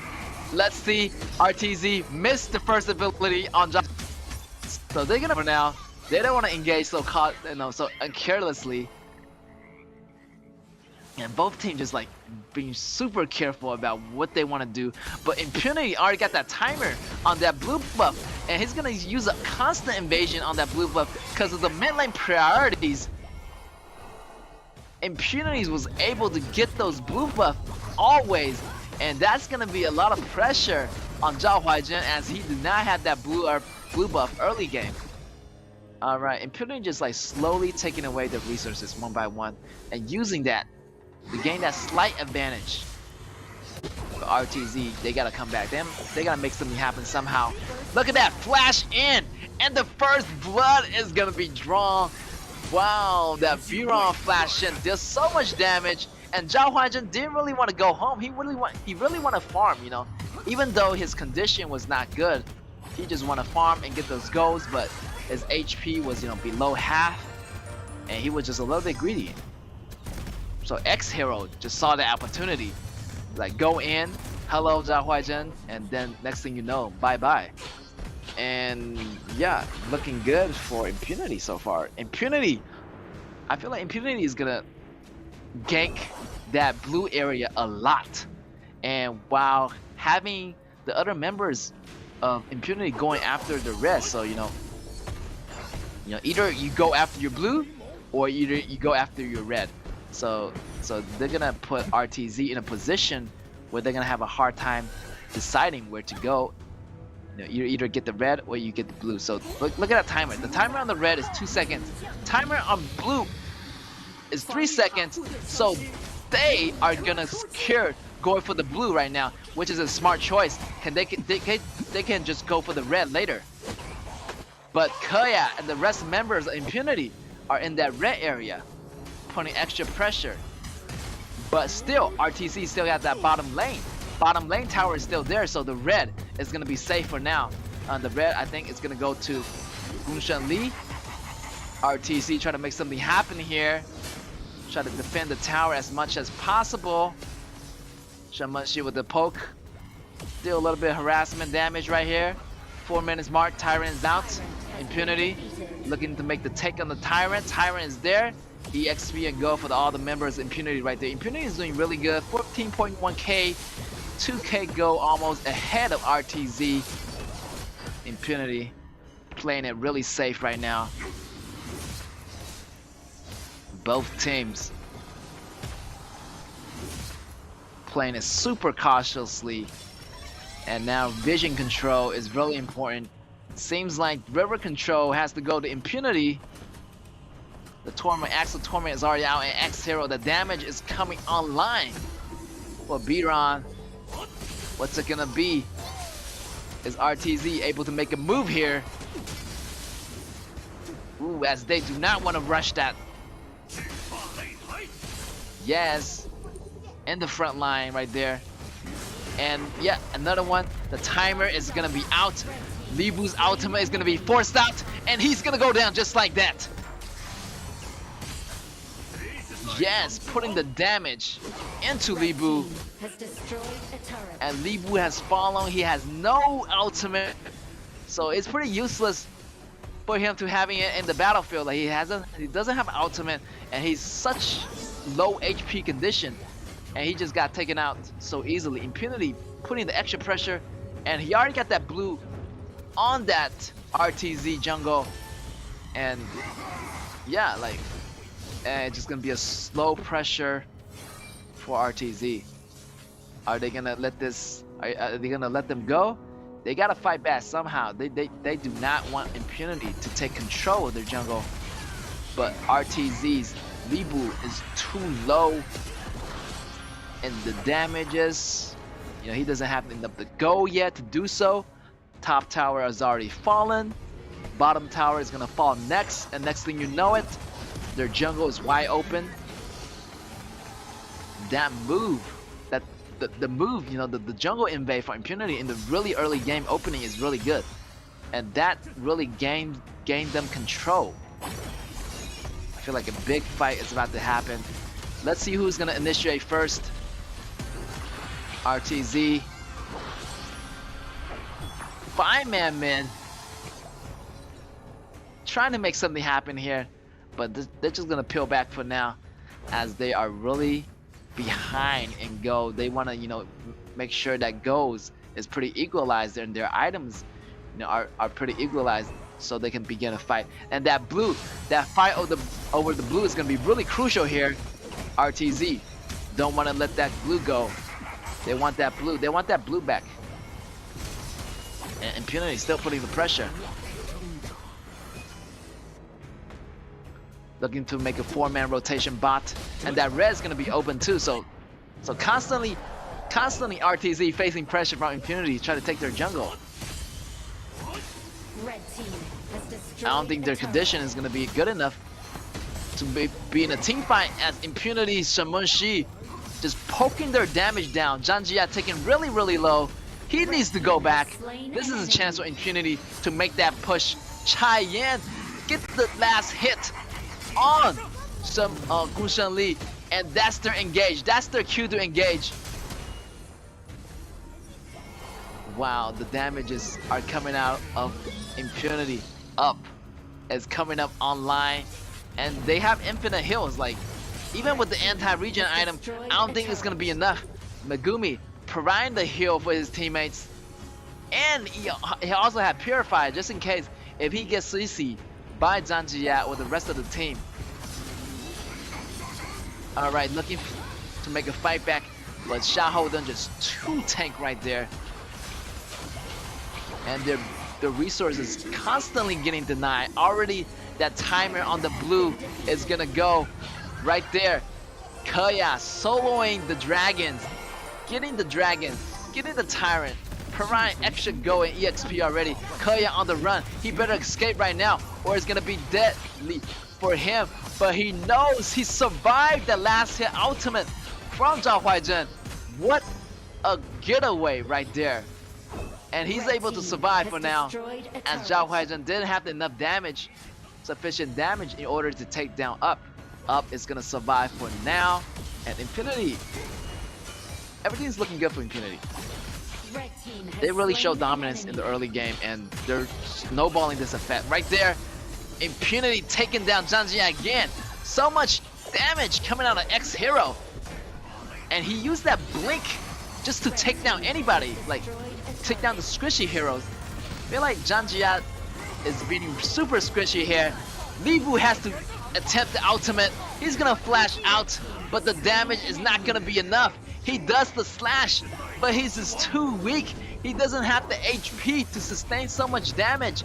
Yes, taking the damage, then they're gonna push forward. Up, having those attack items already in effect.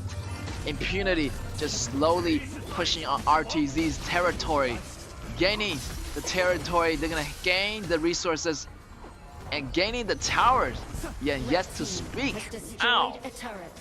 Taking down 6 tower already. 6 towers versus 0.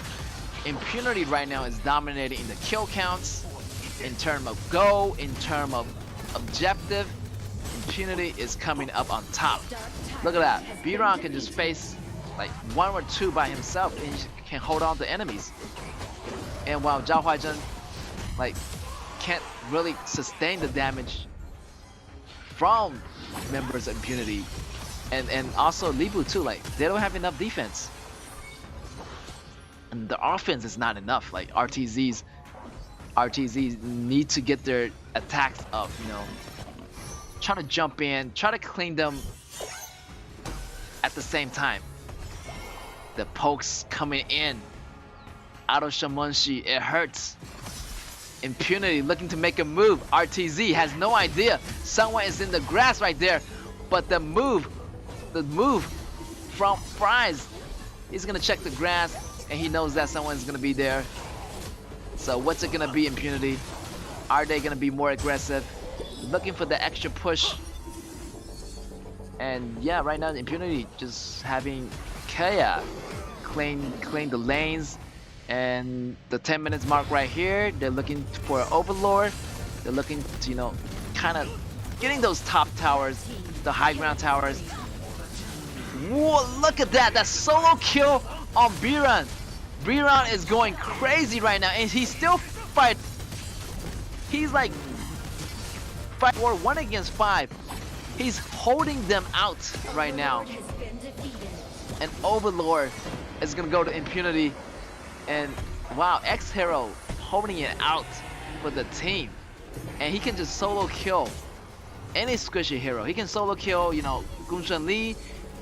He can solo kill Janjia, and RTZ is falling way behind in gold. And look at that.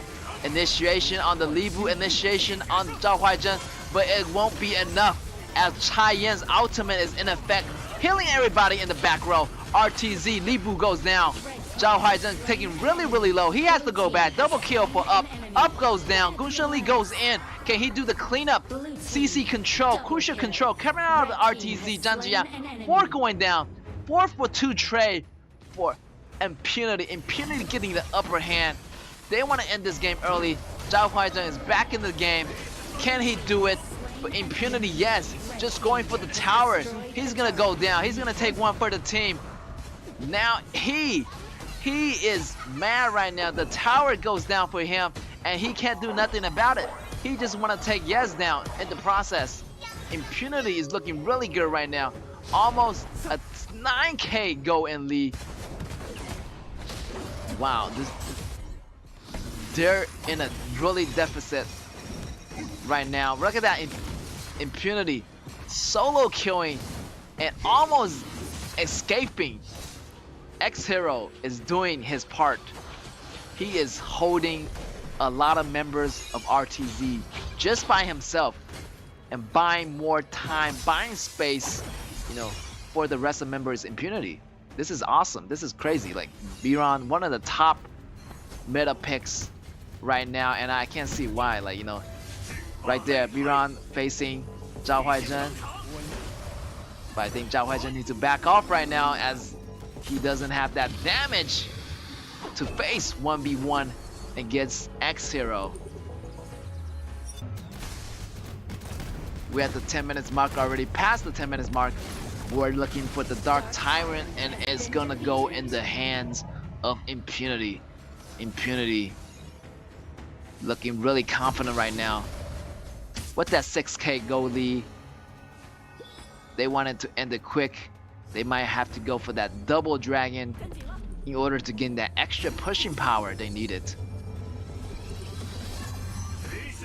Impunity looking to pressure RTZ. Their formation is really tight right now, you know. You got Up always moving, and it's really hard to get to Up.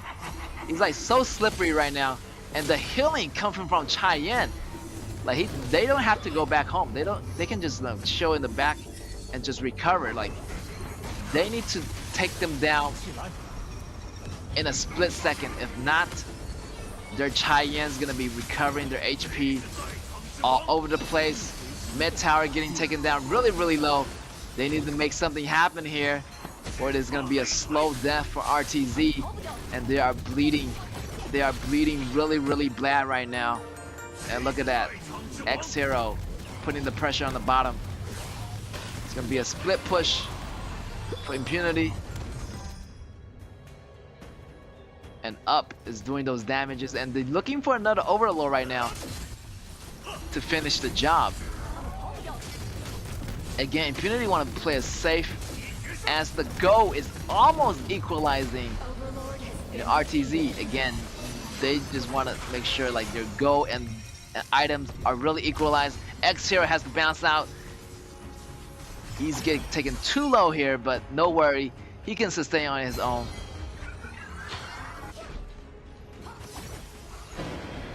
Alright, Overlord is going to be out for Impunity. And they're going to use the Super Overlord, Super Vanguard on top. And the Vanguard is going to be marching towards the lanes. Feel like they're going to do a split push once again. Zhao Huaizhen in the grass, looking to make a play right here. They're going after Chai Yan. Chai Yan still have the ultimate going on. He is not going down. Look at that healing ability. He is in the corner. He gets taken down by Libu. Zhao Huaizhen goes in. Libu goes down. That's a one-world trade right there. But Zhao Huaizhen takes down. Yes, once again, they might be coming back. RTZ is not giving up without a fight. Look at Up. Up doing almost all the damage in this battle.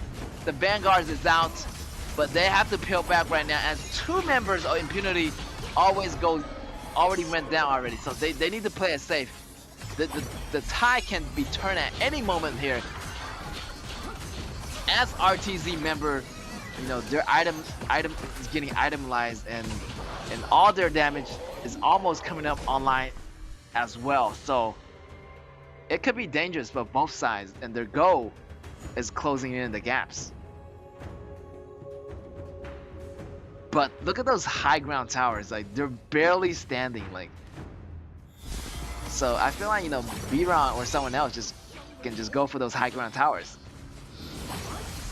And again, split pushing here. We got 4-1. Biran's on the bottom. And we got the 4 members sticking together. Looking to take the Tyrant. Impunity has a lot of advantage here. Like, they got the lane advantage. The minions are pushing in. For RTZ, they want to fight back. They're not letting this quit. Look at that initiation from Libu. Flash gonna be out on Shamanshi. He's gonna escape that knockup.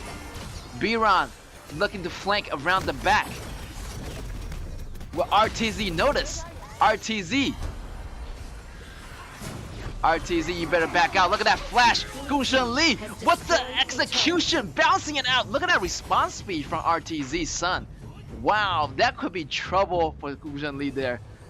The quick response from the players, and he's gonna survive. He's gonna stay alive for now. Dark Tyrant goes in the hands of Impunity. Impunity is not quitting right now. Impunity is, you know, try to end this quick right now. As the game progresses into 20 minutes mark, they're not able to end it quick, but they want to end it safe. You know, they want to get those dragons. 30 seconds until the Tempest Dragon coming up, and as I predicted, it's not gonna be a quick match. Both teams are top contenders, so we're looking for a big fight to happen as they fight for the Tempest Dragon in this upcoming match, upcoming battle here. Biran checking the grass, make sure there's nobody there, but Zhao Huaizhen is around the corners. He's in a tough position. Can Zhao Huaizhen get out? Libu jump in, try to save him in the process, but Up is doing the damages from left to right. But Gunshan Lee is coming in at the same time. Libu goes down. Gunshan Lee taking extremely low. He has the revive armor, and the revive is gonna pop up. The extra lives coming in. Gunshan Lee changing his item for the Destiny, but the Destiny is not gonna be enough to survive that battle. Impunity got the upper edge. It's gonna be a 2-for-0 trade. This is trouble for RTZ. Both high ground tower are gone. All the high ground tower are gone for RTZ right now. Look at that, RTZ. He going in for the dive. Would it be enough? I don't think so. He has an extra life on Up. And with that battle, the super minions gonna take down the tower. Oh my gosh, Impunity taking away the win once again. Wow, that battle was fantastic. Wow, Impunity putting constant pressure, and even the dive going after Up, it wasn't enough. You know, they got Cheyenne, and after 2 or 3 seconds, that HP just from zero, it went from 0 to like 1,000 in a 1 second. So Cheyenne was there to provide the heal for Impunity. And nobody was realizing that, like, somebody was just targeting their core, targeting that crystal, and that super minion is already inside the base. So Zhao Huaizhen would just went straight for their ADC without realizing that their core, you know, their home was getting wrecked. So, but yeah, like, Impunity took down their most important members in the last battle. You know, taking out Zhao Huaizhen, taking out Libu, and the rest of the member just falls down too. Congratulations to Impunity for the first battle, and yeah, they were always this aggressive, but this time, you know, their opponent RCG was aggressive as well. So, but they took it really well, and they read most of their moves. Like, I can tell Impunity did a lot of practice, and they work as a team. And Biron, again, great choice. He was facing a lot of enemies, and he was just holding it out, holding down a lot of enemies by himself. And X0 did a lot of good things and contribute a lot to the team, actually. Yeah. And again, Up, fantastic gameplay. He was, you know, avoiding death in those tough moments where he almost died, but he didn't. That's crazy. Like, he only died one time out of those battles, and a lot of times he was getting constantly ganged up by Li Bu's ultimate, by Zhao Huaizhen's ultimate, and slow by Zhang Jia. So for Up to facing those pressures and staying alive, yeah, big respect to Up for doing that. And X0 always there, you know, providing the visions and the interruptions, you know, kind of, you know, break their rhythm a little bit. So yeah, Impunity really got the upper hand this time. And yeah, look at the goals on that Up, on that KAW, like, it's crazy. And Megumi again providing the heals, and it was crazy. Like, you know, Li Bu chased him down, and he was cornered, and he had just had nowhere to go. But that ultimate from Cheyenne did so well against RTZ. Even though RTZ got the anti-regen item, you know, Venomous Staff, it wasn't enough. Like, it wasn't enough, and the damage wasn't coming out. And Cheyenne just provide constant heal for Impunity and provide that fountain, you know, that sense of security for Up and the rest of the members. And yeah, look at the gold differences right here. It went downhill after, you know, they gained that first blue. So that the first blue was the key for Impunity. You know, Impunity, Xiaohoudun just went for that blue in the very beginning and kind of really snowball using that blue to gain really a little bit advantage over RTZ. And look at that, Megumi with the MVP, 127. Wow, today support has been getting most of the MVPs, you know. Megumi providing that heal and providing those like stuns too, like ricocheting stuns from the second ability of Cheyenne. And look at the replay here. He's always there providing those mini stuns.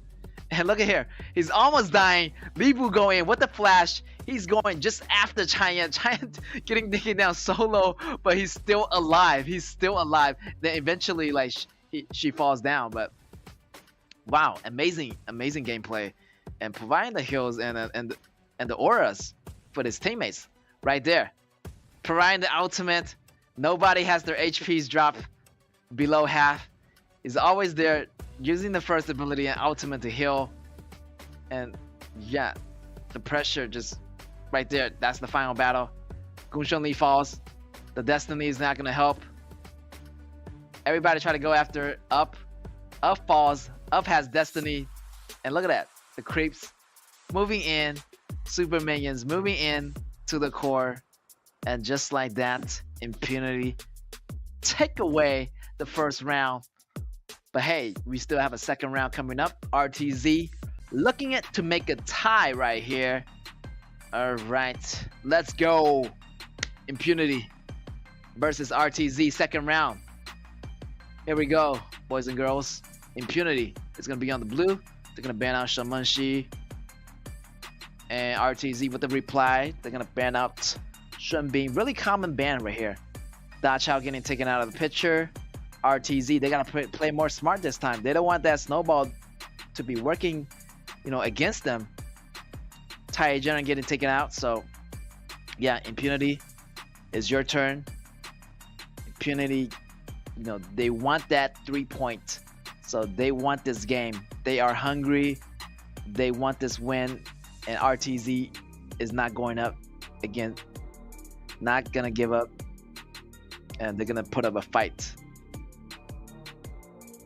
Libu getting picked up for X0. Guan Yu is stable, so RTZ might want to have Guan Yu on their team if they want to have them some disrupt and displacement, you know, towards impunity. But they're gonna go with Shang Yu and Yao combo, so okay. RTZ. Reply is gonna have Musashi picking out for impunity here. And they got one more choice. So they're looking really, okay, pretty solid here. We're seeing different compositions from RTZ. So this composition, it might work out for them. Impunity. I feel like Impunity is feeling really good right now. I feel like they're gonna be more aggressive this round. RTZ, they're probably gonna read their patterns from the second game, and they need to watch for those early invasions. You know, that's what started it. Oh, RTZ going for that Shisu. Wow, this is interesting, because Shisu's like really squishy, but the CC's is gonna be really deadly. But Impunity, what you gonna do? Are we gonna see a Haya? Maybe not. Maybe not yet. They're gonna ban the hero first. They're gonna ban out Ming, as they do not have a support or an ADC yet. Same for Impunity. Impunity has some support but no ADC, so they're gonna animate. So they're gonna take out Ishin and maybe ban out one of the ADCs. But hey, Up has a lot of hero pools, a lot of heroes in his hero pool, so you know there shouldn't be a problem for Up. Wow, most of the mages are getting taken out. Maybe we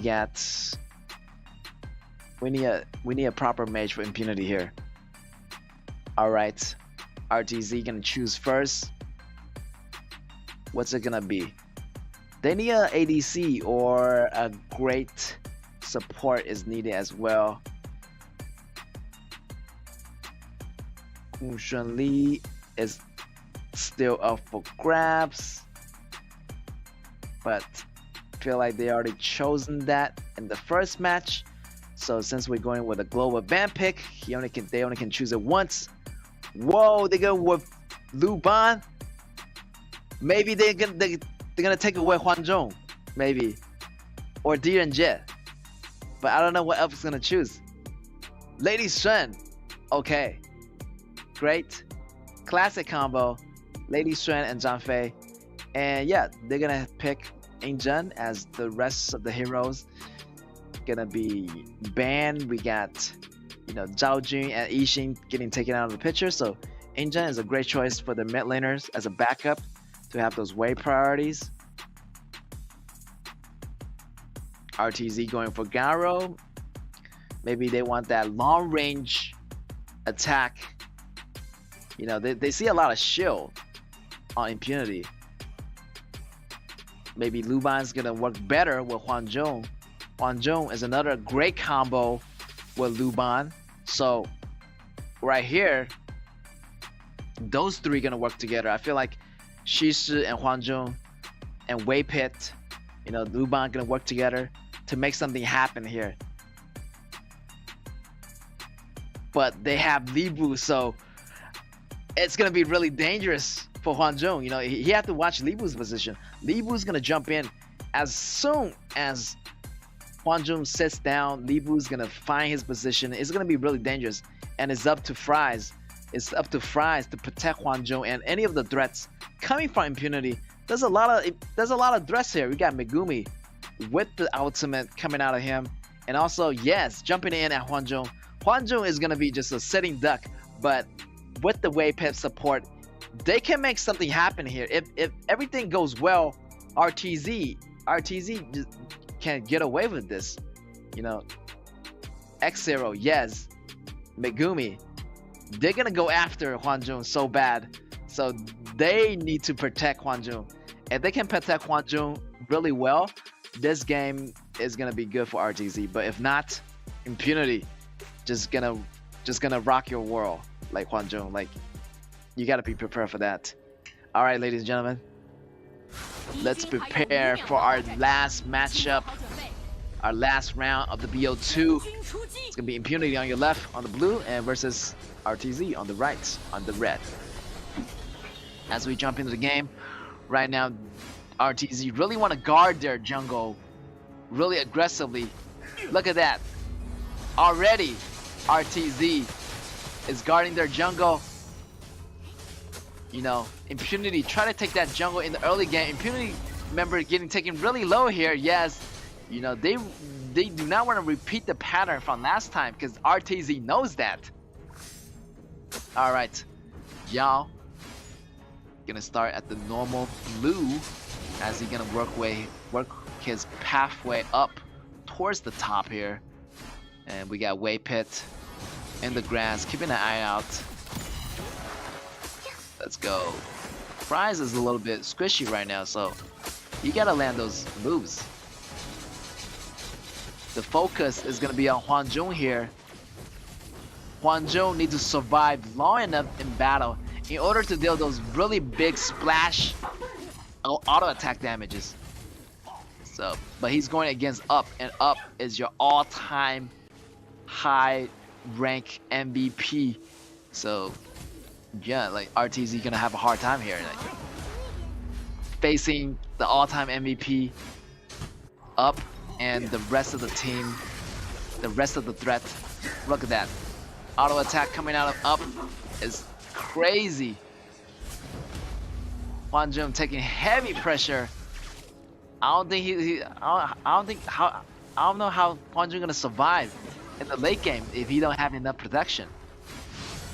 Impunity playing it really cautiously. This could be dangerous. The initiation from RTZ, and right there, Impunity just blink out, flash, no hesitation, save his life.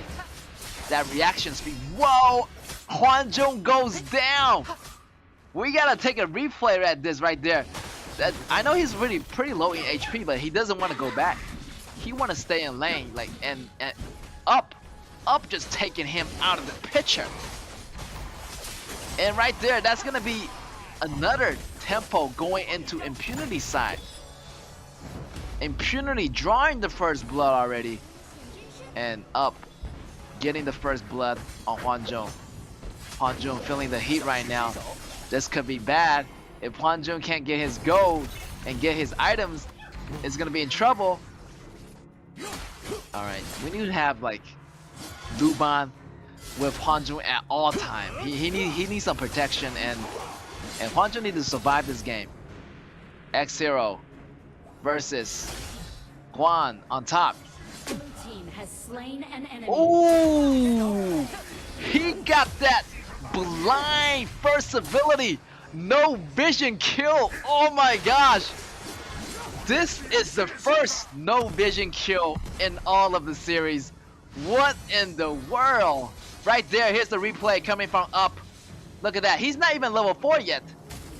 He's getting taken really low, and John Fei is gonna finish him off with the first ability. Wow, things are looking good for Impunity right now. 2 kills, and before 4 minutes coming up. They already got the river control. They're gonna looking forward to take Tyrant, and yeah, Impunity is moving up, and Up is gaining the controls right there. Wow, look at that. All the threats are coming out of Impunity. I'm feeling worried for, you know, Hwan Jung here. So many ultimates just targeting him. Right there. Wow, Fries get taken extremely low. He has to go back. He is in no condition to fight. Right there, Shang Yu trying to come in. Try to gain some control right there. Li Bu fighting He. RTZ getting that blue. But X0 still holding it out.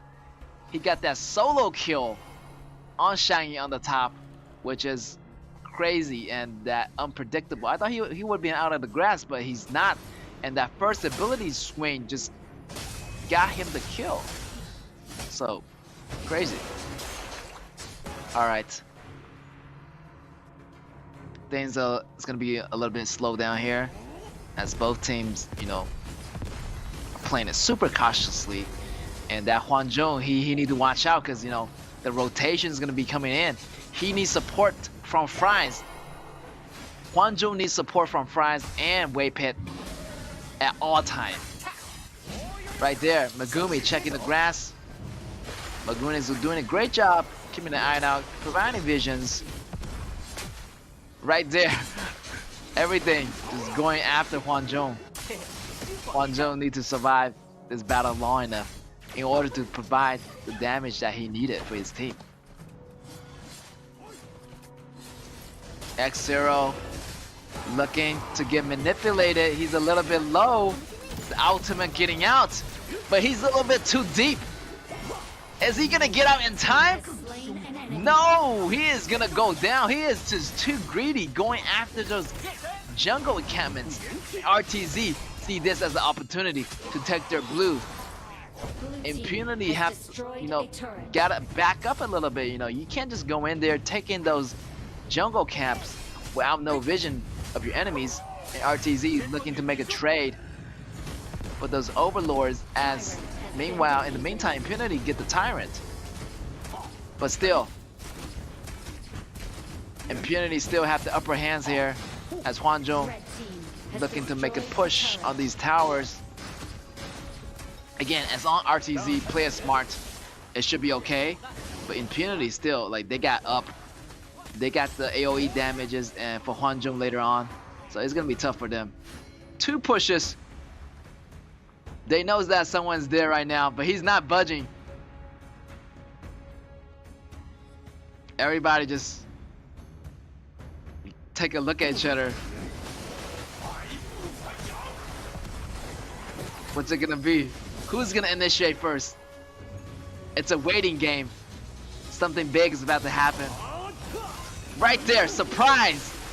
Livu, X-Hero just walked straight into that. He has to execute the ultimate to save himself, but he's gonna get caught right there.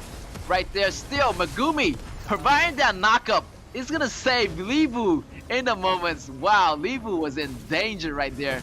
And Hwan just had the patience just to stay in the grass and just say hello to Livu as he pushed him into the towers. What is up with that? Wow, Livu was lucky enough to survive that. And he do not want to experience that again. Impunity, you know, things a little bit slowed down and go equalize. You know, this could be anybody's game right now. Impunity looking to make a move. You know, better check the grass first. RTZ is playing it more smart now. You know, they want to rotate, you know, fight around Fries and Wave Pit, protecting Hwan Jung. So those 3 need to stick together, while the rest 2, you know, they can roam freely, getting the visions. You know, half shiny check the grass for you, and it should all worked out for RTZ, but looking for the, you know, that fight to make everything happen. But still, like, Impunity still have those threats going for Hwan Jung in the late games. Right there, look at that flash manipulation, and failed. But it's a nice try by Shisu. If he would have got that, it would have been like Injun would have been dead right away. And Injun doesn't have flash at that moment, so. But nice try from Shisu. And game should be a little bit slower right now. Try to look for Inbei into the jungle. Impunity still pushing it. They're not letting go of the gas pedal yet. Right there. Hwan Jung using the ultimate. Members getting RTZ taking really low. They have to go back right now. This is your chance for Impunity to strike back. Impunity making the move in the jungle, just farming their place slowly, and have, you know, John Fei checking the grass at the meantime. I'm worried like how Impunity, like they're a little bit slowing down, like their aggression is slowing down, and this is really bad. because RTZ is kind of like, I'm feeling RTZ is gonna make a comeback here. Because, you know, Hwanjun is not dying. If Hwanjun don't die, they're gonna have a chance at fighting. And if, you know, fries and elbows, it's gonna work out. It's gonna work out, guys. But Impunity just trying to get those resources right now. Get those Dark Tyrants, get those Overlords, make those pushes, and feel like they don't need to go into battle right now. Ooh, John Fane taking extremely low. He has to use the ultimate. Hwanjun activating the ultimate. It's hard to break that barrier right now. And Impunity is looking they're more reactive right now. Overlord is gonna go to RTZ. Would it be enough? Yao going in, try to cut Lady Sun up, but fail in the process. Hey, he's gonna go down.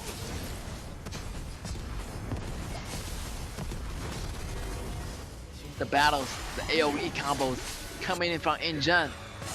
Right there. She's just trying to make something happen. The manipulation coming in. Look at that. Wow, yes, going in with the combo, with the knocking up, getting a double kill, knocking Hwanjun up in the air, and Hwanjun did not see that coming. Hwanjun didn't have enough protection. Like, they were one man down, and this is what exactly Impunity want to do. You know, you get one man down, you just go in and put everything on the line. It's 5v4. There's nothing you can't do right here. RTZ try to save that blue. Ooh, the damage are coming in out of Libu. Libu goes hard. He went in so hard, and he went in so deep, and he sacrificed himself. Wow, he dealt enough damage, but it's not gonna be enough to take down RTZ's members. All right, Megumi checking the grass right here. Try to clear up some lanes. Lane clearing. But Hwanjun gonna have the auto attack here. Hwanjun's damage is almost coming online. This could be trouble for Impunity. Impunity need to find a way how to end this early right now. They don't want to drag this game out. If they drag it out, the Hwanjun's damage is gonna come online, and they're gonna fall just like that. And they do not want to be like that. Oh, look at that Shisu combo. Oh my god, he's gonna manipulate Jinjun. Jinjun going out for the flash. But Shang goes down, trying to flash away, but it didn't get away in time. That's gonna be 1-for-1 trade. Hwanjun's damage coming online. That flash on Fry is really accurate right there. Wow, the skills coming out of Fry. I'm really impressed. The flash manipulation. And he lands those abilities really nicely. Right there, the AoEs. Wow, Hwanjun is getting really tanky now, so with those mines. Whoa, better be careful of the second ability. What? Fry, look at that CC combo. Taking down Megumi. Megumi didn't have a chance to react. He was going back, teleporting back home, but he got control. Ultimate wasn't able to proctor, so he goes down just like that. RTZ looking good, looking good, looking good. And if he able to land those hits, land those spells, there's gonna be no problem, because RTZ Hwanjun right now got the item.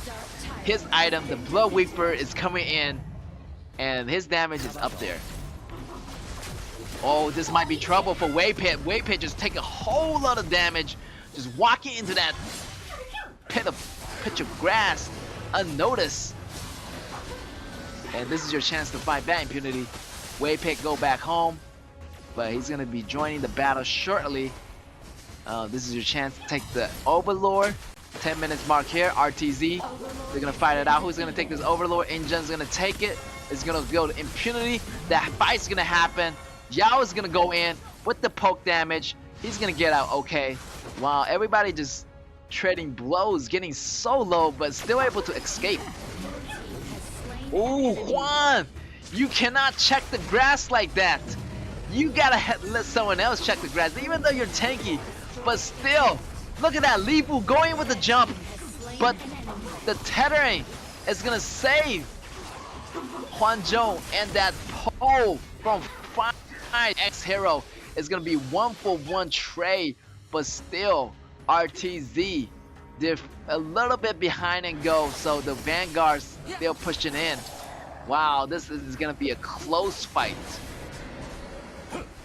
Again, damage so ferocious on Li Bu, and Shang just fall just like that. He need to be more tanky. He need to get more tank items. And you can actually use Shishi to check the grass for you, you know. Maybe Shang can serve as a protection, extra protection for Hwan Jung in the meantime while Shishi go after those grasses. But still, Shishi is really squishy too, so they have to check the grass together. They have to be careful of that middle patch there. Hwan Jung is in a dangerous position, but it's okay. He got Luban with him, and he should be okay for now. Fries and the grass is dangerous. He's gonna land those spells, but he needs to back off right now as multiple members are coming in hot. So look at that ultimate from Zhang Fei. This is your time to retaliate, RTZ, but the zoning out. Angel using the ultimate to zone out multiple members of RTZ. Everything looks pretty even right now. The goal count is equalizing. The kill count is almost equalizing. RTZ is fighting it back right there. Yes, going in. Can it be enough? Yes, Shisu goes down, but the rest of the member of RTZ is here, activating the ultimate. Hwan Jung gonna bounce forward, getting the double kill. 2 kills already. X-Hero goes down. Yes goes down. 2-for-1 trade for RTZ. RTZ is fighting back, and this could be trouble for Impunity here. Hwan Jung, damage coming out online, making a push. And those ultimates are not enough. They need to save those ultimates for Hwan Jung instead of just going after Shisu. You know, they need to take care of Shisu first, or somehow, and so they can save those ultimate to get Hwan Jung down. So RTZ is fighting back slowly. You know, if Hwan Jung was able to survive all this time, it's gonna be easy for RTZ to take back this win. Alright, try to take some vision here. Watch for Fry's position. Fry's is gonna manipulate anytime soon. Yes, he's gonna manipulate. He's gonna force out the ultimate from Li Bu, and also the ultimate from Zhang Fei. The CC control, the crucial control, activating 3 control out of Zhang Fei. The battle is still happening. RTZ is not quitting. RTZ, Hwan Jung damage coming out online. Impunity, remember, it's getting taken really low. They want this Tyrant. They want the extra damage buff. And Impunity right now is hanging on to their life. And Hwan Jung is feeling the pressure. He needs to be extra careful. They're wanting to trade dragons right now, you know. They want to get the Overlord. Overlord is going to be succeeded, so they're going to have that Overlord Vanguards for their team. Man, the goals right now, they're equalizing, and the match is really intense. And I feel like, you know, Impunity need to save the spells, like save their abilities, and allocate these abilities at the right time. You know, you don't use both ultimate, 2 ultimate on Shisu. You can use 1 ultimate on her, then you're gonna use the rest of the ultimate on Hwan Jung. Because if you have nobody there to left over to fight Hwan Jung just gonna take you guys down one by one. And RTZ can just like put everything on the line. As long as Hwan Jung is there, as long as he's standing, they're gonna win the fight.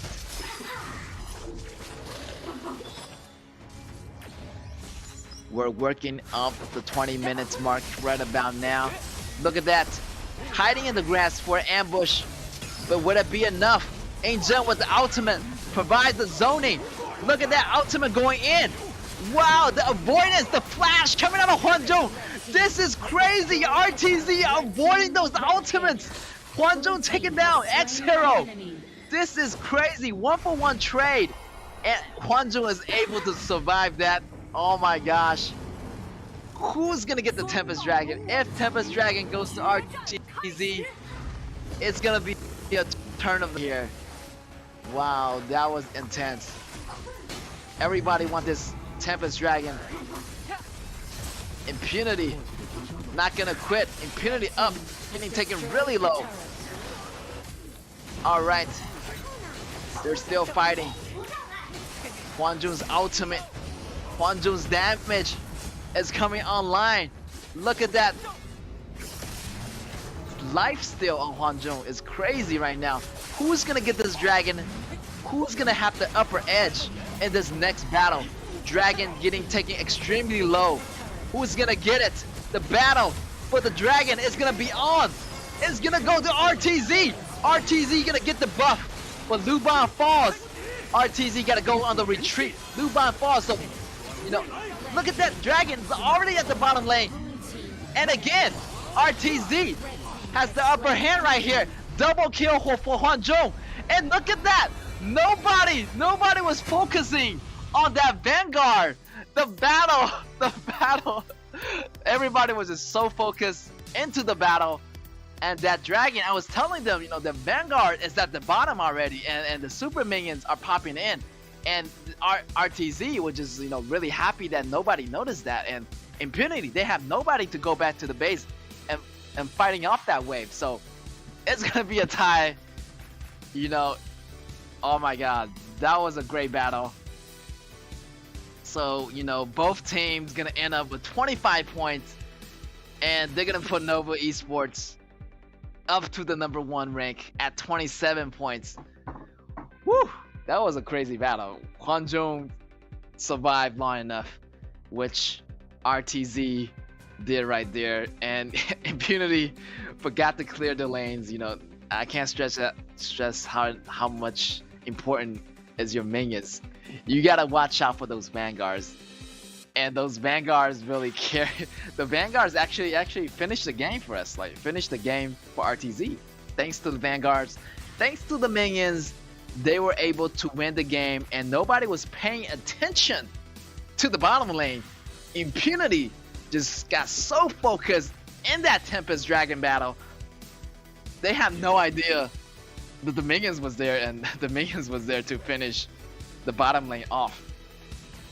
But again, congratulations to RTZ for making that happen. You know, Shi Fry was doing everything that he can, manipulating, doing those flash combos, coming in, dragging multiple members, you know, of Impunity into the battle, and RTZ was able to finish some of the enemies off.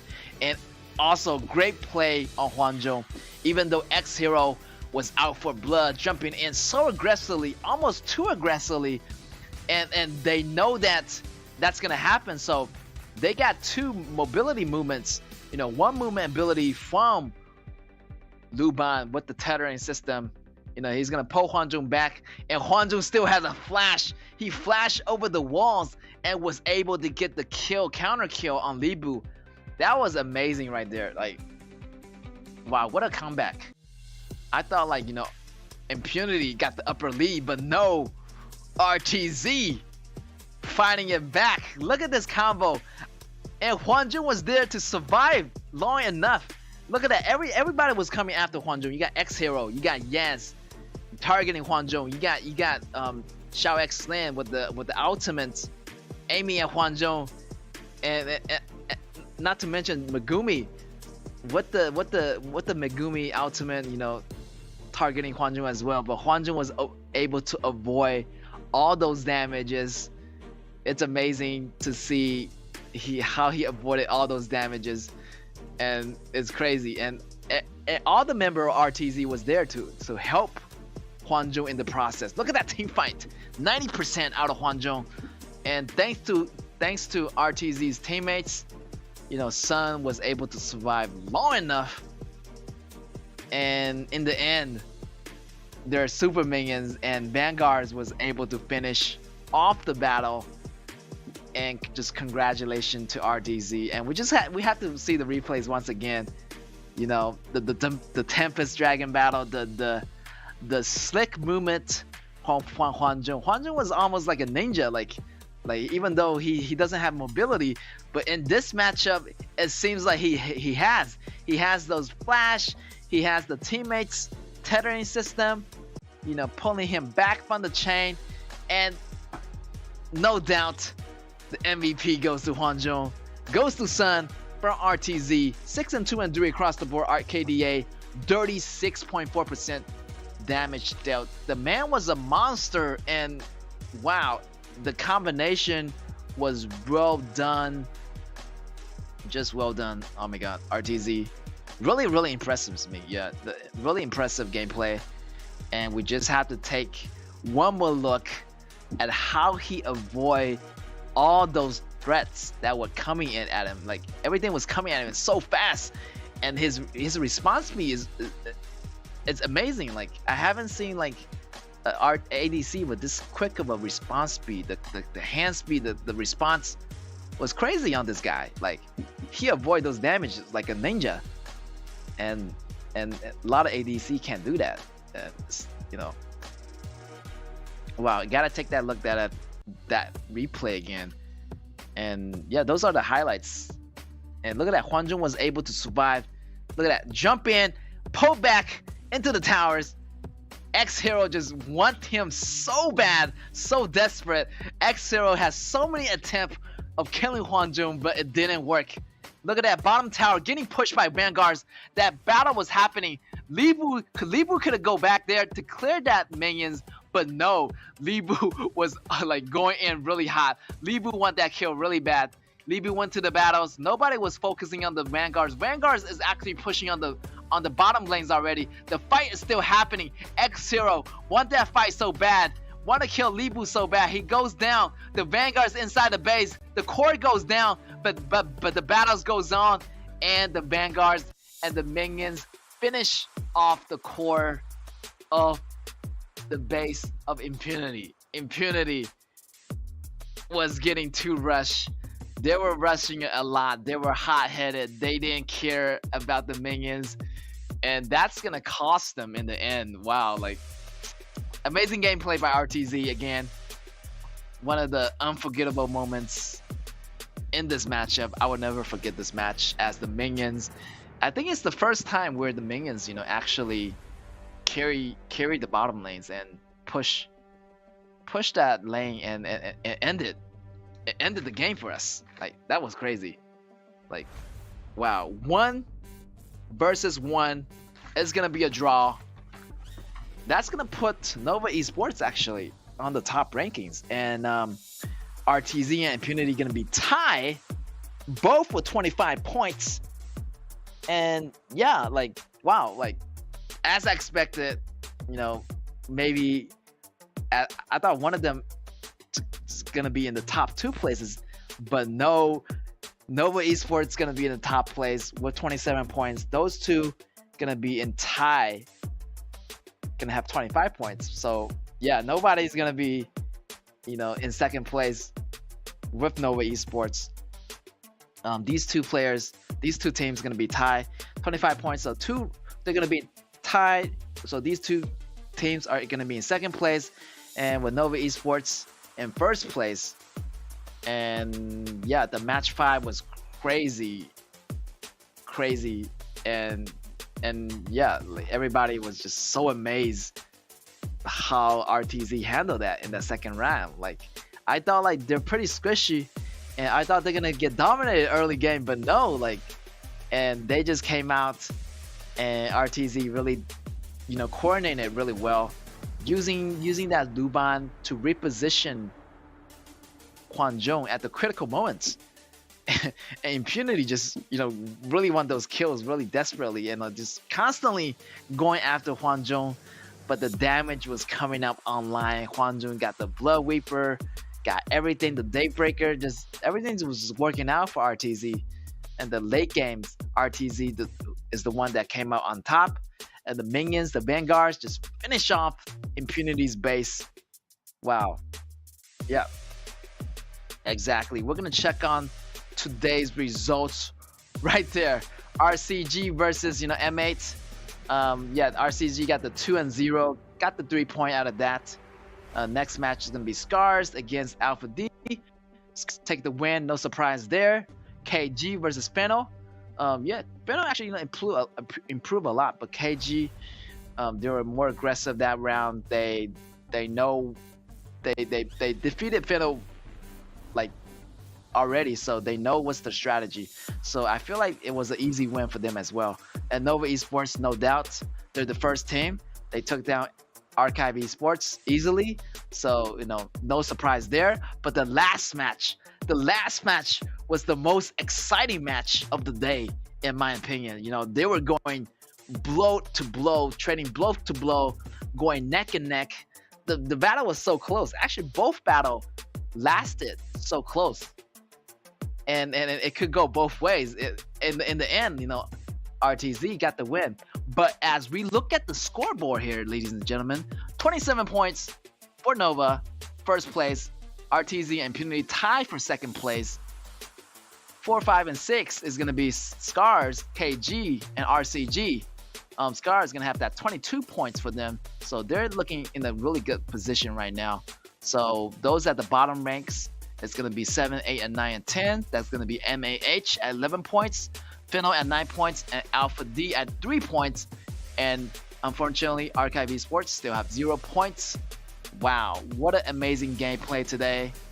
And yeah, Archive Esports came a long way today.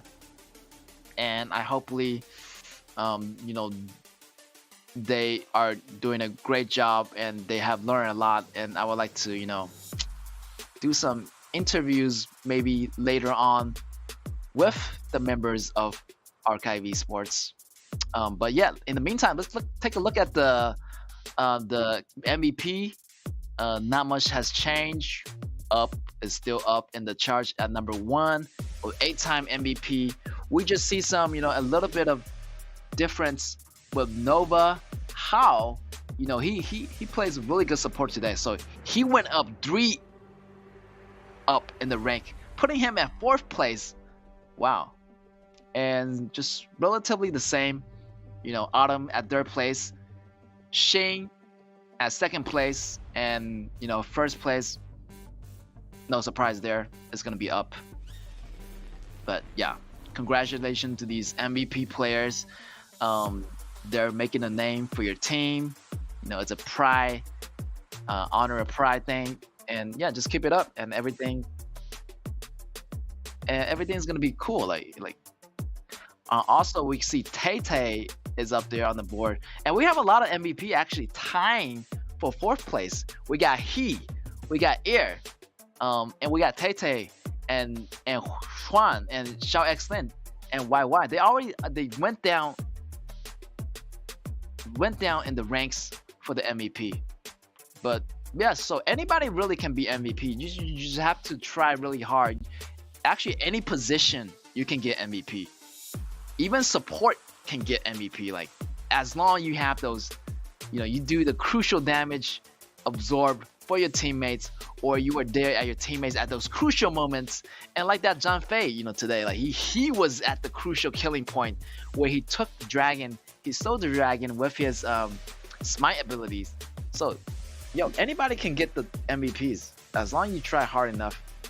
Mid lane can get the MVPs, ADC can get the MVPs, and yeah, you just have to be there and fight as a team. And I think everybody in your team should get MVPs if everybody, participate, contributed to the team fights. And yeah, you see a lot of that today. A lot of support MVP was actually, putting it out today.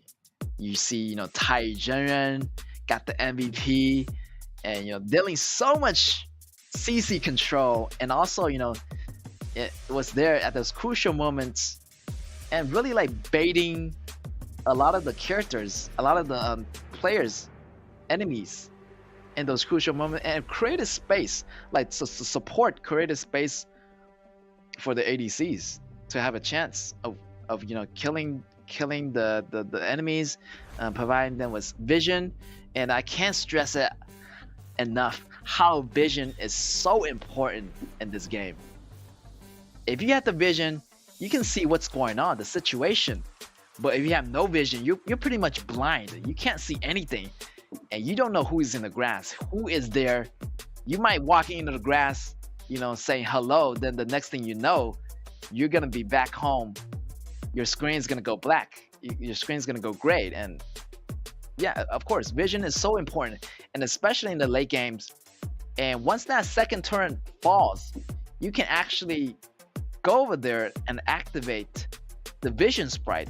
That vision sprite is going to provide you for that vision in your jungle, you know, for those time beings. So in case your enemy is going to be in those jungle, you're going to be safe. So those visions are like a safeguard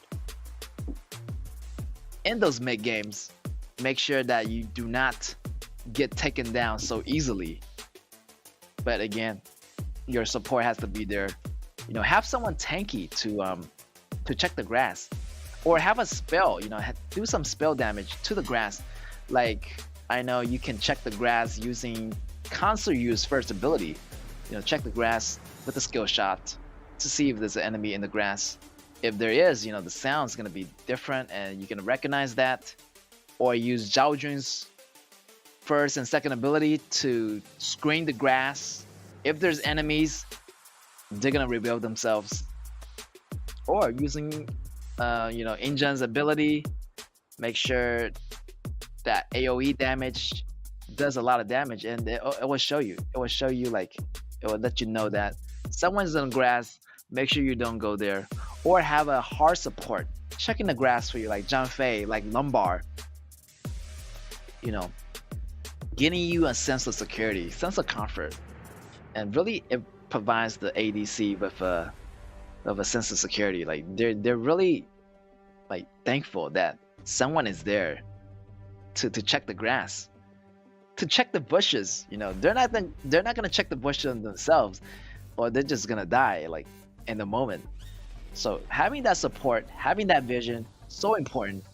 And we're gonna have a lot more matches coming for you today. But in the meantime, we're gonna have an interview with Choco Bam from Archive Esports. Oh, and yeah, we're gonna get into that just a moment here. We're just gonna get in connection with him. But in the meantime, I want to mention all the matchup that's coming up next week. We're gonna have Scars again versus Impunity. As you know, Impunity is the top contender, so that's gonna be another amazing battle next week. I know Scars already got, you know, 22 points, so they're fighting Impunity, who has 25 points. So it's gonna be a crucial match here. Like, whoever gets that win, it's gonna put them up in the top contending charts. You know. Then we got Alpha D versus RCG. Again, that match is gonna be an uphill battle. So RCG again, they did really good today. Like they competed against M8 and they win against them once again. I know they tied for the first match when they fought against M8, but this time they took away both wins. Perfect 3 points for them. And then we got RTZ, the number 2 team versus the number 1 team. So that's gonna be an anticipated battle for you guys. Nova Esports, yeah. And for the performance that RTZ did today, I feel like they're gonna go hand in hand with Nova Sport as well, Nova Esports. So wow, I can't wait to see different combos coming out of RTZ and putting them, implementing them into the battles. You know, for that battle. So that battle is gonna be really, really cool for you guys to see. So yeah, I'm looking really forward to those battles. And then we got the last match, you know, for that day. It's gonna be match 4, Fenos against Archive Esports. Fenos, their rank, they're still the bottom ranks. So in Archive Esports, yeah, they still have 0 points, but you know, they've been improving. So I want to see how much they have improved after, you know, these 3 weeks. I know they're gonna learn a lot. And Fennel again, they lost to RCG today. They lost to Killer Gaming today, but they looking to bounce back as well. So it's gonna be really cool to see those battle. Again, the most unforgettable battle today is RTZ against Impunity, and I really want them to go against each other again, because that was a draw. They really didn't have a winner out of that match, so they're gonna go against each other again, hopefully in the near future, in the next couple days. And yeah, we're gonna go to an interview with Choco Bam from Archive Esports. Let me get into the connection with him right now.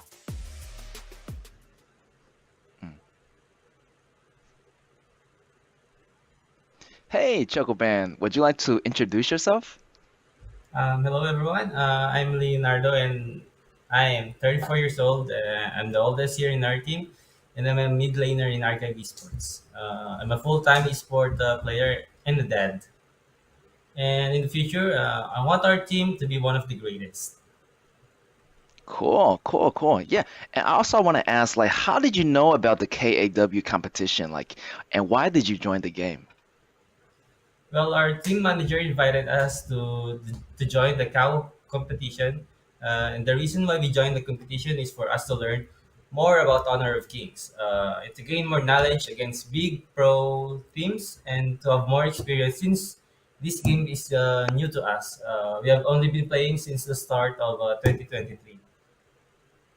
Yeah, that's cool. And also, I want to ask for Archive Esports, biggest difficulty you have encountered during the competition.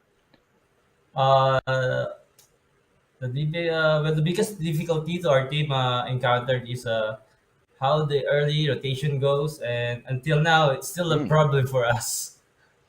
Yeah, it's cool. Like you guys are trying really hard, and you guys are doing your best. And what do you think have improved in any aspect of the game these days? Well, well, I can say that our team grows little by little, even if we don't have a coach. My team is determined and eager to learn more. Cool. And what do you think? What kind of result your club is to achieve through this KAW competition? To be honest, when we saw the teams that are joining the KAW, we got stunned because almost all of them played in the KIC tournament.